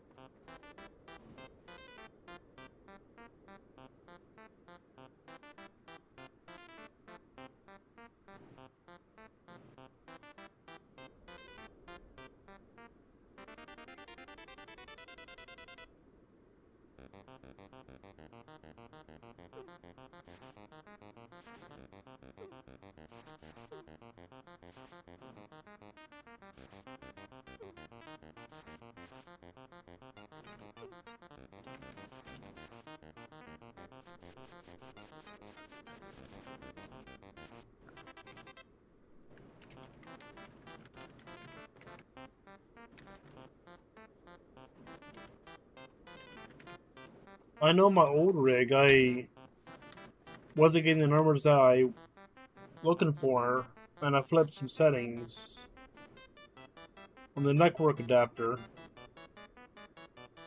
Then again, got some stuff working correctly. Now this one, I'm having no issues. I'm getting my full speeds.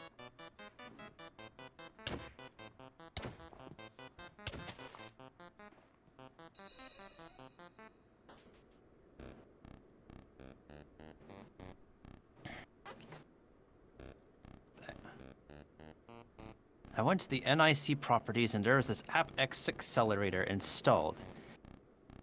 It may have been bundled with AMD. Well, this is an AMD processor, so probably.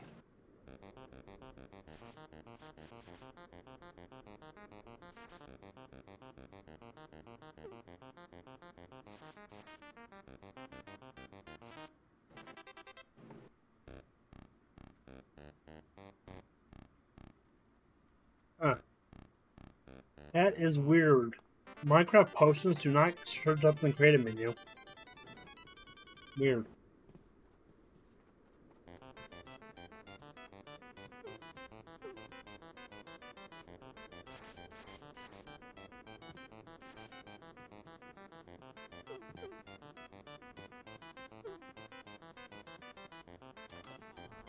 And anybody that name's a mouthful.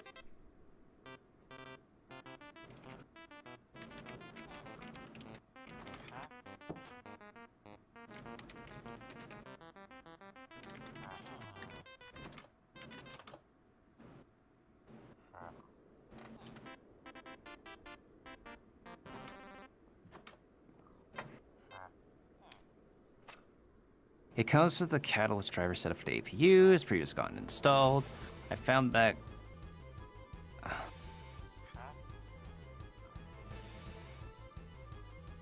Yeah, sounds like an AMD thing. It could be an AMD crapware. How'd this junk get installed?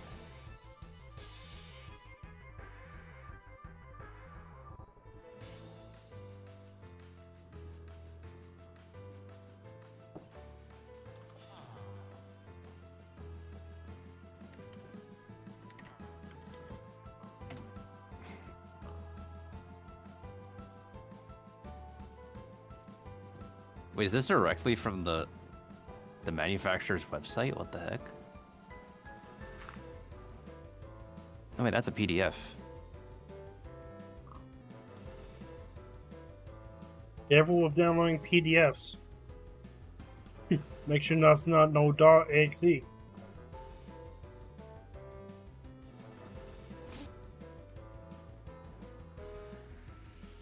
You know, I'm kind of happy that kids nowadays, are terrified of .exes now. You know? They're terrified of what? .exes. Because of Sonic, they're originally, because yeah, of the creepypasta thing. Now I'm okay with that because a lot of people, you know, with Discord, of hey, can you test my game out? Are .exes. You know, games. So I'm happy people are terrified of .exes. With that point, because they don't know what the program is, they won't download it. You know? I'm really hoping that people need to stop getting affected, you know, like falling for the free games. You know, not free games, but hey, can you test my game out, Nintendo? You know what I'm saying? Yeah. I'm looking at you. Any con artist in my chat will automatically get banned if you just put in the advertisement. What's up? What's up? No, I'm looking at my task manager right now. Go on. Pretty much, when I say con artist, I'm referring to somebody conning somebody with art. I mean, the con artist is conning somebody, but you're conning somebody with art, so con artist fits perfectly. Is that correct?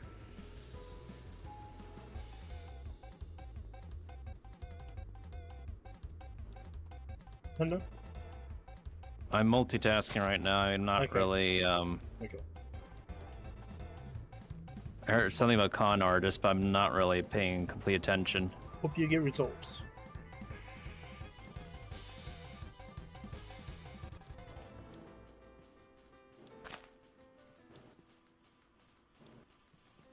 Okay, I can't do this right now. I'm gonna have to do it later. Okay. I might ask Siri, the creator of SiriBot, if they could do something about that.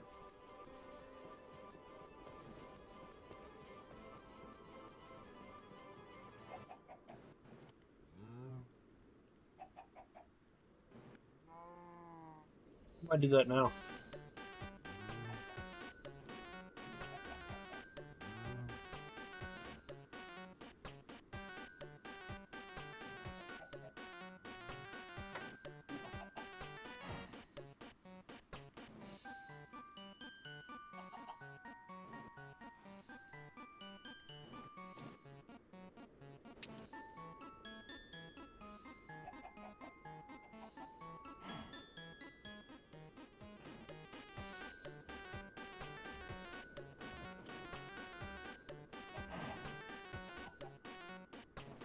One day and one. Oh my god, that's terrifying. 1 day and 1 hour left. That is a tight timer.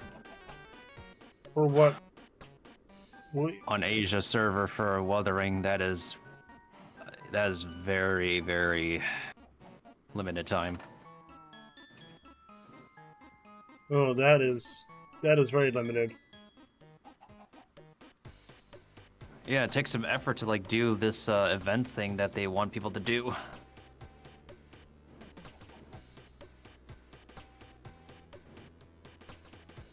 That's why you really can't like look over the network thing right now, because like 1 day and 1 hour is very time crunching, and I have to. Get the stuff. I'm gonna be like back live in like several hours. Yeah, worry about Ouya first before network. Jeez, that is crunch.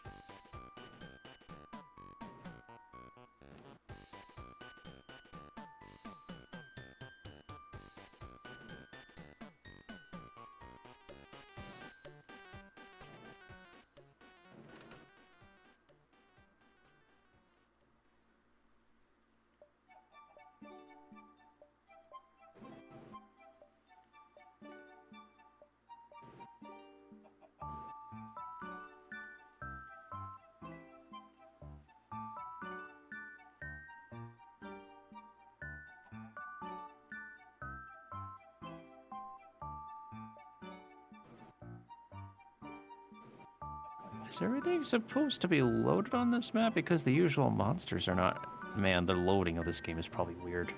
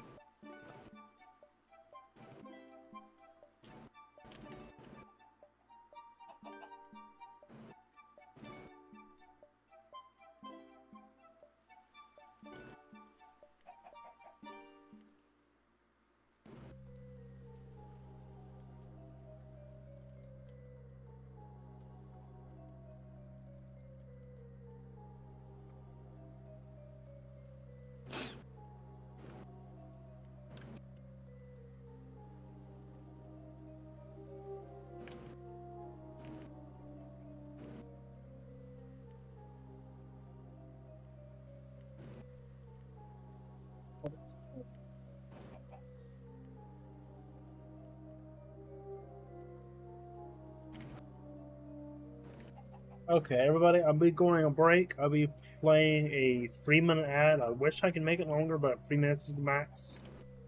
I don't know why. Here it is. So you won't get mid-roll ads. So, right back.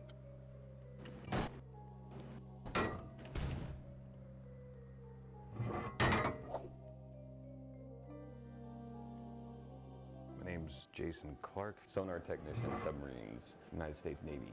My family was multi-generation military, so it was a matter of pride, a matter of duty. I was a sonar technician on submarines. You know, sit there and use sound navigation and ranging to help plot courses, make sure we avoid obstacles. Dakota Allen, Army Infantry, Sergeant E5.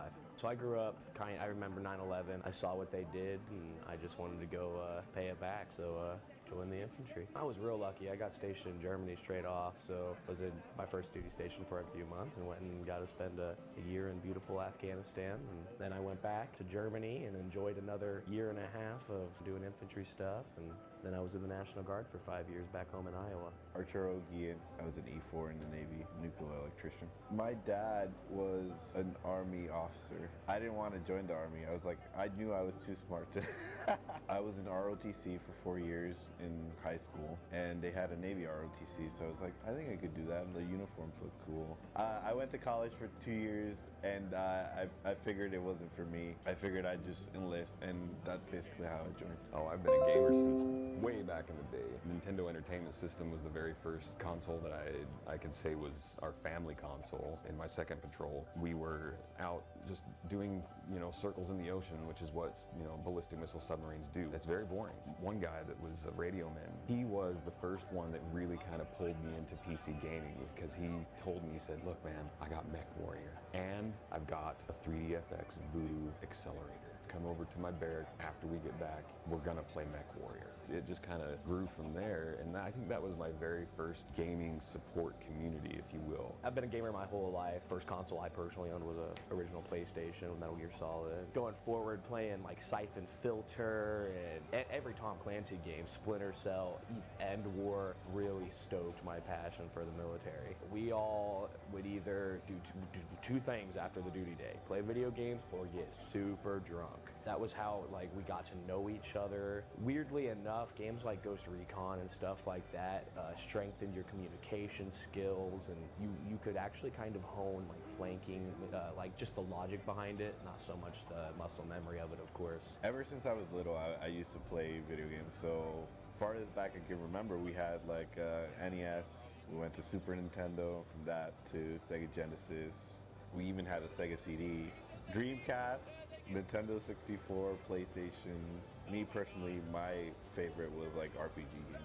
As soon as like PCs were a thing and PC gaming was a thing, games like RuneScape or like any RPG game, I played it. You're not even on the floor yet, and there's this huge, lit sign that says "Welcome to PAX," and you're just like, boom, you're here. You just all of a sudden look out into this giant floor, and you see so much cool stuff. Honestly, I've done a lot of pretty freaking cool stuff in my life, but that was a dream come true. Oh, Nolan North and Troy Baker, that was huge. Dave having that connection and StackUp taking us to meet them. I fangirled real hard for a minute on that one. I've never experienced anything like this. We've met indie developers, we've met voice actors, we've met people that are just excited about the games, and it's almost like that instant bond. Especially with the air assaults. This brings us together, and we talk about our time in the service, and that's cool, but what really lights that, gets that spark in the eye of somebody else is when you start talking about your favorite game. It's great to meet other veterans who have experienced similar things as I have that can relate to me on a video game level as well. And we're bonding over video games, but at the same time we can slip in our military experiences and into the mix. Just started shooting shit war stories, and then it seamlessly goes from war stories to video games and back again. Pretty rad.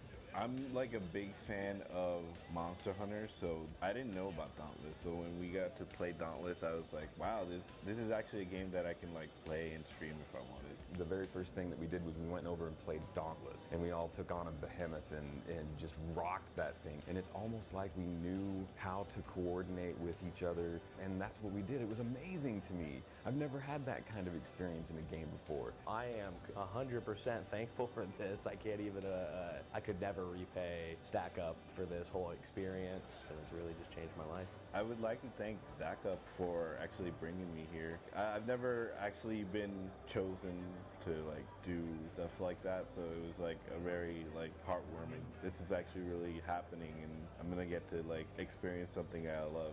Thank you for trying to keep up with the people that are having the hardest time.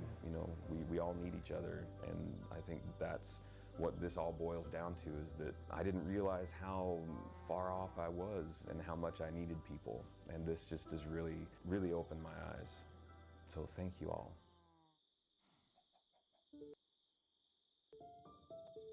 I started gaming around 1985 with a Nintendo I got for Christmas, and I've pretty much carried it on throughout my entire life. Gaming is a connector. It's a passion for a lot of people. It connects people from all over the world. A lot of former military friends of mine, that's one of the main ways we do stay in contact. I served in the United States Army from 2001 to 2008. I exited the military as an E4, multiple deployments. Since I've got out of the military, I've struggled quite a bit just dealing with normal day-to-day things. There's certain times where depression or life takes over and kinds of punches you in the gut a little bit, and I didn't know where else to turn. I didn't really feel comfortable calling like the crisis hotline, and knew that these guys talked to me all the time, regardless if I was in a good mood or a bad mood. So I went on their Discord and went into the Overwatch program chat, and it was an immediate response. And I was able to sit there and talk to someone over the phone and talk for over an hour most of the time, just about life and just ways to get help.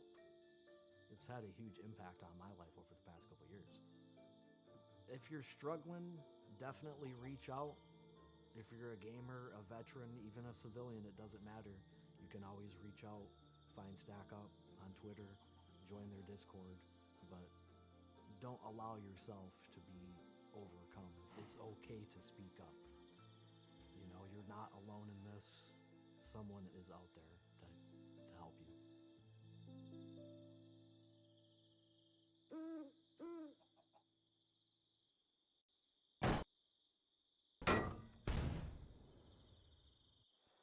My name is Mary Digg. I was Army EOD. I served from 2004 to 2009. On November 4th, 2007, got called out for an IED. Brought the explosives back to the truck, and when I looked up, it was rocking, and literally the only thing I had time to do was hug it. So I hugged it, It detonated, explosively amputated both of my arms. We'd gone up to Wisconsin to visit some friends of his, and they were all playing Mario Kart on GameCube. And I was sitting there watching them for a couple hours, and finally I was like, somebody put a controller on the floor. Like, I'm gonna try this. I have to try this. Video games became my route of escapism. That was how I coped. If you want to be happy, you have to do things in life that make you happy. And video games very much took me out of a dark place and made me happy again.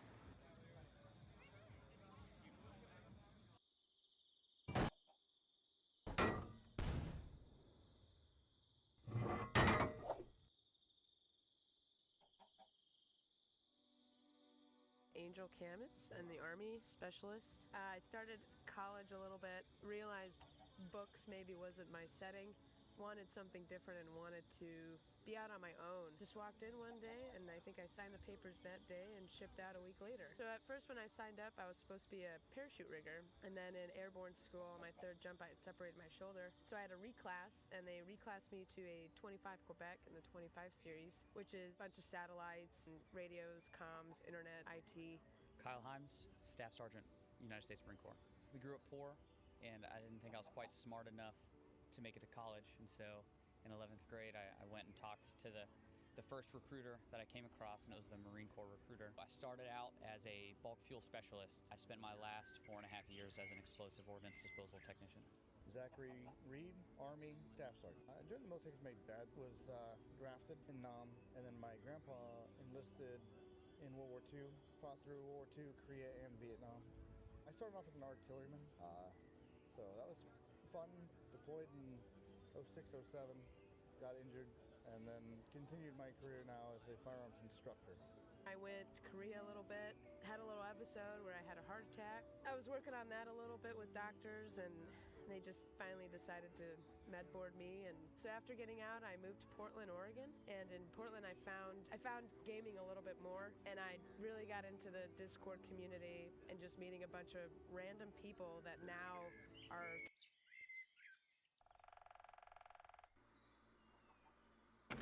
We should be back, everybody. Any luck, Nintendo? I am multi keyboarding. Make sure you how well you're doing for you.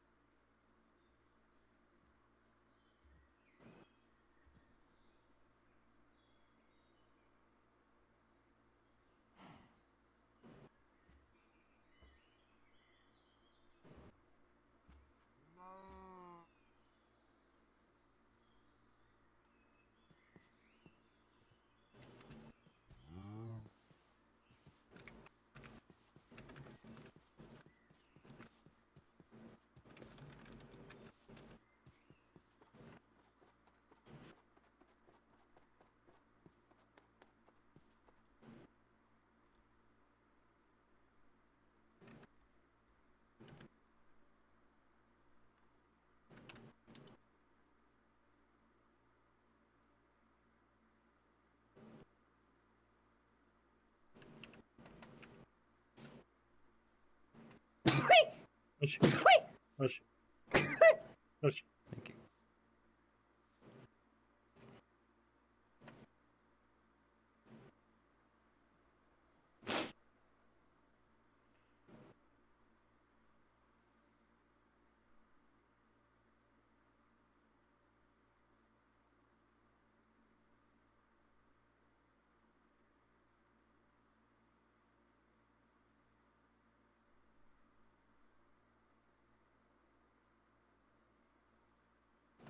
Oh boy.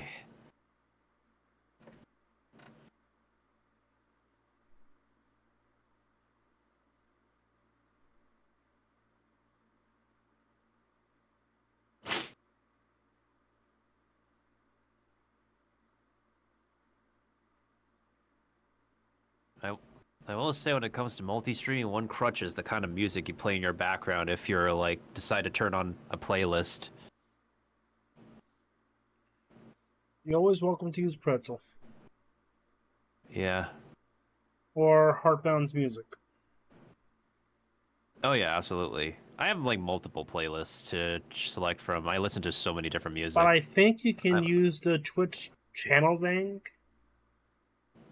to, I think, stream as you have it as if you have it as your main, and we'll, then we'll count the YouTube footage. I think could be wrong. Because if you have it as your main, yeah,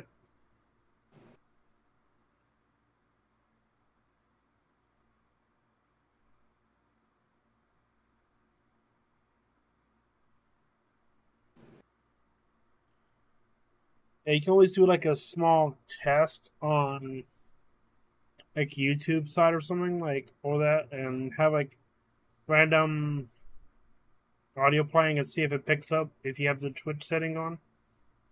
Twitch filtered channels. Yeah, Twitch and YouTube have different like systems that like pick up different stuff.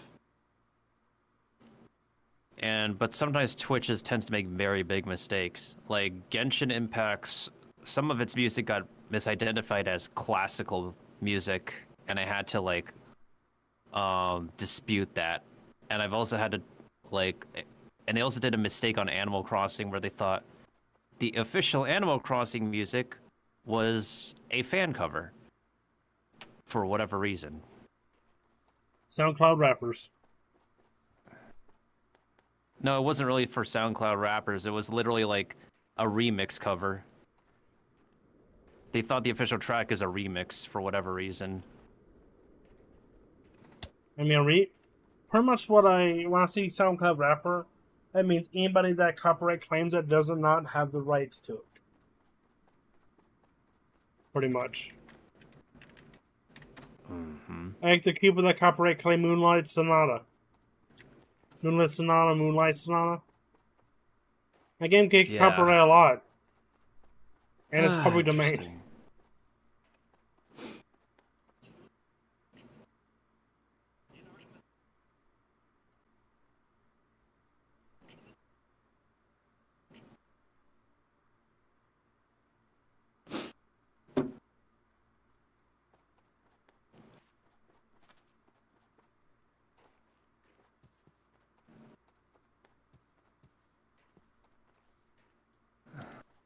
When I'm working my pack, I have two forms of mud stairs from different mods, right?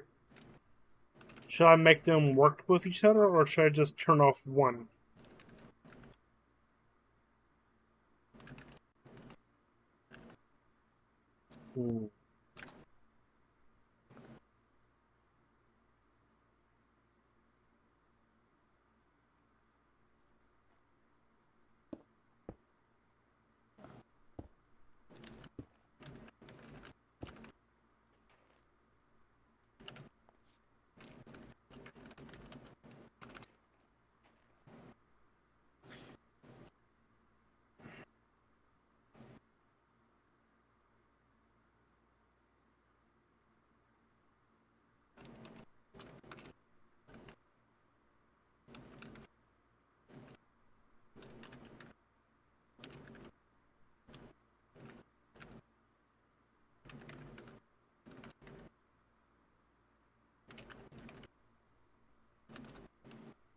Let's see.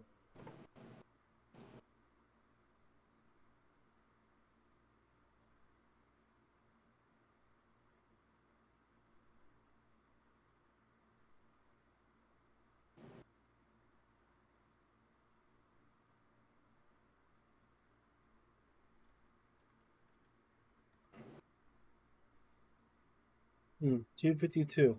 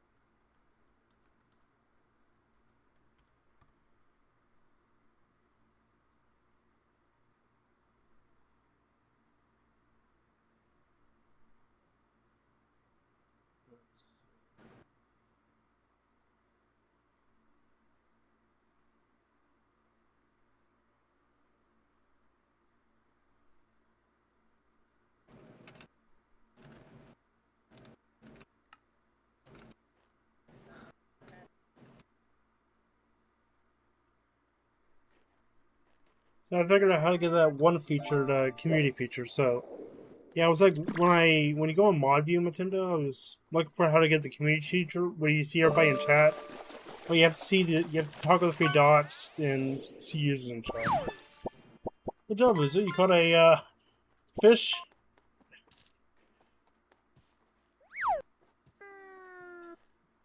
This one that's on your profile. Well, good job. You caught a fillet of fish. Fish fillet burger.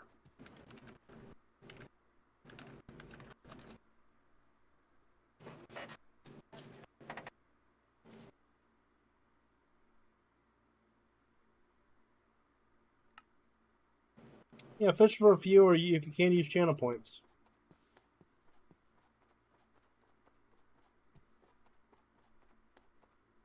Cool down.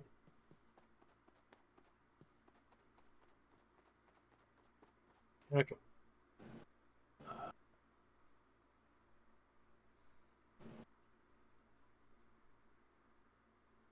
So how's the hurricane going for you, Uzu?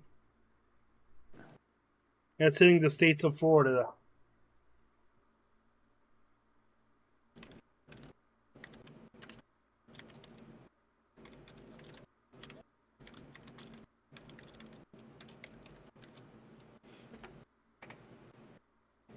$9.27. Yeah, you're pretty much far in. It still is going to be cautious. I know a lot of people that live in Florida.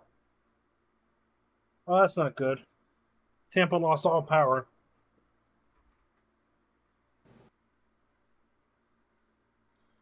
Well, that's too far to the coast, so of course they'll lose power.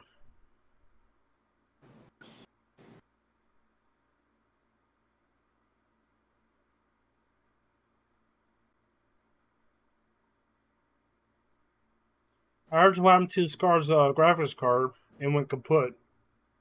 I don't know what graphic card he had.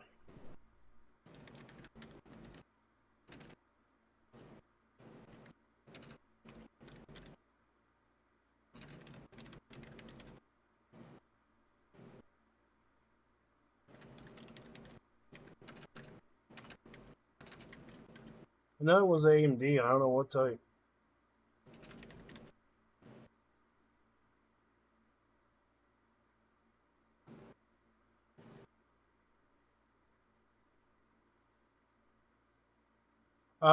He didn't have the graphic card that long, last time I remember.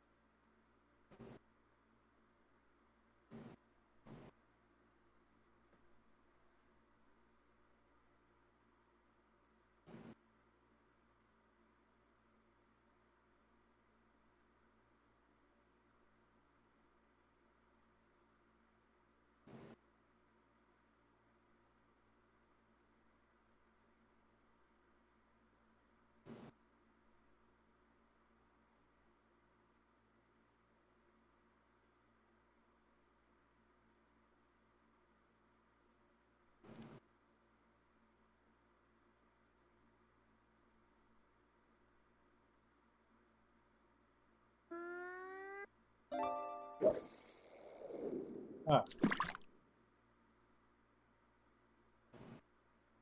Hope you like the fishing cat thing.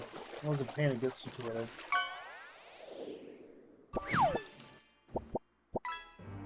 A traffic cone.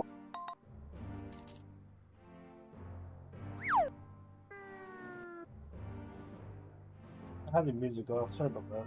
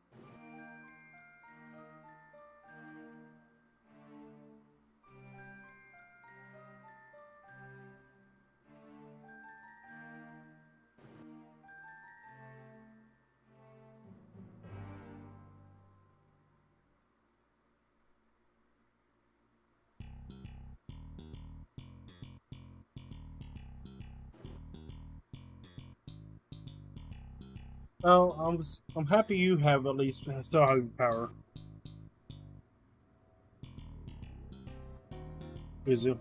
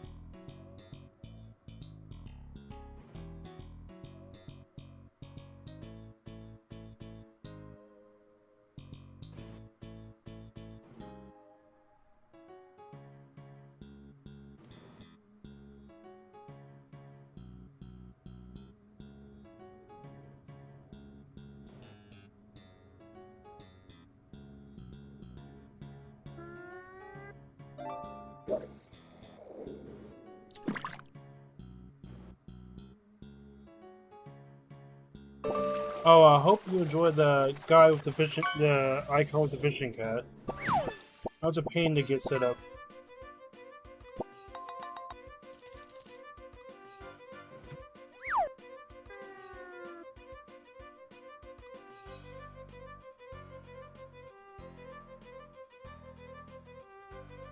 Yeah, it works for anything, even for me. Let's just do test cast.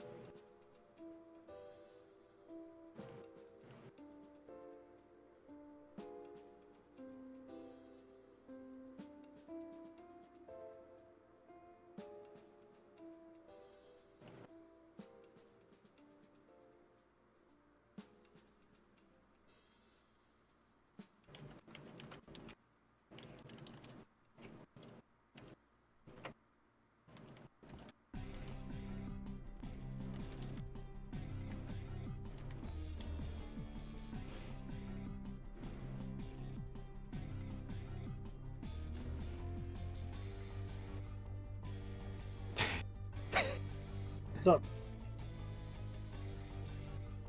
Nintendo. No, I was just reading somebody's joke on Discord. Is it stream safe?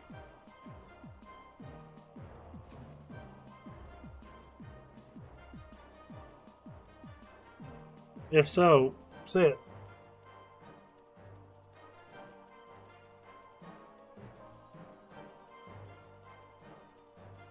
No, it's kind of offensive. I don't want to like say it out loud. It made me Okay. laugh though. Oh.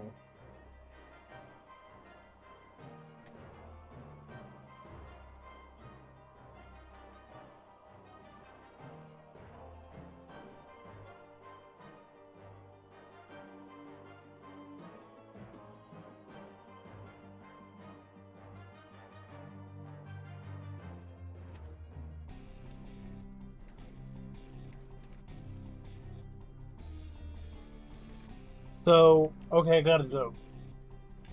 What is okay? What wizard? What wizard is the carpenter's favorite wizard? If a carpenter had a choice of what wizard, what's one he would choose?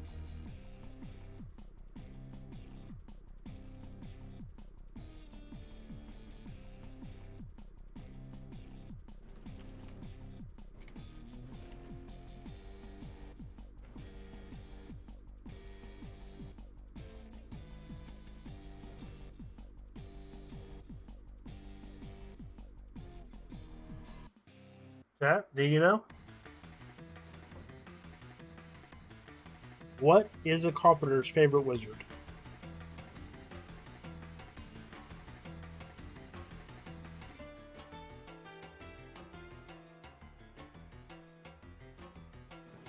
What is it?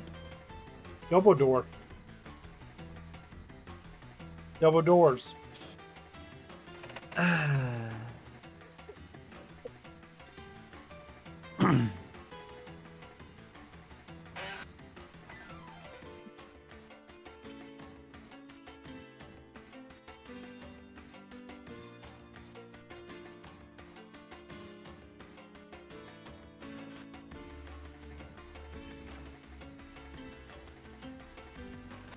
I just thought of that.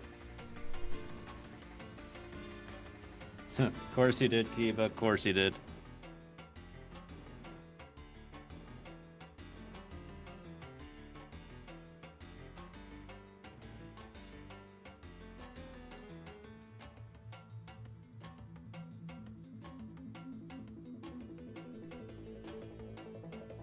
I almost hit the 5-hour mark. Awesome. Oh, 1 more hour and 40 minutes till I learn my pet's next ability in Pirate. How long it took you? Every single pet training process is different per pet level. So like, eventually it'll take like over 24 hours per pet training, unfortunately, for the last stretch. Jeez, that's crazy. And on top of that, you're not guaranteed the ability you want when raising pets, and unfortunately that's the same case with wizards' pets. That is definitely true. Like, everybody has a dragon pet in Wizards. Well, it could be for cosmetic, or it could literally just because that's the only viable body they could have their best abilities on.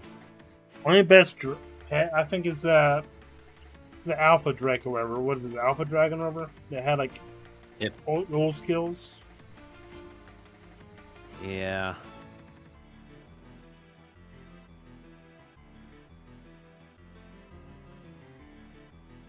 But Wizard is... Getting decent pets in Wizards is still annoying. It's no matter which one game it is very annoying. There's no easy way to get it.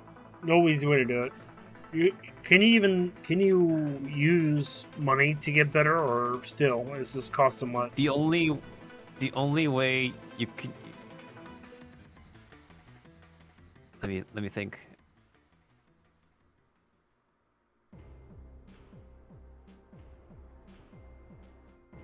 the only way you can use real money is to boost the training process in both games. Which doesn't even like affect the RNG, unfortunately. So it's no point of using money unless you want to lose it. Yeah, the only thing you can spend real money for is giving the pet more experience per snack or speeding up the training process time. So you can pay to speed up, but not to get the right stats you want. Nope, not at all. So no pay to win, pretty much. Need the No perfect pay to win stats. for the pets. It's just literal RNG. Oh, that's gambling, pretty much. My book, that's gambling. People can pay as much as the money they want to like speed up the training process. Only, that's it. That's it. Sheesh. So if you have time in your hands, it's not worth it. Well, I have like perfected pets in Pirate 101. Just that it's just that how do I put this? It did take me a while, like a long time, definitely over 2 years to get my current perfected pets.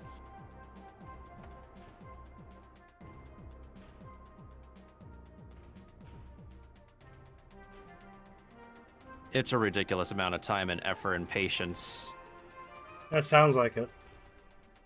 Yeah, I think sure you can like hatch eggs with other people to try to improve the RNG odds of the abilities you want, but that's only improving the odds. You're still not guaranteed anything.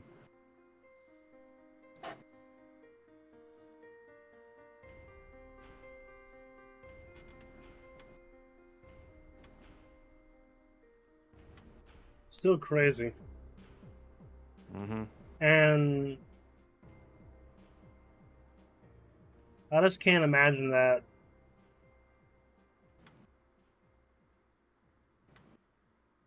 You know, how much you get once you get your pet all in, then you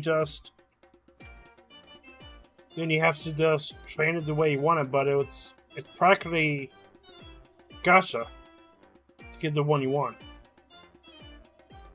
Unfortunately. So there's no other way to get it smoother than just hope. Just train until the pet fails. If it fails, you gotta make another egg with either your own pets or with somebody else. If somebody wants you to, I know some people do not If want somebody... to. Yeah, I mean, I have an album of pets that people can make eggs from, but I decided to take a break from that because I want to perfect more of my own first before I open my service again.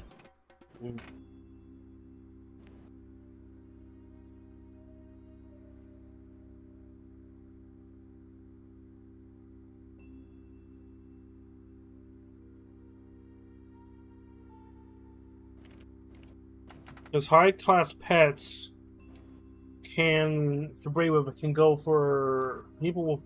Can you trade golden pirate? Or no?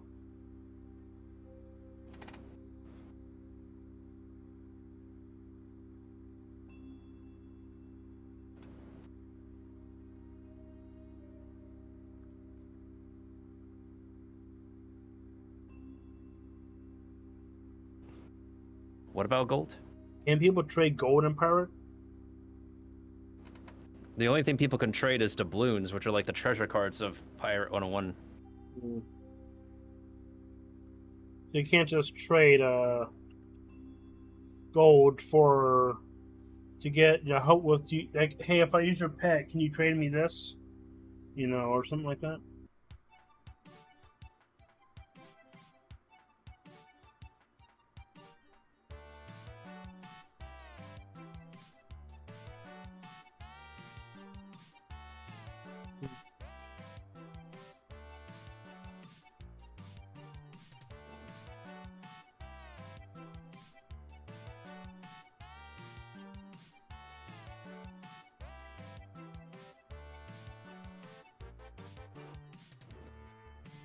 Besides the Pirate 101 treasure cards, essentially speaking, The only other form of trading is between characters on the same account through the shared bank.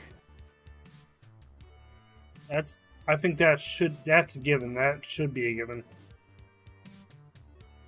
Otherwise, like, the company is very firm on not doing item trading for any games they design.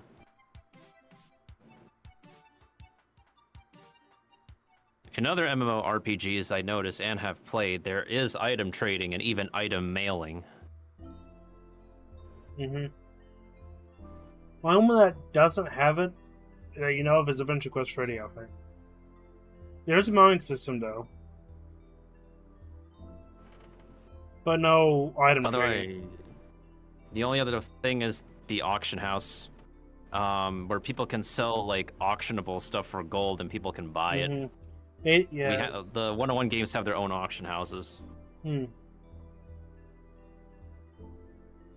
when they do this selling, they want to make sure that people don't break the bank. You know, if they ever integrate trading.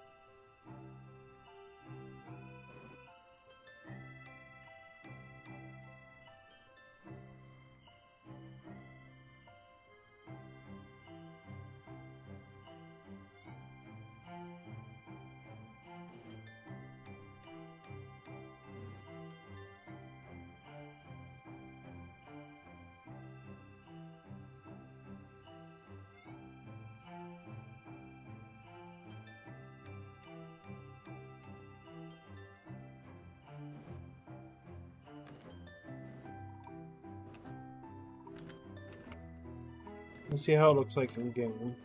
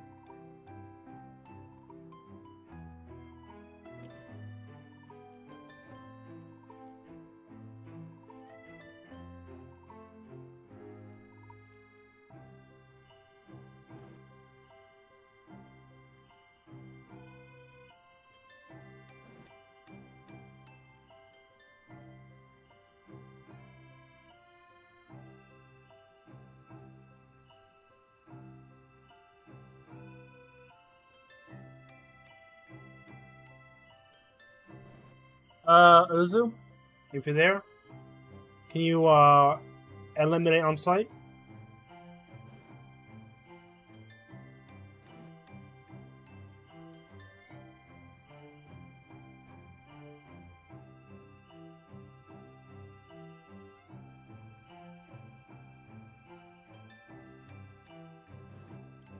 No, I got it.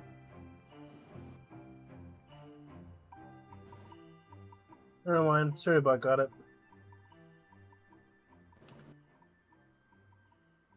I got, do you want more views and rank higher on Twitch list? You can visit this website.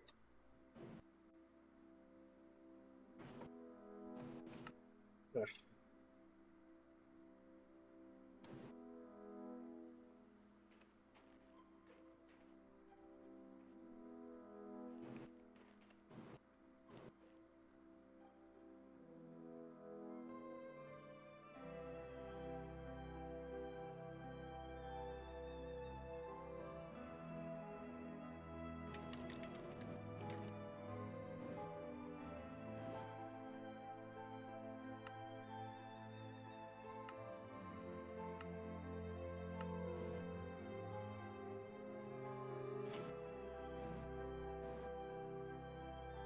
The story about is so awesome. Cool.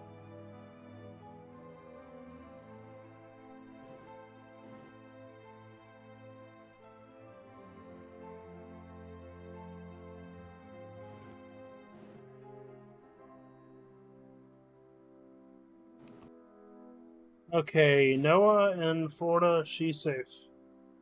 So, okay. She's good. Everybody in Florida, Noah is okay. Wait, I gotta ask Corn. I'll ask tomorrow.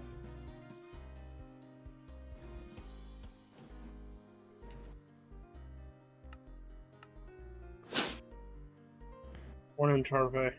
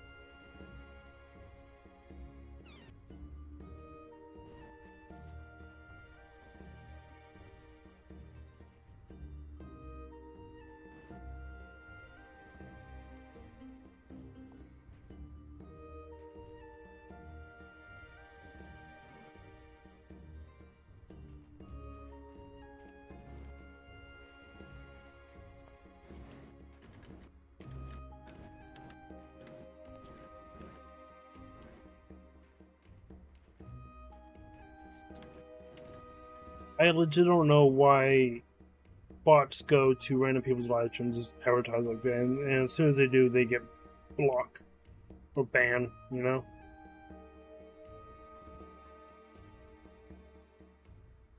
Where is he?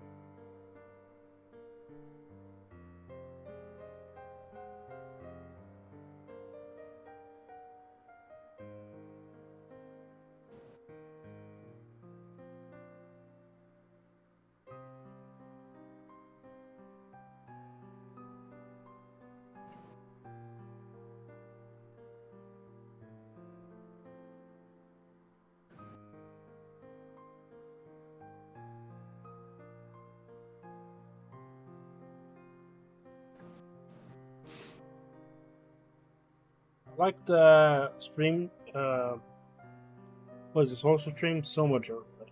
If you multi-stream, because you can block anything that pops up and it will never pop up in the feed. But it will still pop in the live stream. So you have an annoying bot that pops up or advertisements you don't want to see, you always block it so it won't pop up in your feed.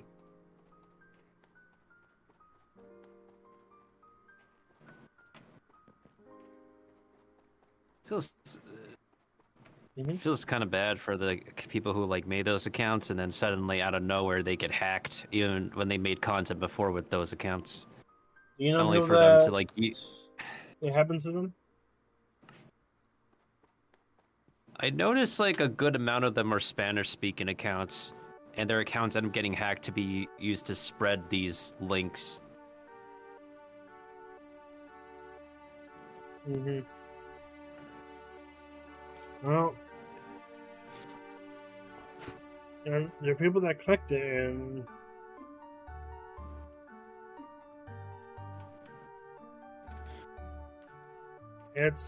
you can't do nothing if it's about their from losing an account, you know.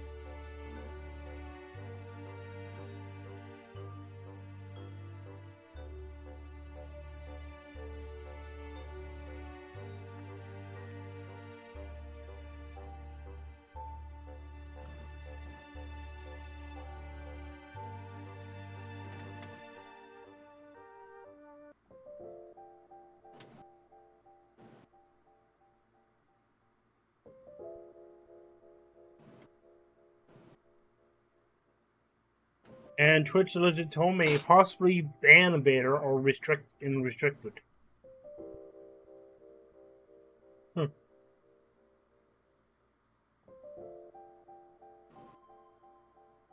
Now, if you got any channel points, everybody, the only thing you can contribute channel points, and I will play the PS2 Dark Souls game called Neopets the Darkest Fairy live.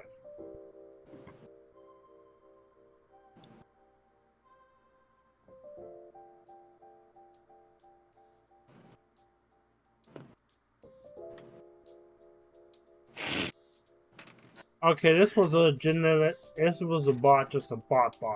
That account was made 16 hours ago. It can't be a brand new account.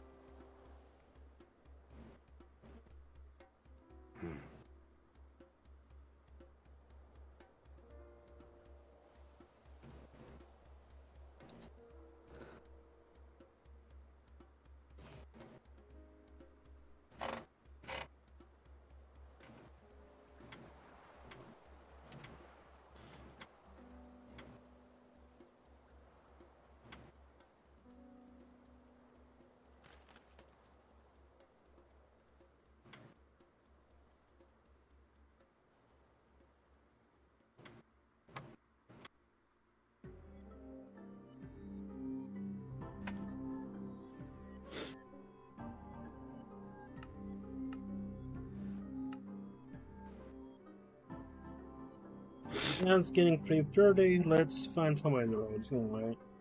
Pretty much so much stuff done, just talking, hanging out.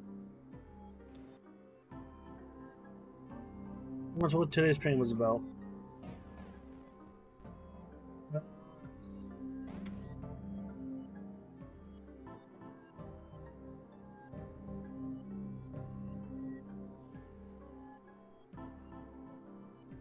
Everybody, next stream we might be try to play Dragon Quest VIII and get to defeat the dog with cheese.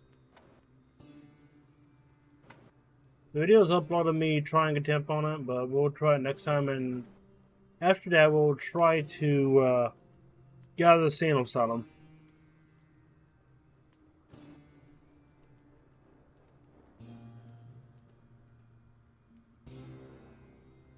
Yep.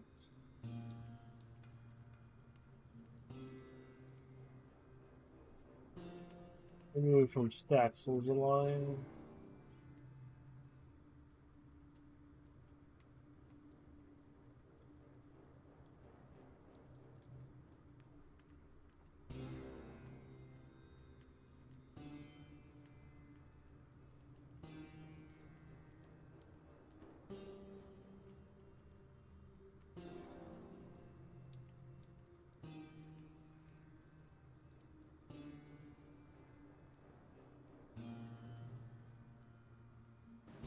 This guy's going for a hype train. Let's raid Pirate Software.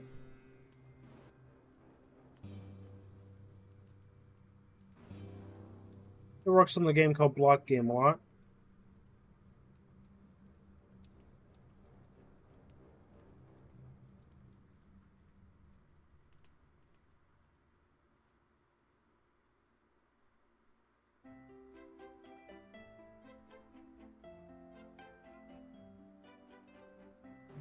Before we decide, let's check if somebody out. No, if not, he'll be the raid target if we have no target.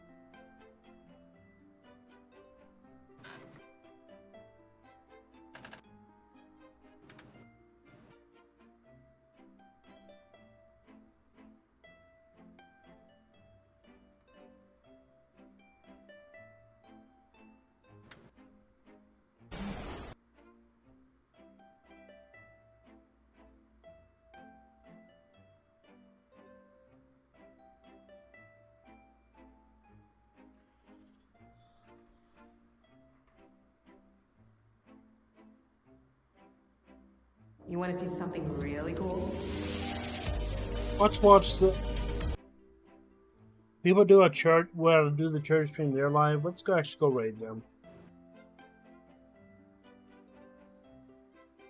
Everybody have a good time. We're going to raid them. Barbarian raid. If you use the emote, use it.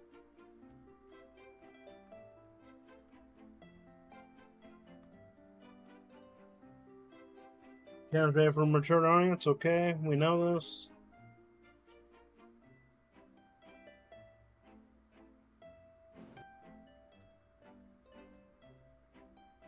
Let's go raid them. No shout out because it's getting late and plummeting. Let me get that. Yep, peace out, everybody. See you, everybody.